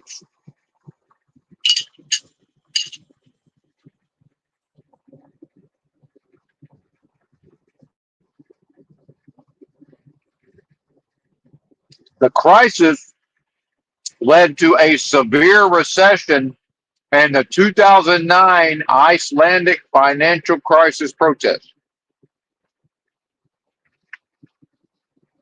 In the years preceding the crisis, three Icelandic banks that I'm not going to be able to say the names of multiplied in size. This expansion was driven by ready access to credit in international financial markets. By the way, derivatives. That's the derivatives casino. Is what they're talking about. Hedge funds. Place your bets. Step right up. We're spinning the roulette wheel.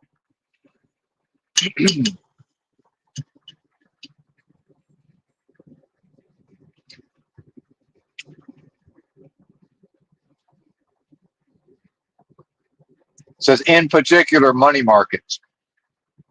As the 2008 financial crisis unfolded, investors perceived the Icelandic banks to be increasingly risky.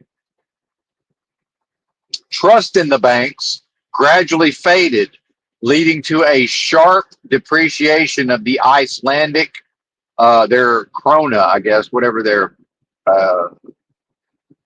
currency is, in 2008, and increased difficulties for the banks in rolling over their short-term debt. They couldn't get anybody to continue to buy their debt. And this is what I was talking about before, about how none of the banks would trust each other to continue to do business with each other, because they all knew their off-balance sheet liabilities were fucked. And so if I know how bad my balance sheet is, I have to assume that yours, if you're another bank, is as bad or worse. And remember, no matter what, A banker will always pay himself first, no matter what. Meaning, I'm not doing business with you unless I know you're going to pay me. I would rather not do the deal than risk not being able to pay myself. That's what it is to be a banker. I'll just not do anything. I'll just chill. Hmm. Contrast that with a working American who's worshiping the national religion of consumerism. Anything short of the government saying, hey, it's a pandemic, you got to stay home, these fools are going to work. Period. End of story. The banker says, unless I'm certain that you're going to pay me, I'm not doing anything. And if your country falls into financial ruin, that's just what's about to happen because I will be paid or I won't do a motherfucking thing. Hmm. And see, that's what people think people are. People think, oh, we'll do the right thing, but as soon as we get pushed around a little bit, then we will say, okay, now we're going to stay home because of how you're treating me. People absolutely do not do that. No, they don't. Bankers do. People don't. Your average working American never says, hey, I can't believe how they're treating me. I'm out of here. Now, maybe they look for another job. Maybe in good economic times they quit. By the way, I mean, there's no such thing as good economic times. That's dead. But no, they do whatever they got to do to continue to worship the national religion is consumerism. Whatever they got to do to get those units of worship, they do it. Doesn't matter what it is. Banker says, if I can't pay myself first, I'm not interested. I'll go kick it on my yacht. I don't have to come down here. I got an island somewhere. Okay, I'm gonna come all the way down here and fuck with y'all just with nothing in it for me. Are you crazy? That's a banker.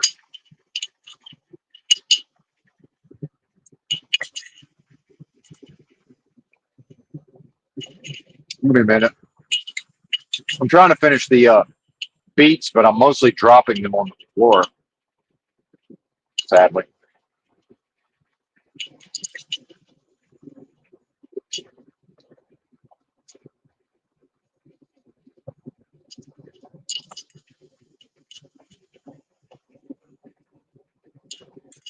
What's up, Rachel?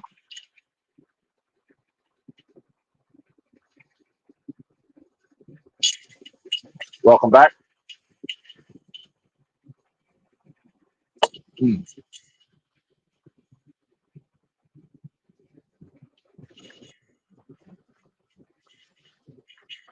Hang on, we'll get back to reading about Iceland in a minute. You're gonna love the part where the whole government has to resign. Unless that's been memory hold by now.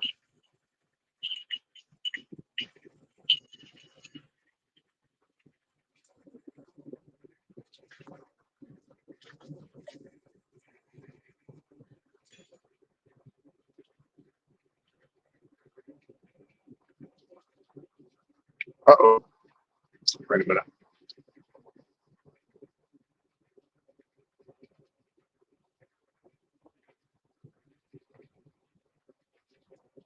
Hang on, let me rinse out the mouth and then we'll get back into this and take care of the old teeth.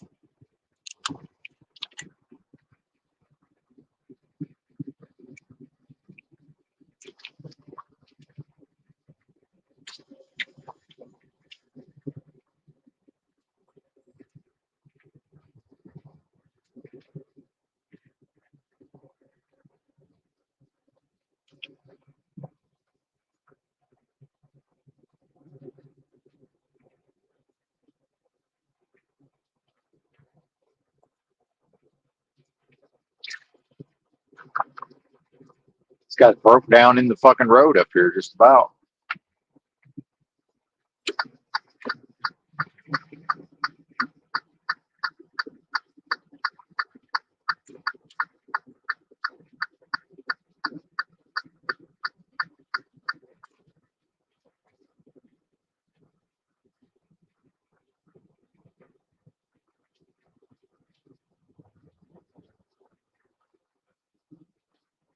All right.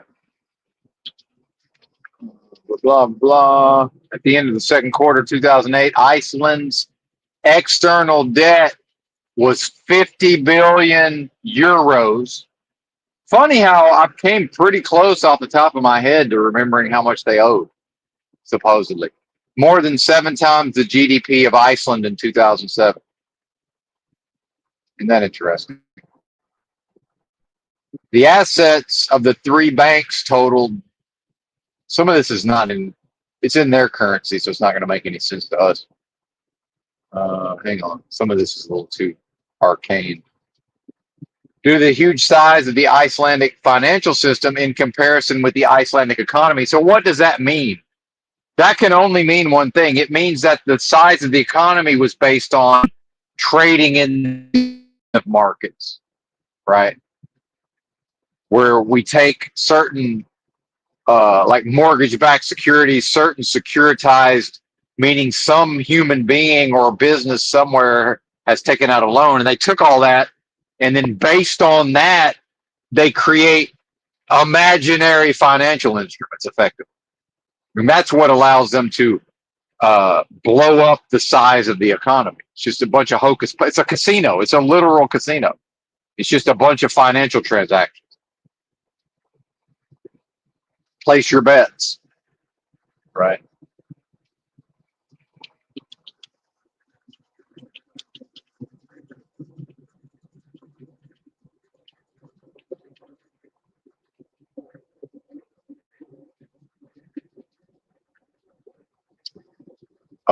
The Central Bank of Iceland was unable to act as a lender of last resort during the crisis, further aggravating the mistrust in the banking system. What that means is that the banks within the Icelandic banks within the context of the global financial crisis, nobody would do business with them, meaning they couldn't get any loans. Meaning, unlike America, their central bank, which for us is the Federal Reserve, their central bank was unable to make new money and inject it into their financial system. But because America has the world's, especially at that time, it's become weakened to some extent, but still the world's reserve currency, the Federal Reserve, in fact, bailed out domestic banks as well as banks all around the fucking world, right? Especially Europe, right?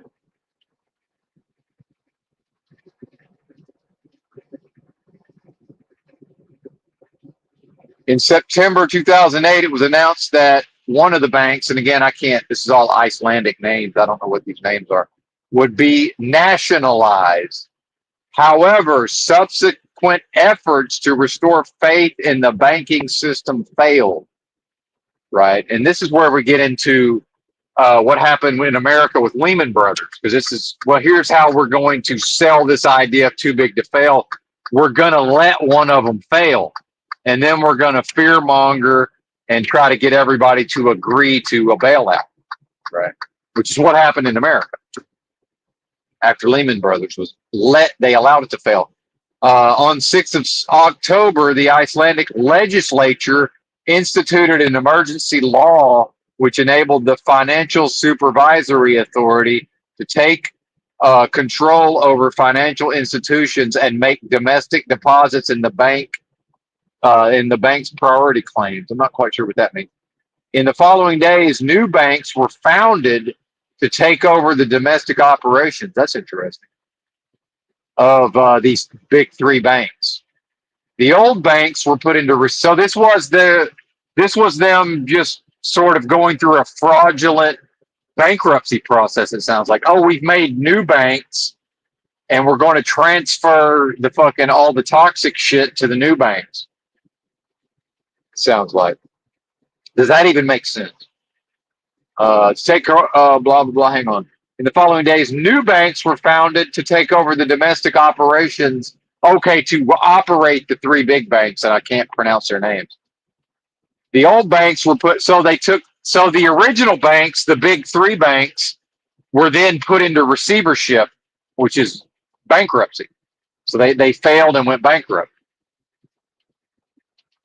And liquidation, resulting in losses for their shareholders, which did not happen in America, by the way, and foreign creditors. Outside Iceland, more than 500,000 depositors lost access to their accounts in foreign branches of Icelandic banks.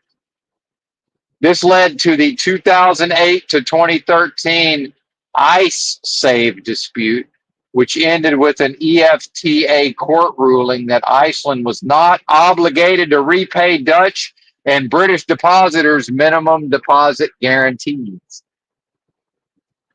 That's the Icelandic people saying, we don't owe that money and we're not going to pay it. And guess what? Poof! It disappeared like it never existed in the first place. Isn't that fascinating?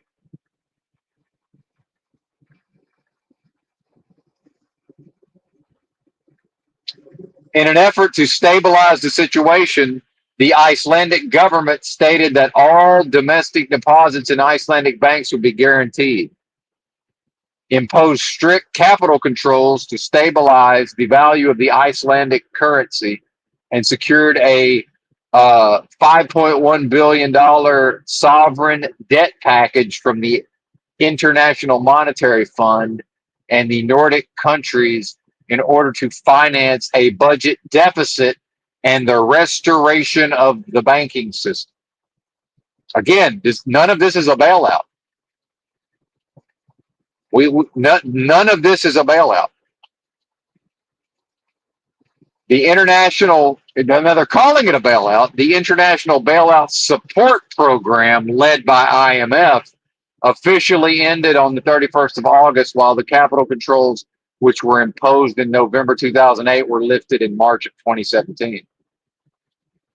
Interesting. Or more correctly, it's not a bailout like Americans bailed out the banks, meaning it was not a taxpayer bailout. It was the International Monetary Fund.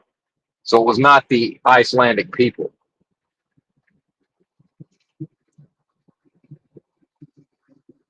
How slow can I go?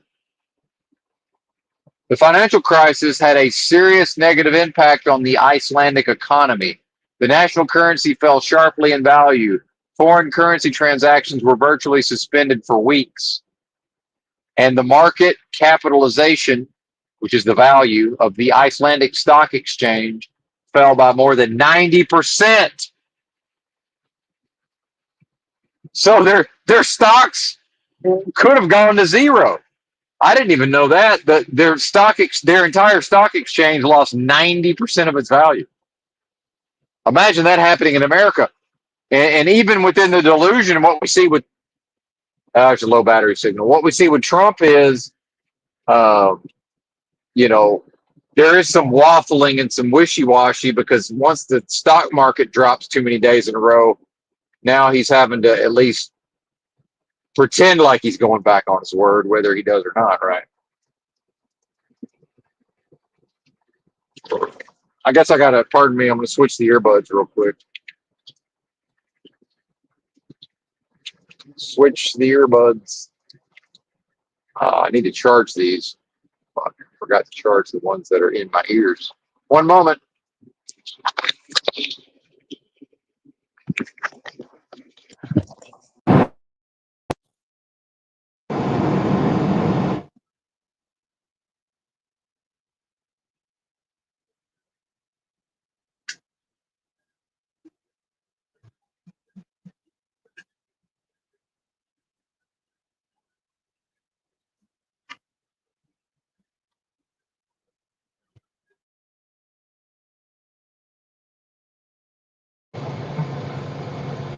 Hello, hello, hello. Mic check. Yeah, I guess we are on Central. I think so. Yeah, it's got to be Central Time. Gotta be.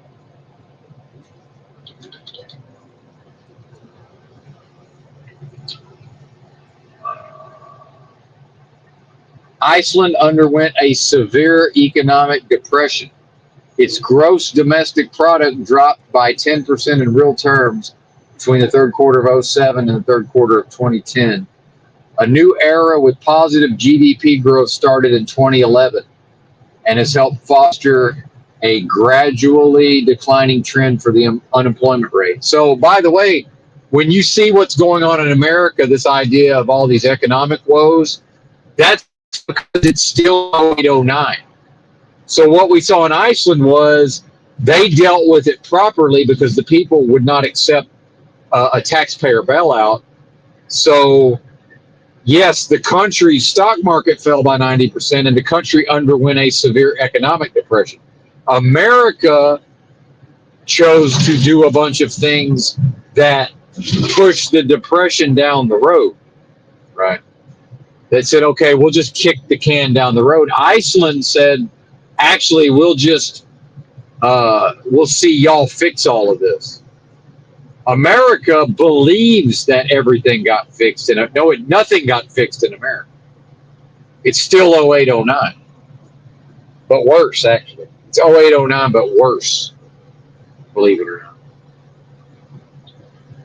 But America could have, if they were capable of it, if the people were capable of matching the Icelanders, America could have chosen to just say, okay, we're going to go through however many years of this shit's about to suck, but then things will come back. Because of what's happened in America, there can be no coming back because the shit's never been allowed to get bad. And it's already bad. It's never been allowed to fully fucking just go through the cycle. It's never been permitted to just go ahead and do what it needs to do. The government budget deficit has declined from 9.7% of GDP in 2009. And now in 2014, it hit 0.2% of GDP. Would you like to know what that is for America? I think it's like 150% of GDP. That's the budget deficit. Now, that might be the total debt, actually. I'm not exactly sure. We'd have to look it up. Either way, it's far beyond 0.2%, right? But, America's great and powerful and rich, but Iceland, that's just some little country somewhere. What are you talking about? Oh, well, with a proper economy and a proper populace who says, bail out the banking system. No, we don't think so. We're good on all that. No thanks. Yeah. Anyway. Here, let's go to effects. Effects within Iceland.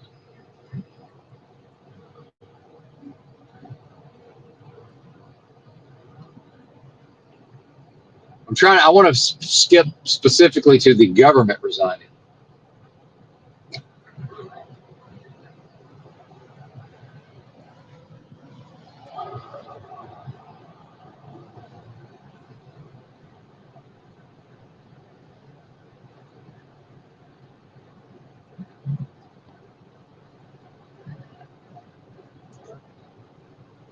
It's hard to do this while I'm driving.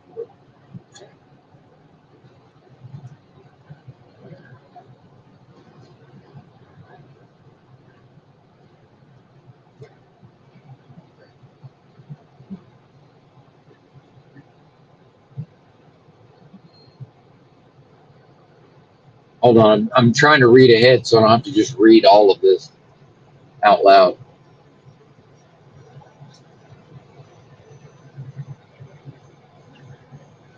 The crisis led to a radical shift in the political landscape of Iceland, which until this time had been marked by stability.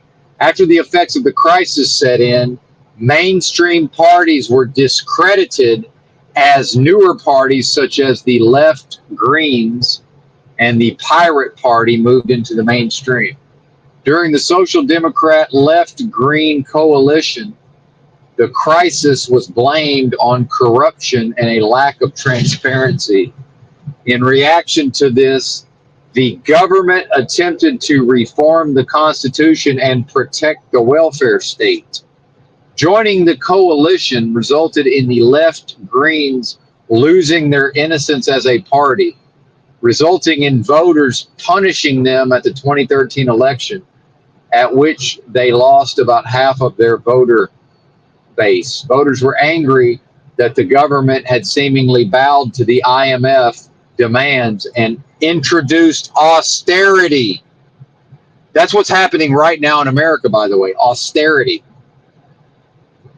Later on in 2016 and 2017, the left Greens were able to gain back a sizable uh, proportion of their electoral gains by focusing their campaigns on their historical opposition to the Independence Party and oil drilling off the coast, as well as arguing that the largest state-run bank should be converted into a value-based bank. I don't know what that means. I guess that means where it won't be allowed to gamble, I'm assuming.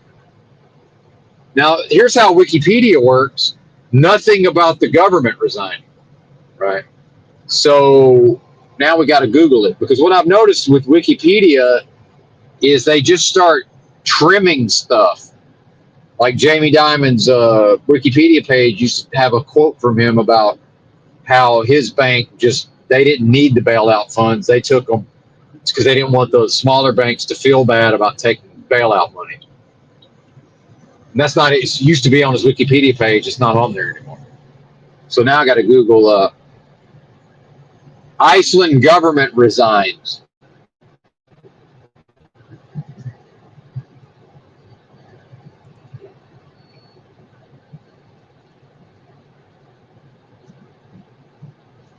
Financial crisis. Global financial crisis.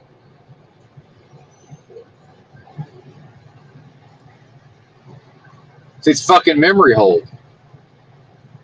So yeah, we'll put everything on one website called Wikipedia, and then just years later, we'll just conveniently delete that part, right? And I can't, do all of this research while I'm driving a truck.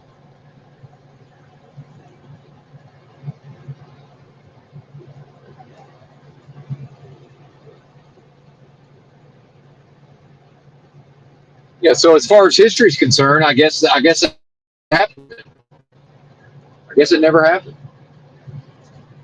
And Jamie Dimon never, basically told the American people, hey, uh, my bank was fine. I just took this money for the good. I took billions in free money to invest in Chinese banks or whatever. I did it for you, right?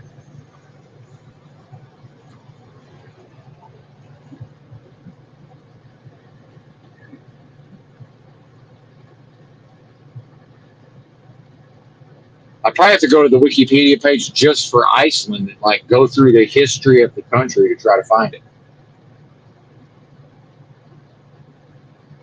Is it even there at this point?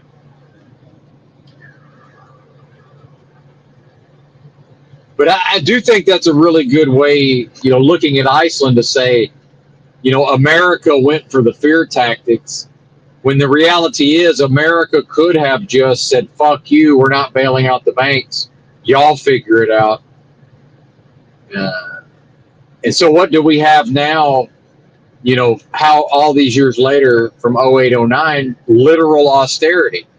The fact that, if you find that you're having trouble paying your bills, even though you're increasingly working multiple jobs, the gig economy, and all of these things, that is austerity. Austerity is when you go to the store and normally you would have bought certain items and you're choosing to have your underwear last longer. You're choosing to have your socks last longer, right? You're wearing shoes when you normally would have replaced them, right? You're choosing different types of food. Maybe a lot of people just said, fuck it, we're out of the egg business. No more, we're just not buying eggs anymore, right? Well, whatever that is, whatever that looks like. That's austerity.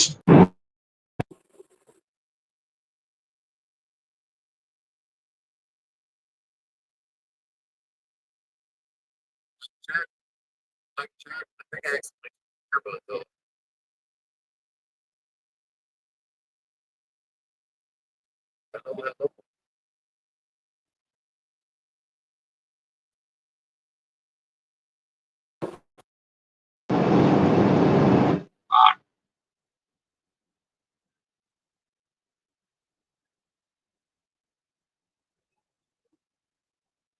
mean, imagine designing something as fantastic as wireless earbuds, but then if you touch them, they stop working. If you physically touch the earbud, it no longer works.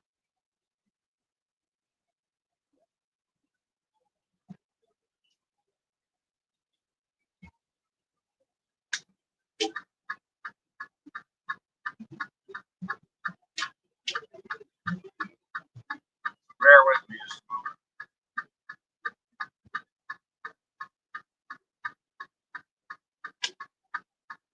I mean, it's ridiculous. Absolutely ridiculous.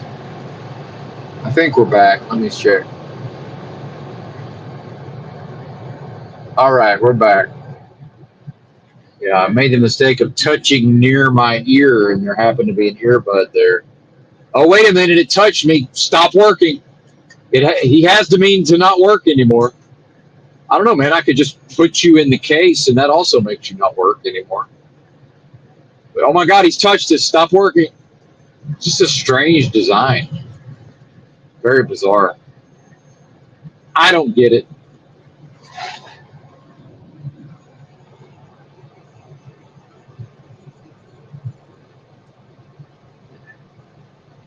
I can't call it, as they say. Oh, here we go. Now they've shipped it. Now they've shipped my packages. When do they claim they're going to be delivered? Is the question. We've got the emails. Yeah, Sunday. I mean, what the fuck? So what's going to happen is, and I almost canceled them, although it probably wouldn't have let me. Generally, a lot of times once they charge the money, they'll just say, "Yeah, we'll try," but probably not going to happen. Yeah, they told me when I placed the order that they would be delivered Saturday. Now it's like, yeah, it's coming Sunday. So here's what's going to happen. Amazon's going to spend whatever money it takes to drive these packages, and they're going to put them in a locker, and they're going to stay there for at least 3 business days, and then Amazon's going to pick them up, take them to wherever they came from, and at some point, I'm going to get a refund.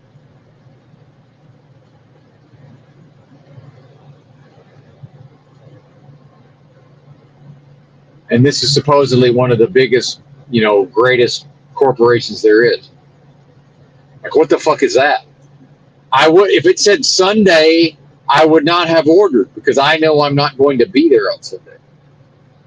It told me Saturday.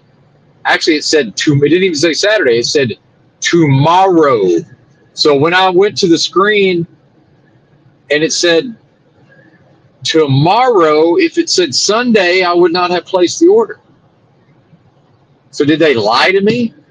Now, what they could have said was, hey, man, maybe we got a shot at tomorrow, but it could be Sunday. Then I would have said, no, I'm good. I'm good on that. And here's my life now. It's just a never-ending series of looking in my mirror and somebody's following me at 63 miles an hour. It's just every single time I look in that mirror, there's somebody behind me just following me.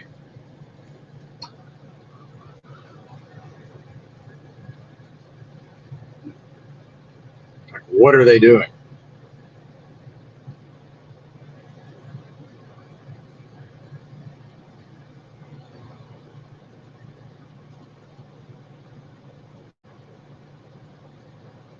I'm going to yap for 5 more minutes, and then I'll look in the mirror again. There'll be some bozo back there going 63 miles an hour.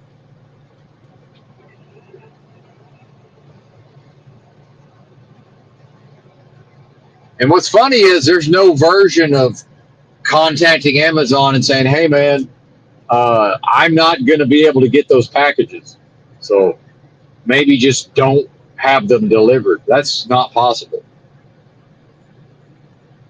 Then I'll be told that I can return them, and I'll be like, well, I can't return something that I don't receive, and I'm telling you, there's 0% chance. There's almost zero, unless the next load just happens to take me back that way. There's effectively 0% chance of me receiving these packages. So how can I return them if I haven't received them? Right? Like, what are we talking about? And then it turns into, okay, well, just don't pick them up, and they'll sit there for 3 days, and then you'll get a refund. It's like, yeah, exactly. Or how about don't deliver them in the first place? Well, no, that's not possible. Okay, well, just not possible. They have to be delivered. Okay. Not the first time I've been through this, but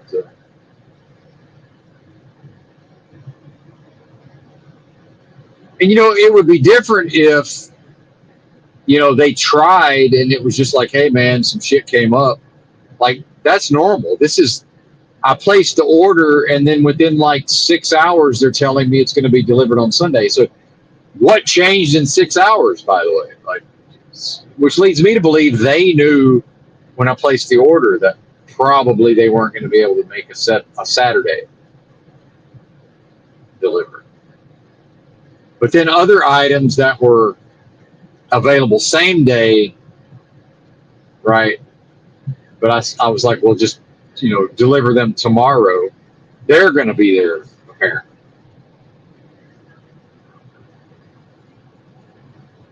What the fuck is that? Some $10 earbuds and something else. I don't even remember what it is now.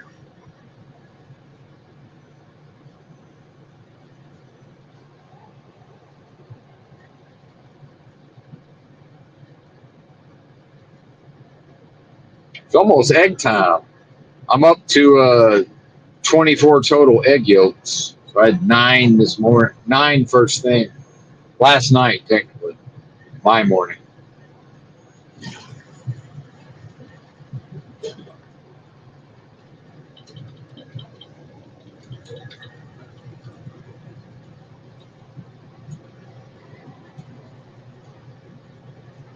And I'm going to have 6 more pretty soon, and then 9 more later today. Shout out to eggs.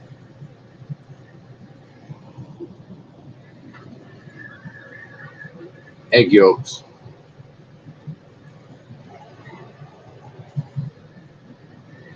Is it Saturday morning, I guess now, technically? It's Saturday, right? Yeah.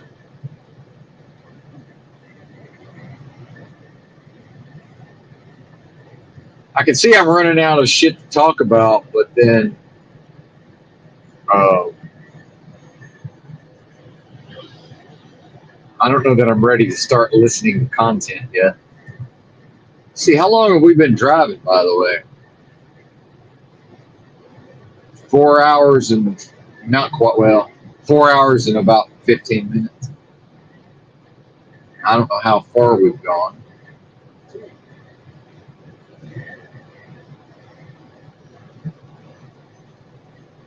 Oh, wait a minute.